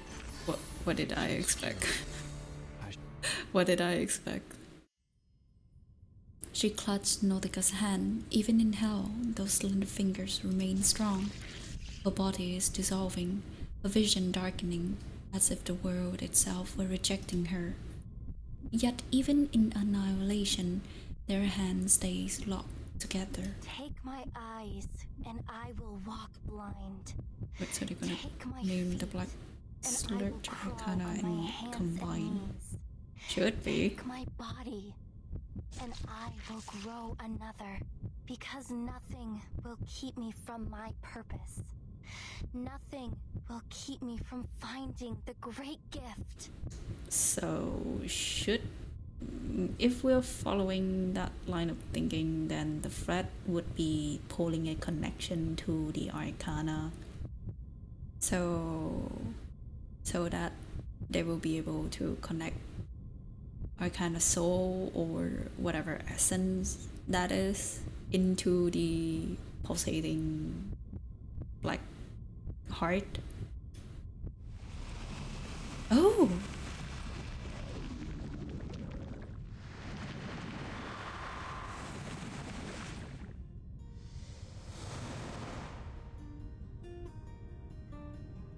Wow!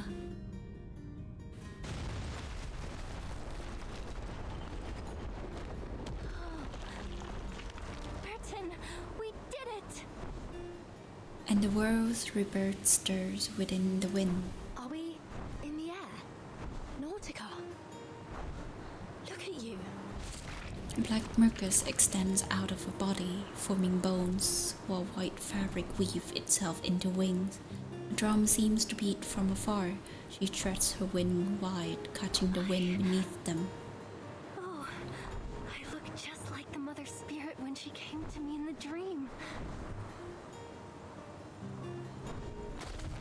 Chin lift in pride, she shatters the boulders that line the sanctuary. She leaps and the wind follows.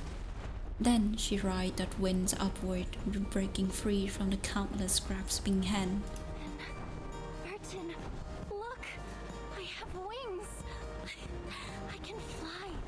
I can take us home! Watch out!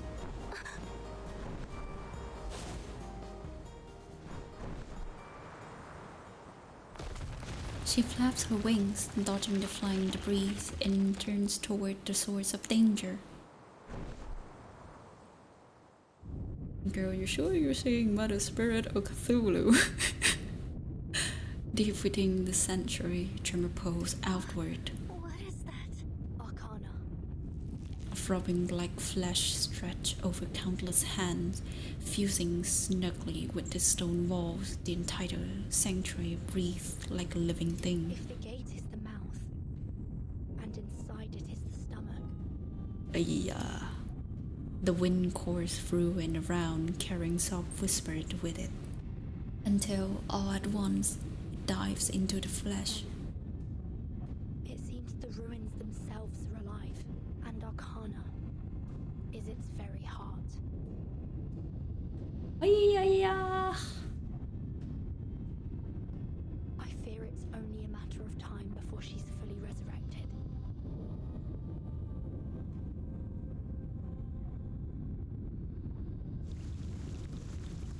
Okay, the boss chapter, I think. Yes, 22! We go back to these two again. Okay.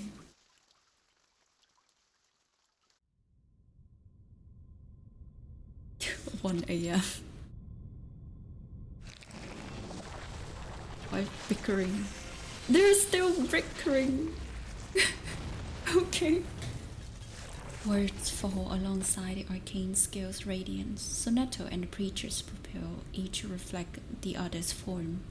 It seems you've already made up your mind. I have. My duty is clear, and I'll honor it no matter what. After a brief silence, another violent tremor rocks the sanctuary. Timekeeper.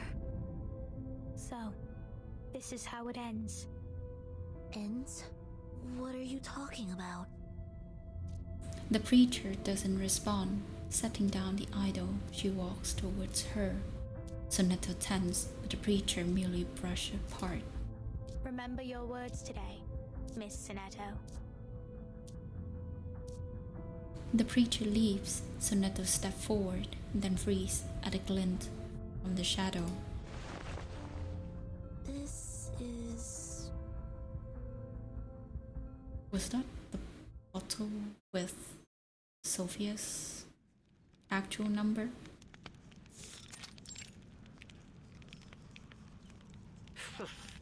You've proven yourself to be quite resistant to death.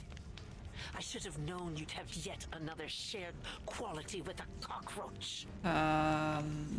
You're more like a cockroach. No matter. You have blasphemed in the face of the Great Mother. There is not for you, but damnation now.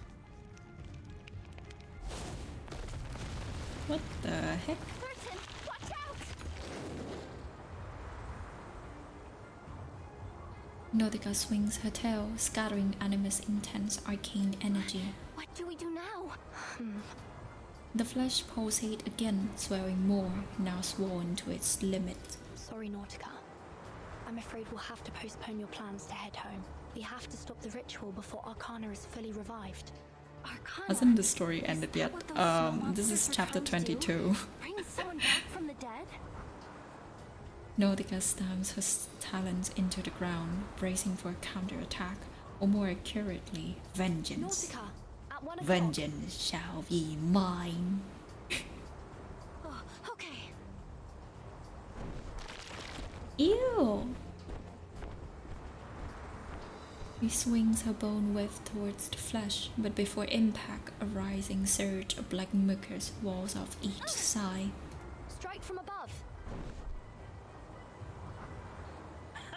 Child's play.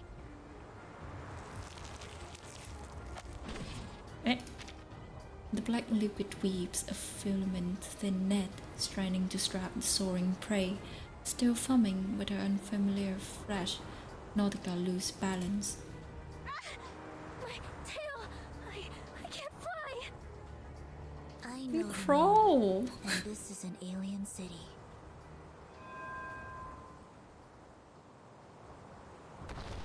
A transparent shield forms in the air, blocking off the sizzling liquid. Sonetto!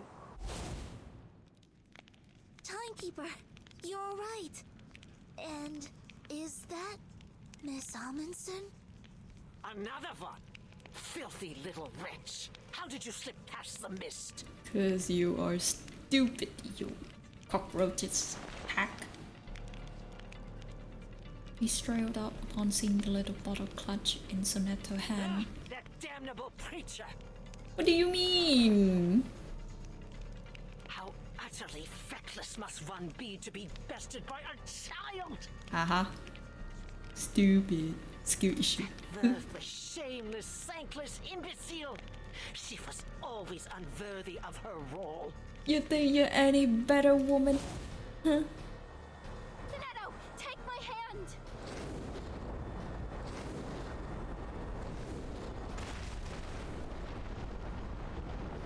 She dives, splitting into the air into a shriek as a massive hardtail knocks aside attack. Finetto sees her chance, jumping up to grab Nautika's talons. Up here! The one separate companions now meet again in mid-air, hands clasped tight. The team's back together again, and we can stop them together.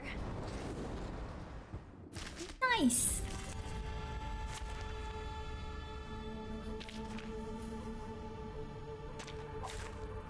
Activated. Wait. Only them? Yes, fly. Bask in the light of Arcana while you still can. It shan't last long. For all, including you, you disdainful little worm who dare steal from the sacred gate. What do you mean stealing? She didn't steal anything.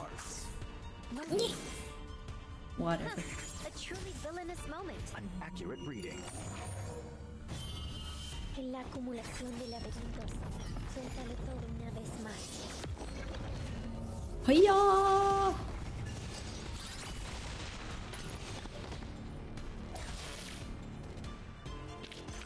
Just as I deciphered, or prophet. Oh, shut up, Ulrich. You have well and truly reached the I boundaries remember of it. my The animation patience. of this part is so good. Then I'm looking forward to it then. To think that you believe you can alter the path designated by the great Mother of Resurrection. Ha!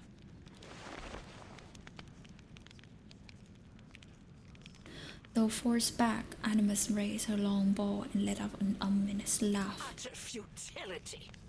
The final reckoning has come. And when you lay your eyes upon them, I shall delight in the melody of your scream. Animus is the first to kneel before the throbbing, swollen flesh. At her lead, every believer drops to the ground. The murkers surge around them, forming a protective barrier for the ritual. What are they? Wait, are they offering themselves as the final sacrifice? Why am I not surprised? So we won't be able to kill the old hack. Okay.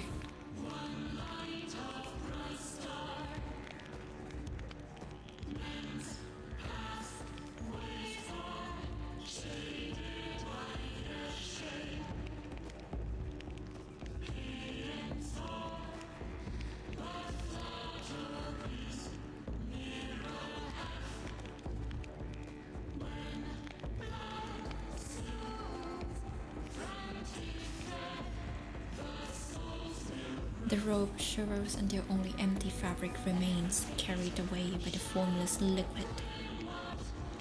The once red blood darkens, become veins, pulsing with the rhythmic throbbing of the black heart at the center. These fluctuations are powerful.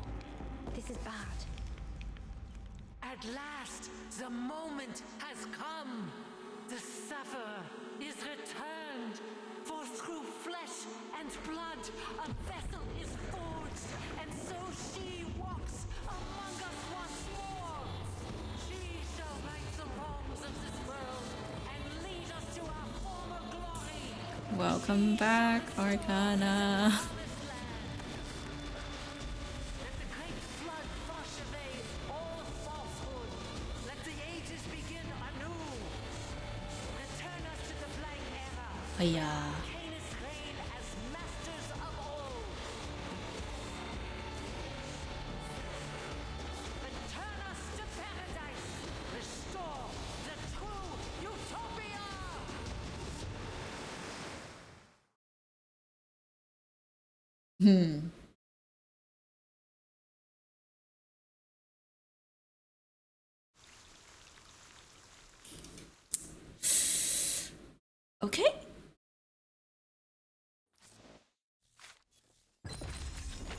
And then came the savior.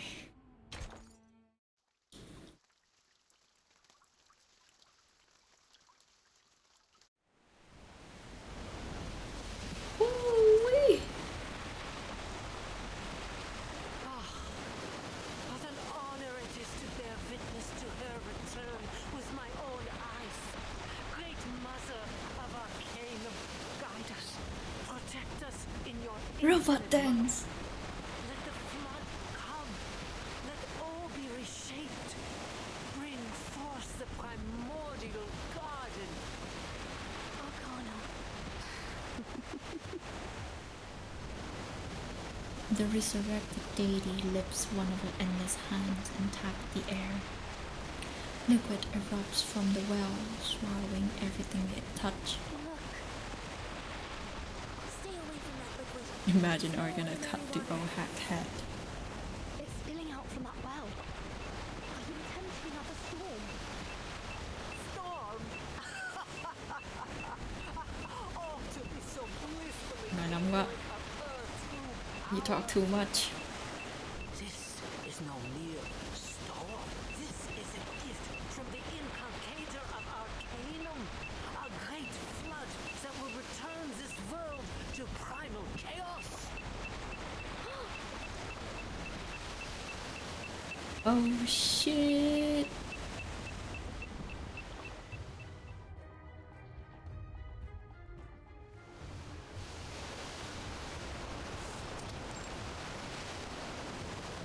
Captain, sir, we're sinking. The water is rising fast. It's flooding over the deck. Dig out. Find the breach and seal it immediately. But it's not seawater, sir. Captain, report on the enemy status. What is it? Men of Vindicta have started their attack. They're chanting on the deck. Faint chanting echoes from the frozen coast.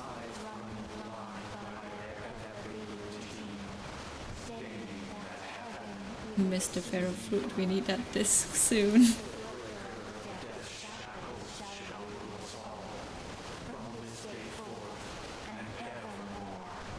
Ulrich! Help us! Ulrich! All units, stay at your posts. Wait for my order.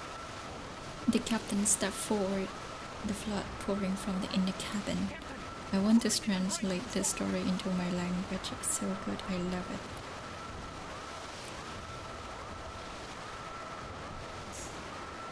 I understand, but sometimes I would rather read it in the intended language. I know Blue Potch is a company from Chinese-speaking countries, but yeah. What the hell? My feet. I can't. Thank God. Like sometimes translation, there are things that can be lost in translation. Basically, everything below the waterline dissolved, vanishing into the flood without a trace. His body is severed cleanly, no blood, no pain, as if it was never there.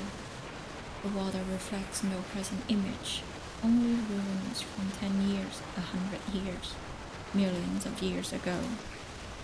Many Thai people aren't that proficient in English, including me. Same here. Same here. Numerous water birds gather in flocks, dive and melt into the flood like flames flaming the fire, turning from the many into one. Well, I don't count myself as being proficient, but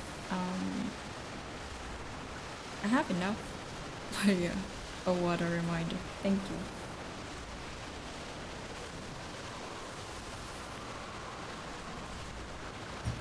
Okay. The first screams erupt from a young soldier. He clutches his head and scrambles for higher ground. But before his second cry for help can escape, the flood swallows him whole. I think your English is so good. I would say I'm fortunate to be the way I am now with English, but thank you.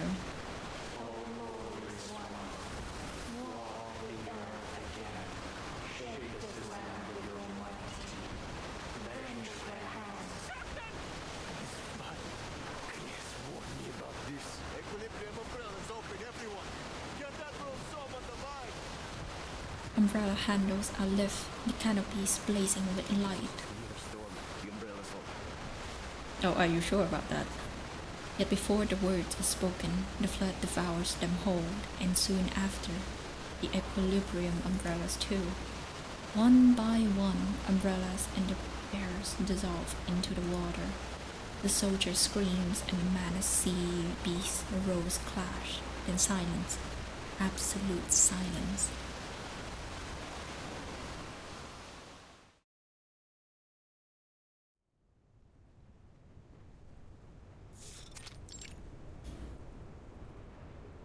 It is happening again, just like in 1999. The Admiral watched the distant fleet sink beneath the waves. To a commander, troops are just numbers on the sand table, pieces on a chessboard. But in the face of a calamity, what can a foot soldier do?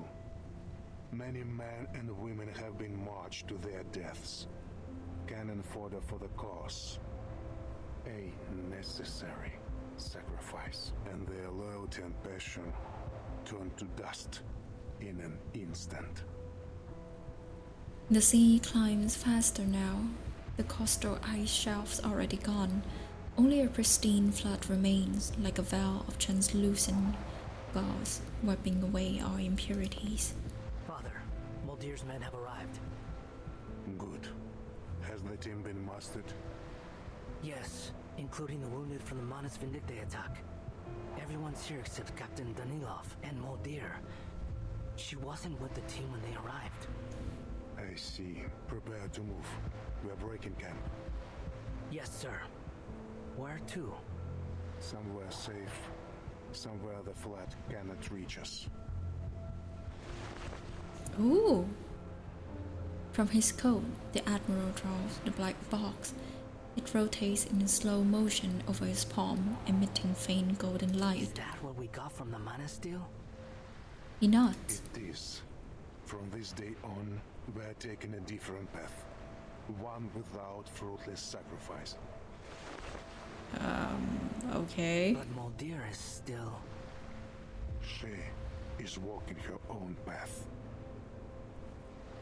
Igor looks out towards the distant snowy peak, seeing instead the long road that brought him to this moment. I have faith in her decision. Father, please become playable soon. Please become playable soon. On her own path is joining us. Yes, she will be joining us in the second banner. Critters, rising sea level, abnormal avalanches. It's the Manus ritual. It's already begun. We need to do something before it's too late. Please, Mr. Diff, join us. Oh, you've got to be kidding me. Boss, this isn't exactly the I time don't like for your son chit-chat. though. Avalanche incoming! All units change course! Follow me now! Lol.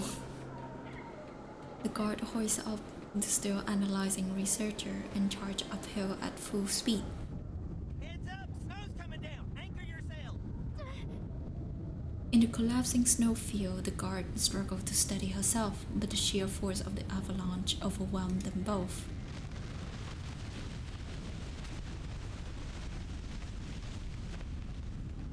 A massive snow chunk slammed into them, sending Ulrich tank spinning into the void.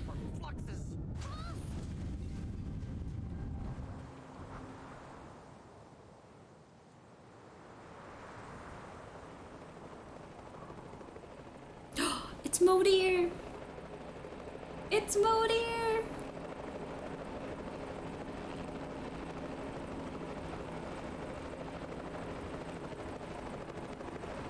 Muldir! The glass tanked Arc end in a pair of steady hands. You made it just in time. In the howling wind, black hair escaped from under her hat. It's time, Captain Danilov. Lower the altitude and release the ladder.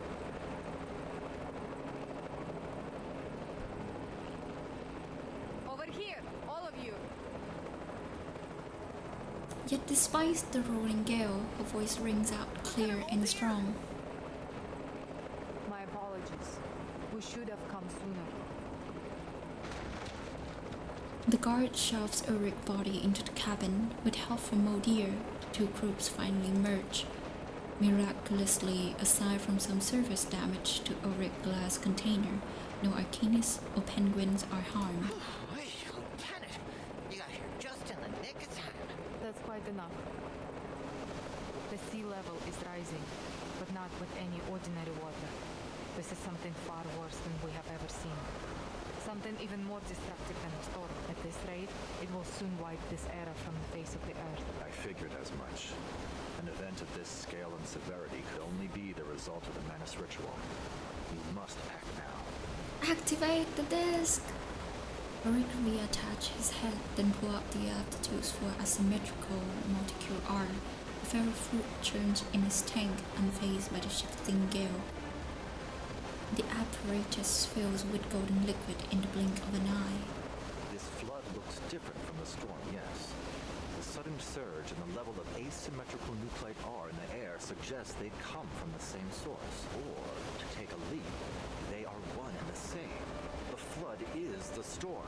So, the Regulus record might still work. You're a quick learner, Lieutenant. If the record Oh, can slow it's the not progression raining of the outside storm again. syndrome, then it stands to reason that it might do the same for the ritual. Time is against us. We need to place the record and generate... It's raining again outside my window. Which means we need to reach the mountaintop. I really like Ulrich's voice. It's quite sexy. Will fall within its radius. Scholar type of people. Stoic type of people. I guess that's why you blew your own crystal into 𝐁𝐆𝐌's banner over at Lads. Maybe. Hold tight, everyone. No orders are needed between seasoned soldiers. The Canis Minor tilts upward, propellers screaming. Nah. Still stand a chance once we get there. I can't say for certain, but I have faith. I'm sure the timekeeper is doing everything she can to hold off the ritual for us. I'm sensing a type here. Despite the chaotic wind, Ulrich's voice holds steady. There's one thing I've learned from all my years of research, Lieutenant. It's that give it your all and trust your collaborators to do the same. Ooh. But actually, how many chapters do we have? The water's rising quickly.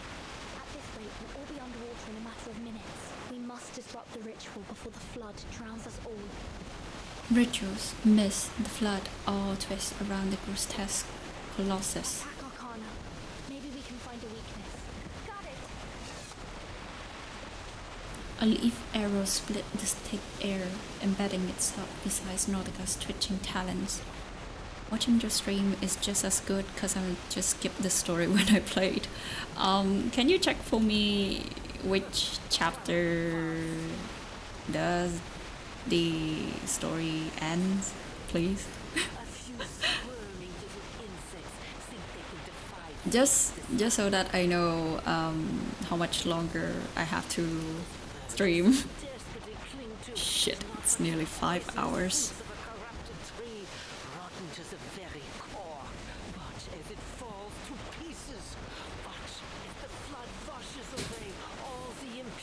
I can tell it's almost over. I see. Thank you. Arcana shifts, her blurred face showing a familiar smile.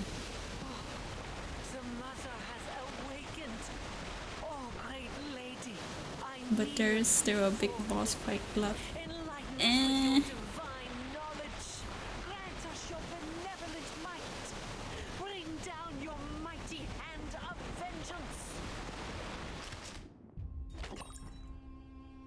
24. Oh, this again.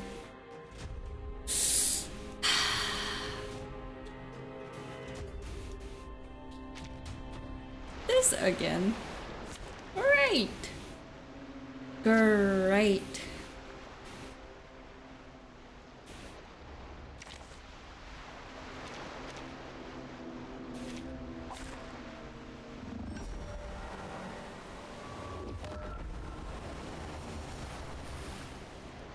I have all the essentials for writing poetry.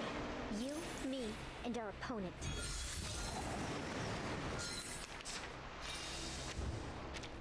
Children of flesh, become. Calculating the Arabic parts. Picking a peek inside. Simulating that. Más allá del concepto mundano del tiempo. Charging.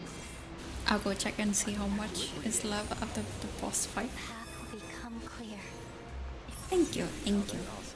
Thank you for the trouble. Truly villainous moment. La acumulación de laberintos. Oh boy.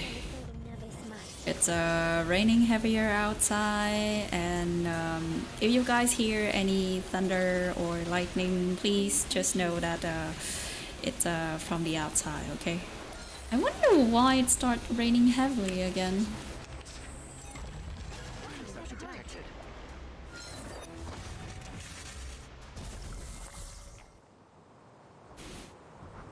Nautika, watch out for the black mucus.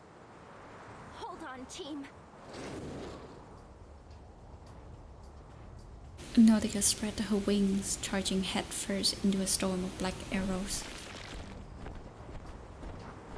The storm is approaching. Yes. Like, it's actually...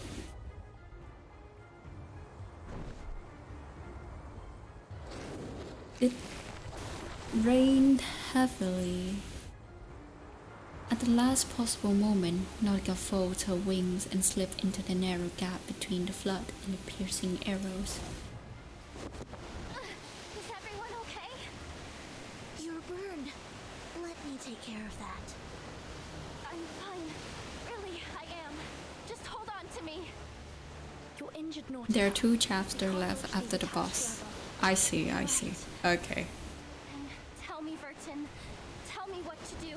I'm still not used to this body. I need your guidance. Just give the word, Timekeeper.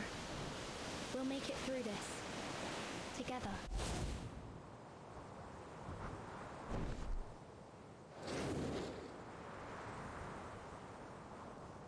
Wings spread open again towards the sky while her friends hold their ground below. More girl in the suitcase. It is utterly in vain. Oh, shut up. The creatures of the blank era. Her words dig deep into the bone. And your elimination, along with those pitiful beings sneaking atop the sanctuary, shall serve as its foundation. Timekeeper, Mr. Ulrich might be in danger. Don't act in haste, Sonetto. We'll do what we can from down here. Keep Animus engaged. Draw her attention away from Mr. Ulrich, and if possible, keep an eye out for Dr. Doris. Understood. Ooh.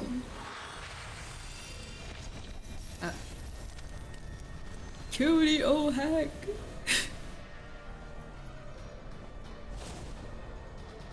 The old hag.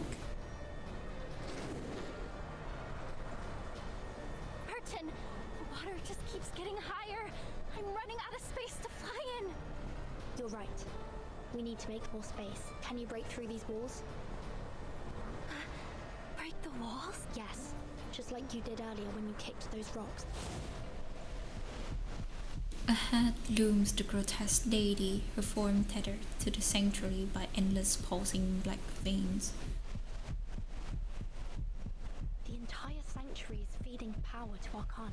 If we can break these walls, we may be able to slow down her recovery.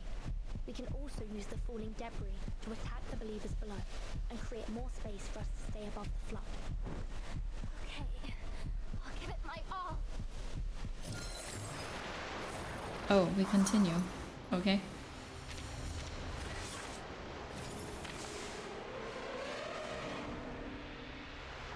Calculating the Arabic parts. En todos los momentos. Más allá del en todos los momentos. Sensing their thoughts. An adequate sample. Nuestro aliado es la verdad. I actually don't know what I'm doing, but don't mind. I should have brought a healer, but what the heck? Okay, no need then.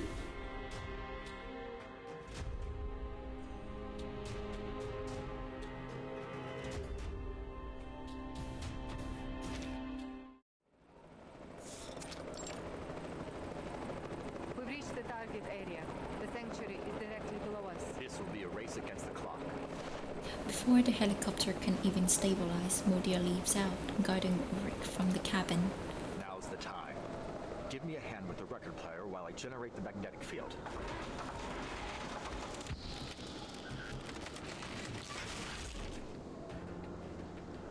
Damn it. The field is totally unstable. I can't accurately calibrate the record player under these conditions. The asymmetrical nuclide R in the air is far denser than anything we've ever had in the lab. There are too many variables. There's no way to be sure that Regulus will function as expected. YOLO, my man. YOLO. The ferrofruit fractures into scattered dots, then coalesces. Calm down, Ulrich. First, get the latest asymmetrical nuclide R reading and make the... You know what? I'll skip it. Sorry, Ulrich. For Flux's sake! For Flux's sake. Somebody help me out here!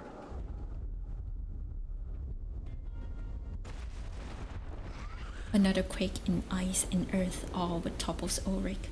Above, 𝐂𝐫𝐿's scratch pierced the air. Be careful, Ulrich.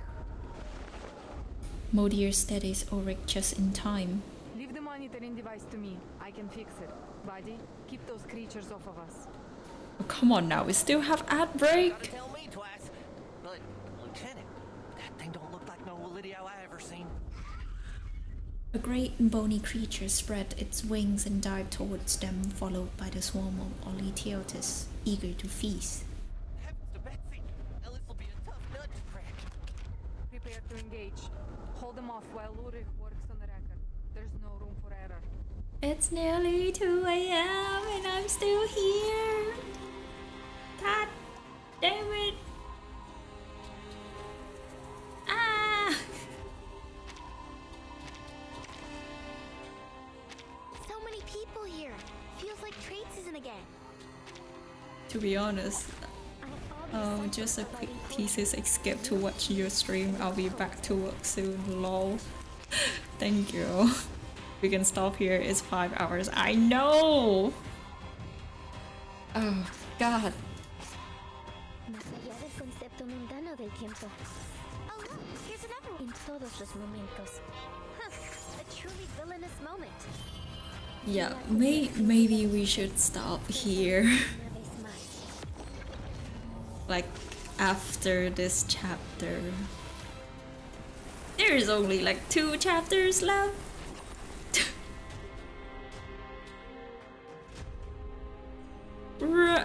No. Oh boy. Program activated.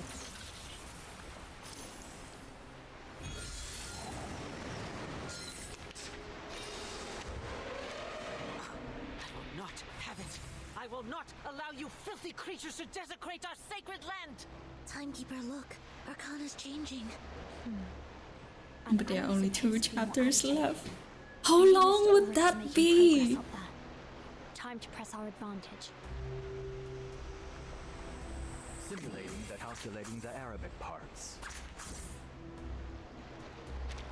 Sensing their thoughts. Más allá del concepto charting. Who charts the star's orbit? Decrypt the cosmos. En la acumulación de laberintos. Suéltalo todo una vez más. Let's go, Regletta. The path will become clear. Idealismo. Vuelos de fantasía. Patrones ocultos. Sorry, I don't remember how long that was. It's fine. Okay, incoming outbreak starts now, but you know what? Fuck it. Simulating the Chaldean order. Come on! From the stars. Oh shit!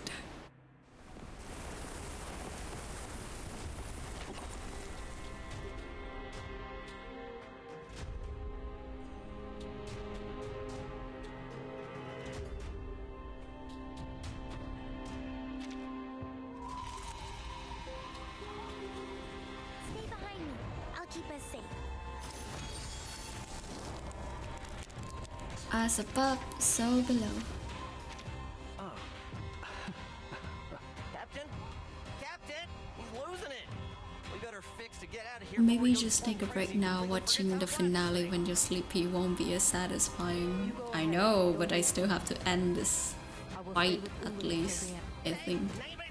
I ain't never turned my back on a friend. Never. Ain't none of. Miss, can we trust?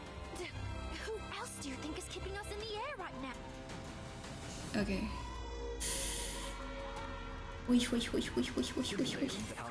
Simulating the Oh shit. order. Who charts the star's orbits? An accurate reading.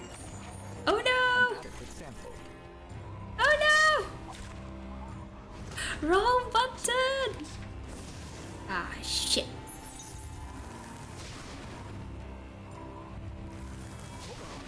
Can I restart? No? Okay.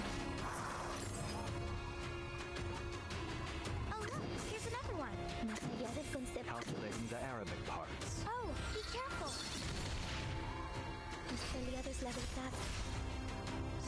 We're taking more time than needed! Ah!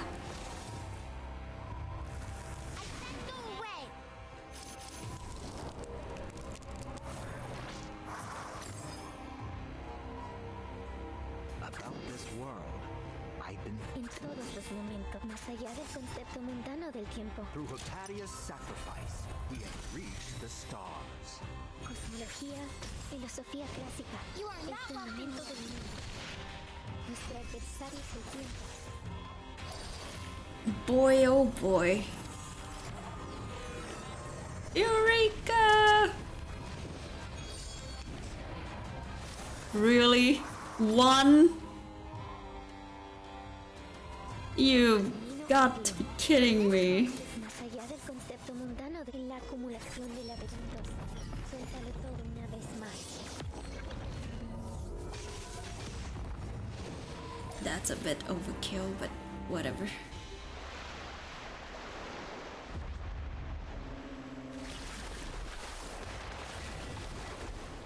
Oh no, not again. Poetry. You, me, and our opponent. This battle only seems to be getting more difficult. We'll stand with you, Timekeeper. This isn't the first hard fight we've had, and it certainly won't be the last. I'm just glad that I'm here I for you totally this get it. time. I was playing until like 2 or 3 a.m. when I went through this part. Sanctuary is losing its structural integrity. Yeah. Keep striking the rocks. Don't let her draw any more energy from it. Just hold on a little longer.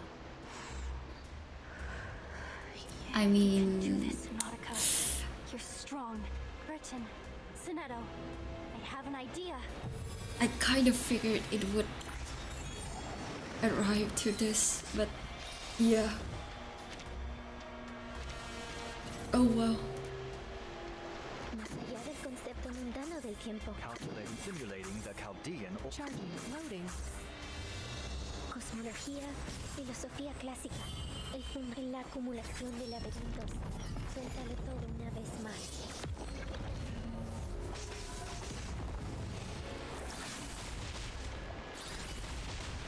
See how they oscillate. An accurate reading.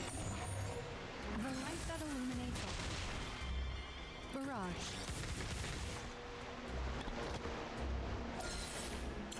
One shattered, and now Oh, nice. Leap into the air.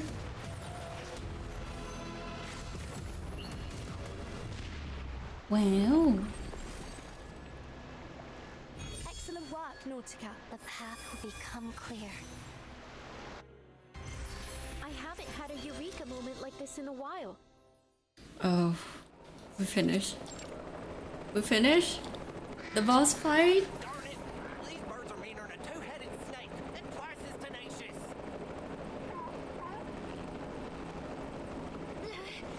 Captain Danilov's spiraling. I can't hold on much longer. You don't have any errands in the morning, do you? Staying up late? Okay. I work from home, so it's okay. It's currently storm, so I don't have any errands or any work to do outside. It's we're still dealing with the aftermath of the storm in our country. So yeah. Materials, check. Location, check. Basically, yeah, no need to worry. But it just my body is kind of begging to like, go to sleep. My mind is still clear, but my body is protesting. It's just not working. I must have got the magnetic pulse wrong again. Experiment number 22. Last chance. Oh, just forget it, boss. We have to go. Finish the story, you must. Yes, sure. Odia hurries the squirrel and penguins all into the cabin in a heap before making the jump herself. Give me your hand, Ulrich. That's an order. I'm really jealous of work from home people. It's not like a coffee shop can do work from home, lol. I also have a coffee machine at home, so that simplifies a lot of stuff.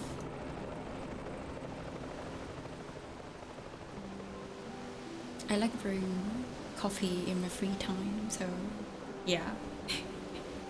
With a yank on Ulrich's collar, Odious hauls him skyward just as he pressed the needle onto the record for the 22nd time.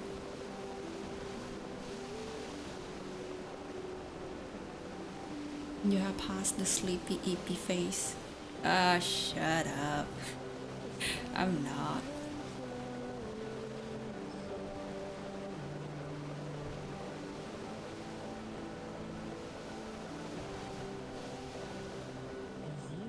A magnetic field. It's stabilizing. It worked. We did it! Look, the water stopped rising.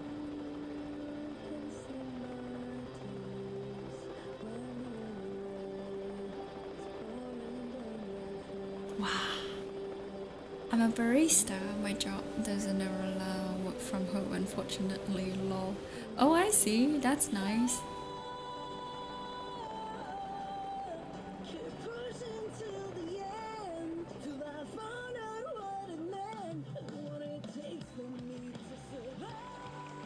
Okay, that's very Regulus type of music. Do you hear that? It's Regulus' song. And look, the flood has stopped. Mr. Ulrich made it. Nautika, this is our chance. With the pounding beat of the song, the last pillar crumbles and Nautica strike. I did it! Well done, Nautica. But stay sharp.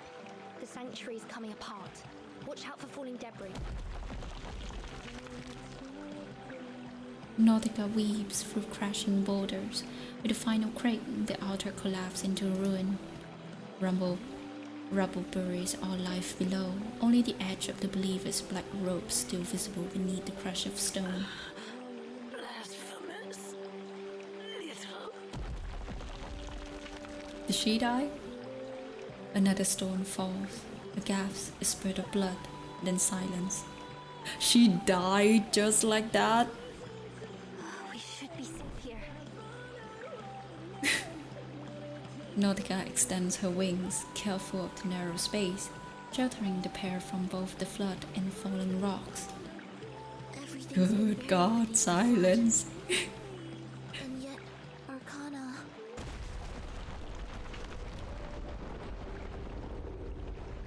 Oh, she's back! The body dissolves, reshaping into a familiar human silhouette. She stands on the surface of the flood on her toes, watching the sanctuary collapse. A dirge to mark the end of this world. How fitting. Shh. her voice remains echoing through the void.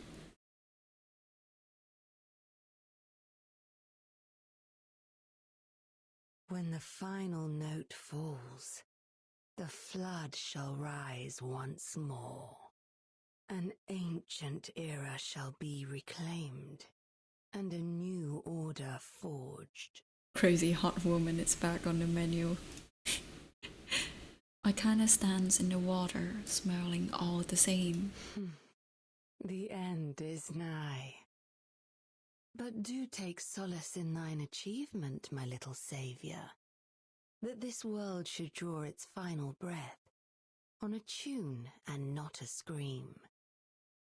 But alas, this is no true end for you. We shall meet again, Vivyein, in a world that is rightfully ours. What? What? Then she disappears into the rising tide. What does she mean by that? But yeah, it would be funny if Earth and Arcana are sister and basically Vivyein is fighting her aunt.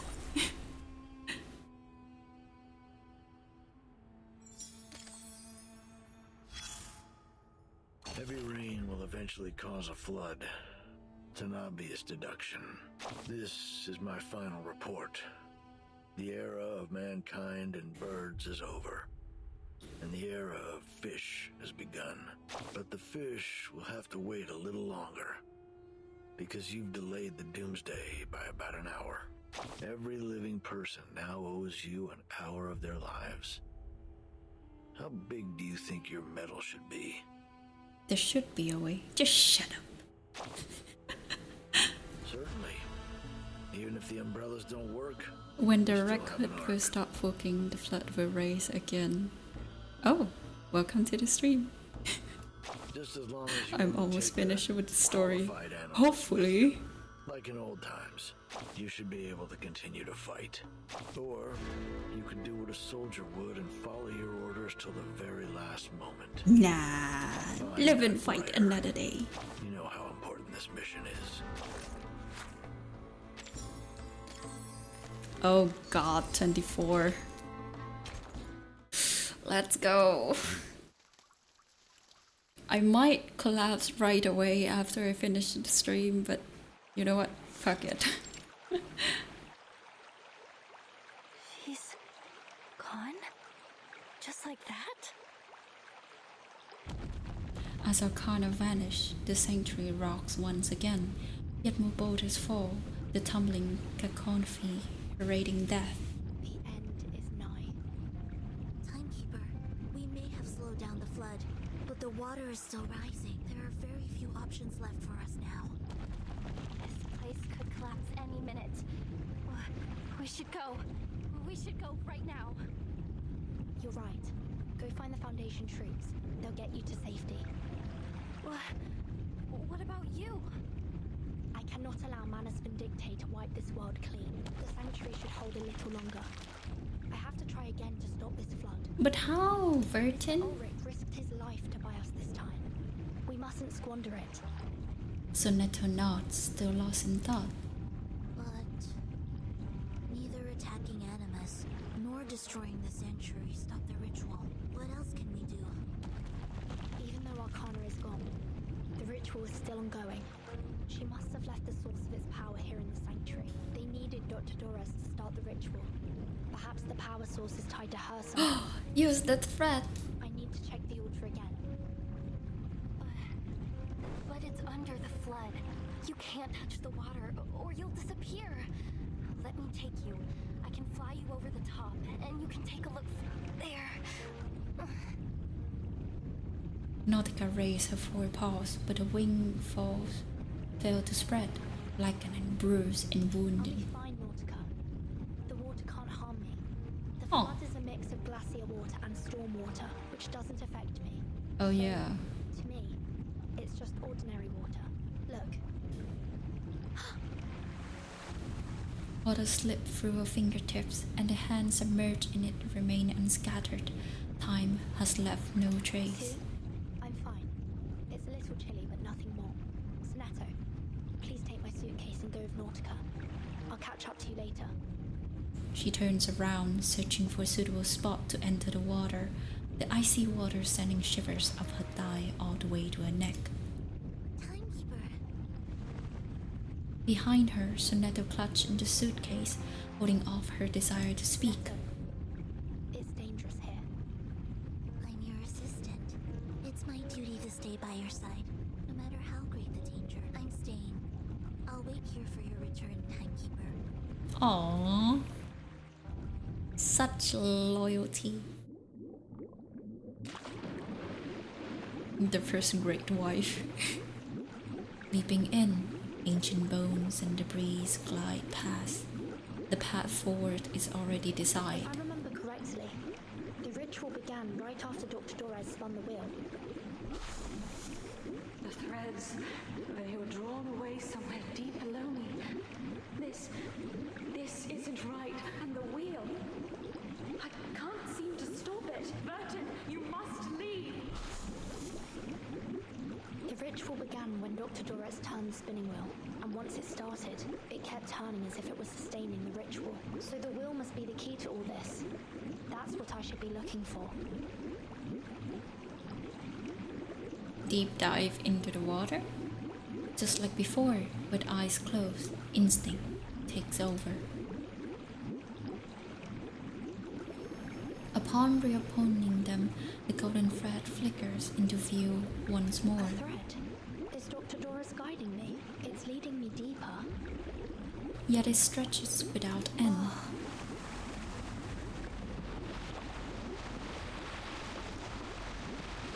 A strong current pulls a dense thicket of obscuring debris into her path. The guiding thread vanished from just beyond her grasp. The current's growing stronger. Regulus's song must be coming to an end. Time's running out. I need to find the wheel as soon as... Huh?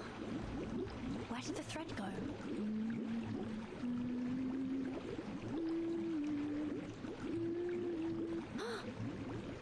A familiar hum drips from above. Clinging onto the rocks, she lifts her head, and there stands the one she sought.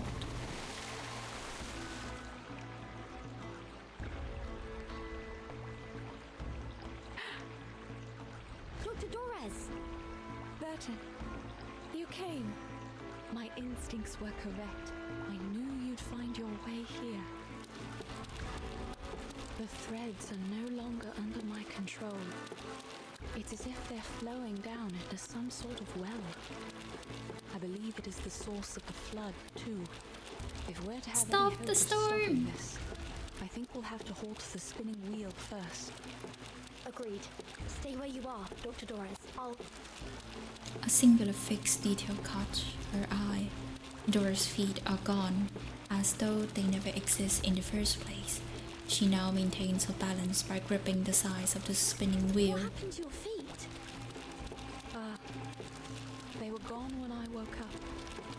They must have touched the water when I was unconscious. My apologies. I would bring the spinning wheel to you, but my body will dissolve in the water. So maybe when giving birth to Vertin, she transfers her power over to Vertin? So that Vertin is unaffected by the storm, but she does. Yet a fragment of the power remains, so throughout each era, Dr. Doris kept resurrecting? I see. Be careful. The current is strong here. I tried several times. Who to is escape. she? Our mother! Unpredictable. I meant Vertin mother. I think it's because this is... A shriek cuts her off. The flood churns below them. White wave spirals, coalescing into a fabulous vortex. Eye of the storm. Careful, Vertin. The spinning wheel is resuming its place. Doris cradled the wheel. Its rotation seems to match the tremors of the current's pulse. Stay right there, Dr. Doris. I'm coming. She lets go of the rock wall and tries to move forward, but the raging wave grabs her and sweeps her away. In spite of a moment of panic, she manages to steady herself on another rock. A sharp slice coats her palm in red. Fortunately, the water icy chill numbs the pain. Careful there, child. Her blood dissolved quickly in the water. Next to them, the whirlpool is growing even larger. It's alright. Just try again. You look like you're about to die any moment, Virgin. Another attempt, then 3, 4. Each time the waves slam her back against the rock, and the current grows fiercer. Resolute, she tears her dress helm, lashing the spinning wheel to her body. Wait there. I'm bringing the wheel to you. No, mother! Doris, no! Propped against the rock, Doris drags herself into the torrent. The cold racks her with shivers, but she moves undeterred. Soon, half submerged, only her arms clings to the shore as the flood devours her lower half. The raging fall batters her slender frame, yet she and the spinning wheel keep bubbling up amid the waves. A little closer. It's far enough. Just stop right there, please. Don't. Lasso lock. An unusual, successful arcane skill anchors her to the rock, defying the pull of the rushing water. She leans, stretched, yet those final meters feel insurmountable. The wheel shudders even more violently now. The roar of water fills her ears. Don't worry about me. Doris' voice cuts through the roaring waves, calm, gentle. I'm glad to have seen you again, child. I wish you my very best on the journey ahead. No! Doris released the rock. The current seized her, pulling her forward.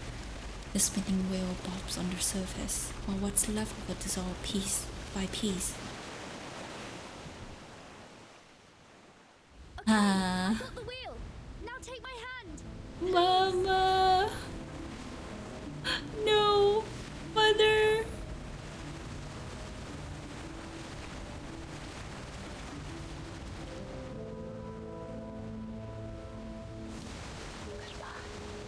No! Mom!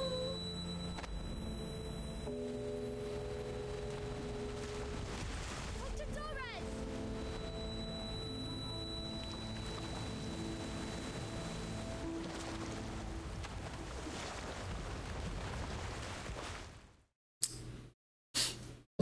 Mama! And the spinning wheel stills, and the furious waters grow quiet. One raindrop rises from the flood, then 2, 3. The flood recedes, and the storm begins.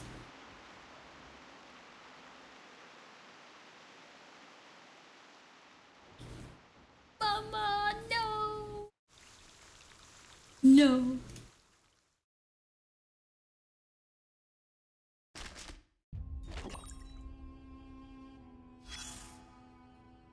Another near drowning.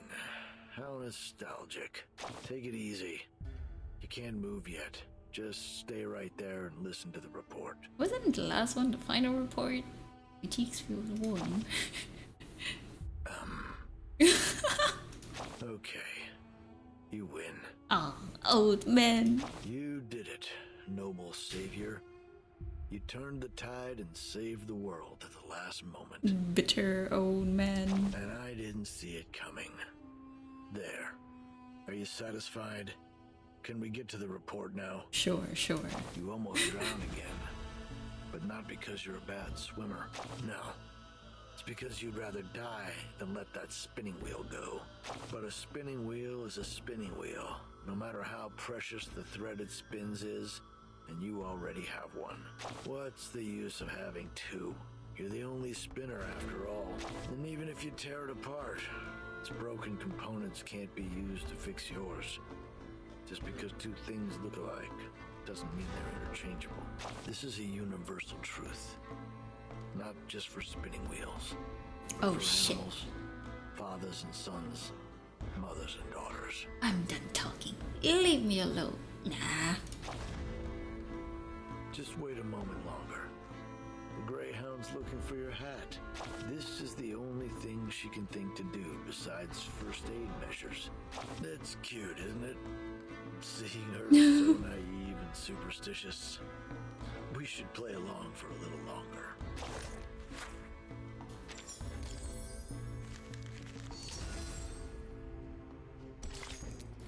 Apocalypsis Configuris.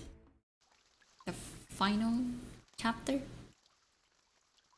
This is the final? The final chapter?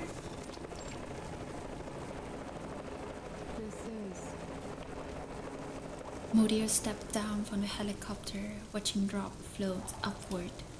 Well, butter my backside and call me a biscuit. Final! Yes, finally! Up into the sky. I ain't never seen nothing like it. Modir yanked Sergeant Buddy Fairchild back by his coat before he can dash into the rain. Careful, Sergeant. Stay clear of those raindrops. She scans the horizon. The flood no longer pours out across the land. Instead, it ascends back into the sky. The sea level is dropping. I can hardly believe it. The plan actually worked. I guess you're less of a fool than I thought, Mr. Ulrich. I was only one part of the plan. I wonder how Verton's doing down there. She's the one you should be thanking. I'll make sure I do. The storm is growing heavy. I wonder, have my people in San Paulo found shelter? Ooh. I knew I wasn't mad for bringing a few extra equilibrium umbrellas. Boss, get under here. Ulrich nods and looks at the collapsed mountain. Every trace has been erased by the storm. The ferrofluid flows through its tank without any trace of emotions.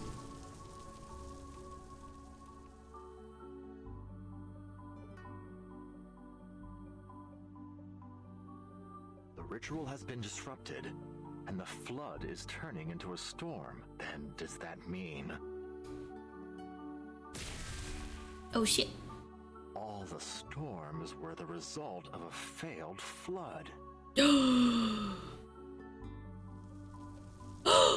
Masaka!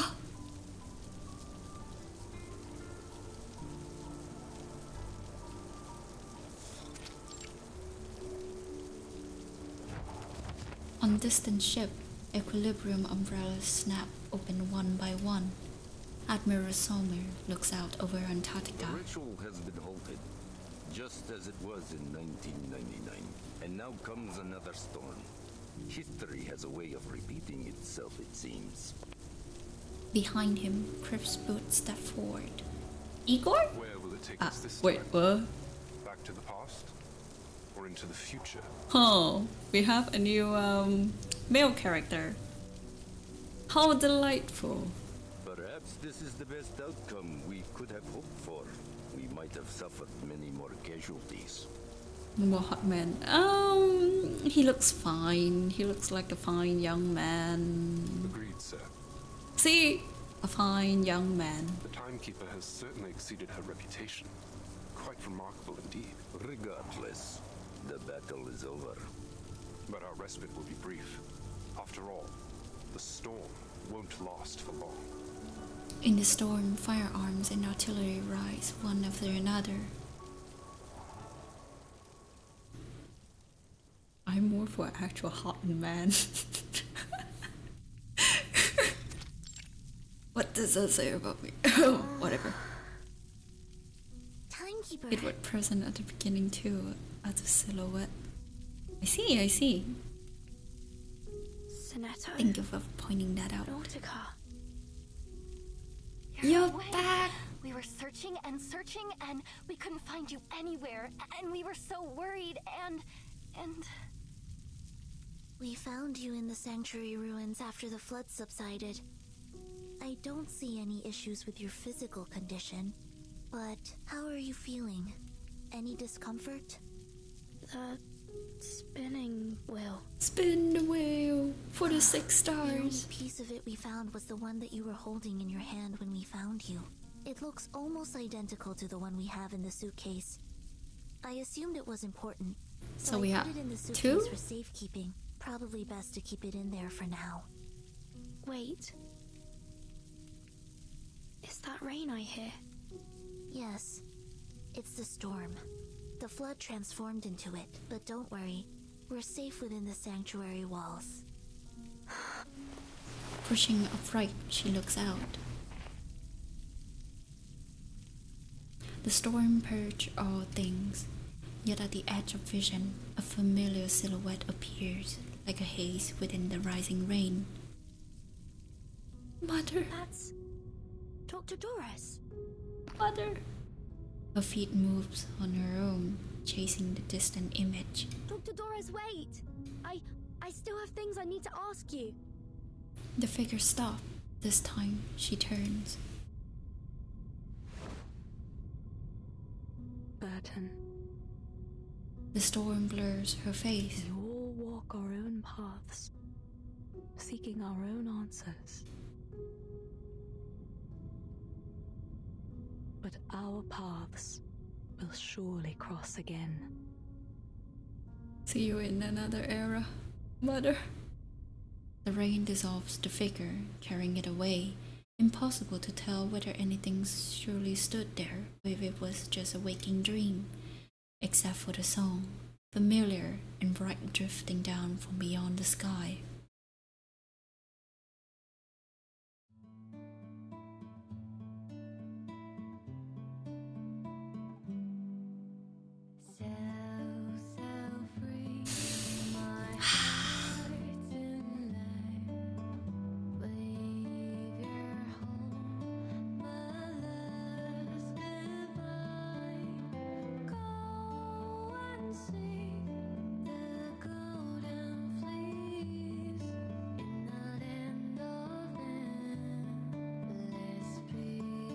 Yes, finally. Oh my god, I just had a goosebump.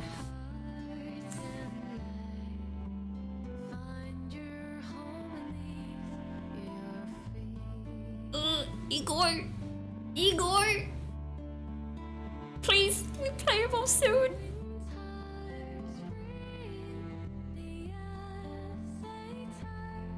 Oh wow.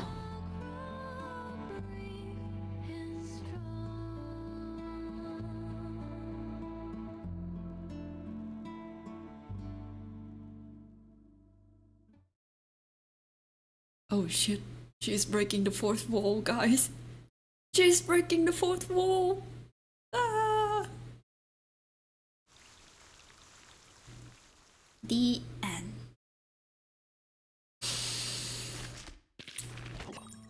Oh boy.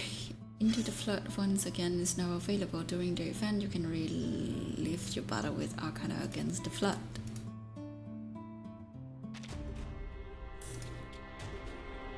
Yes, yes, yes. Okay. We're done. We are officially done with the story.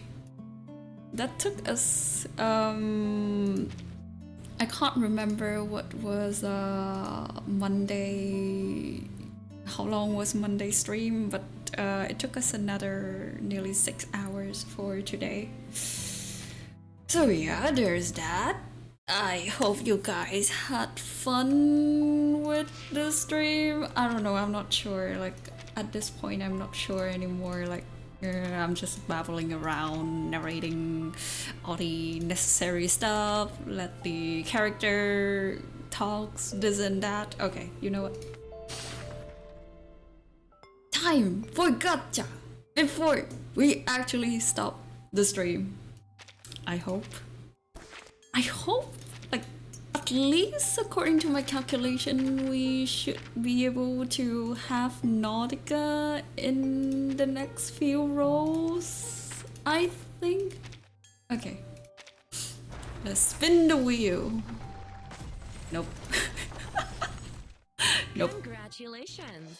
You are about to... If it's gonna stop at exactly 100, I'm gonna be molding. Hello, I'm Lisa. Okay, 98. Nope. Hi. Come on! Come on, Nautika! Nope. Hello, world. 6 star! Nautika, please come home!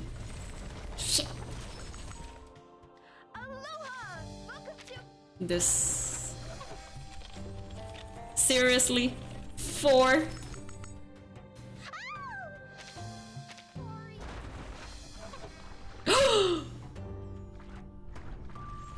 No, it's 5-star. God damn it! Hello, I am the Is this what I think it is? My dear viewers, we have finally... She's finally home! Yes! Yes! Spin the wheel! Ah! Nice!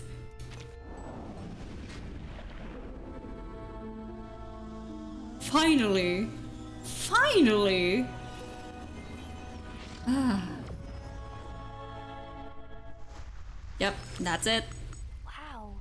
Is this one of your waypoints? It has plenty of space, doesn't it? And it's well equipped too. Ah, finally. You don't happen to have any hardtack, do you? I only need one. Just enough to get me going again. Welcome to our suitcase, Nautika. Exactly 104 pulls. Right. Well, we still have 610. How much is that? 3 pulls. Okay. Yeah. Well, better than nothing, I guess. Okay. Yeah. Since I don't have any left, That should be it, but just because we are arriving the end anyway, let me put her here, bring her up, use the bottle page because I have so much of it. Okay. I'm praising her right away. I can definitely say it was worth it because Nautica is so good. Well, I'm just here to collecting all of the limited. Well, the story also, but I mean, you get what I mean looking at all of these. Wait, no, not all of them, but yeah. Wait, where? Do you have some work? Oh wait, Something you need? all of the characters here are for those who already in Max Resonant. I forgot, but yeah. I'm here for all the limited characters. I've noticed Ha that ha ha. intellectually stimulating activities are more effective in team bonding. That's why I've put this together. You're setting off again, right? Do I have enough? And you'd like me to travel with you too? Do I have enough? You know what? Later. I miss Assassin. I'm not sure if Assassin's Creed will rerun because it's kind of hard, but yeah. That's why Gacha game kind of mess around with the FOMO mindset, but yeah. Okay, that should be it. We end the story by pulling Nautika's home for us. She is not in her second form yet, but I'll farm the material later. I'm so tired. But yeah. Okay, thank you for coming to today's stream. I'm your host, Vivyein, whatever you like to call me. So yeah, and that was the end for Paradise Regained, the newest story for Reverse 1999. Yeah. Thank you for joining today's stream. Hope you have a good night, good evening, good day, good early morning. Yeah, good night, guys. I'm so tired.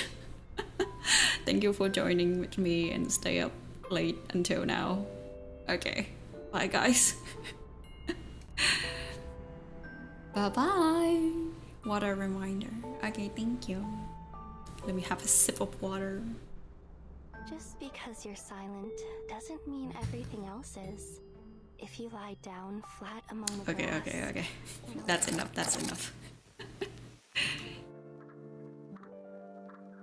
Yeah. Okay. Thank you for watching once again. This is Vivyein signing off. Have a good night. Have a good sleep. Have a good rest. Yeah. Bye. 𝐂𝐫𝐿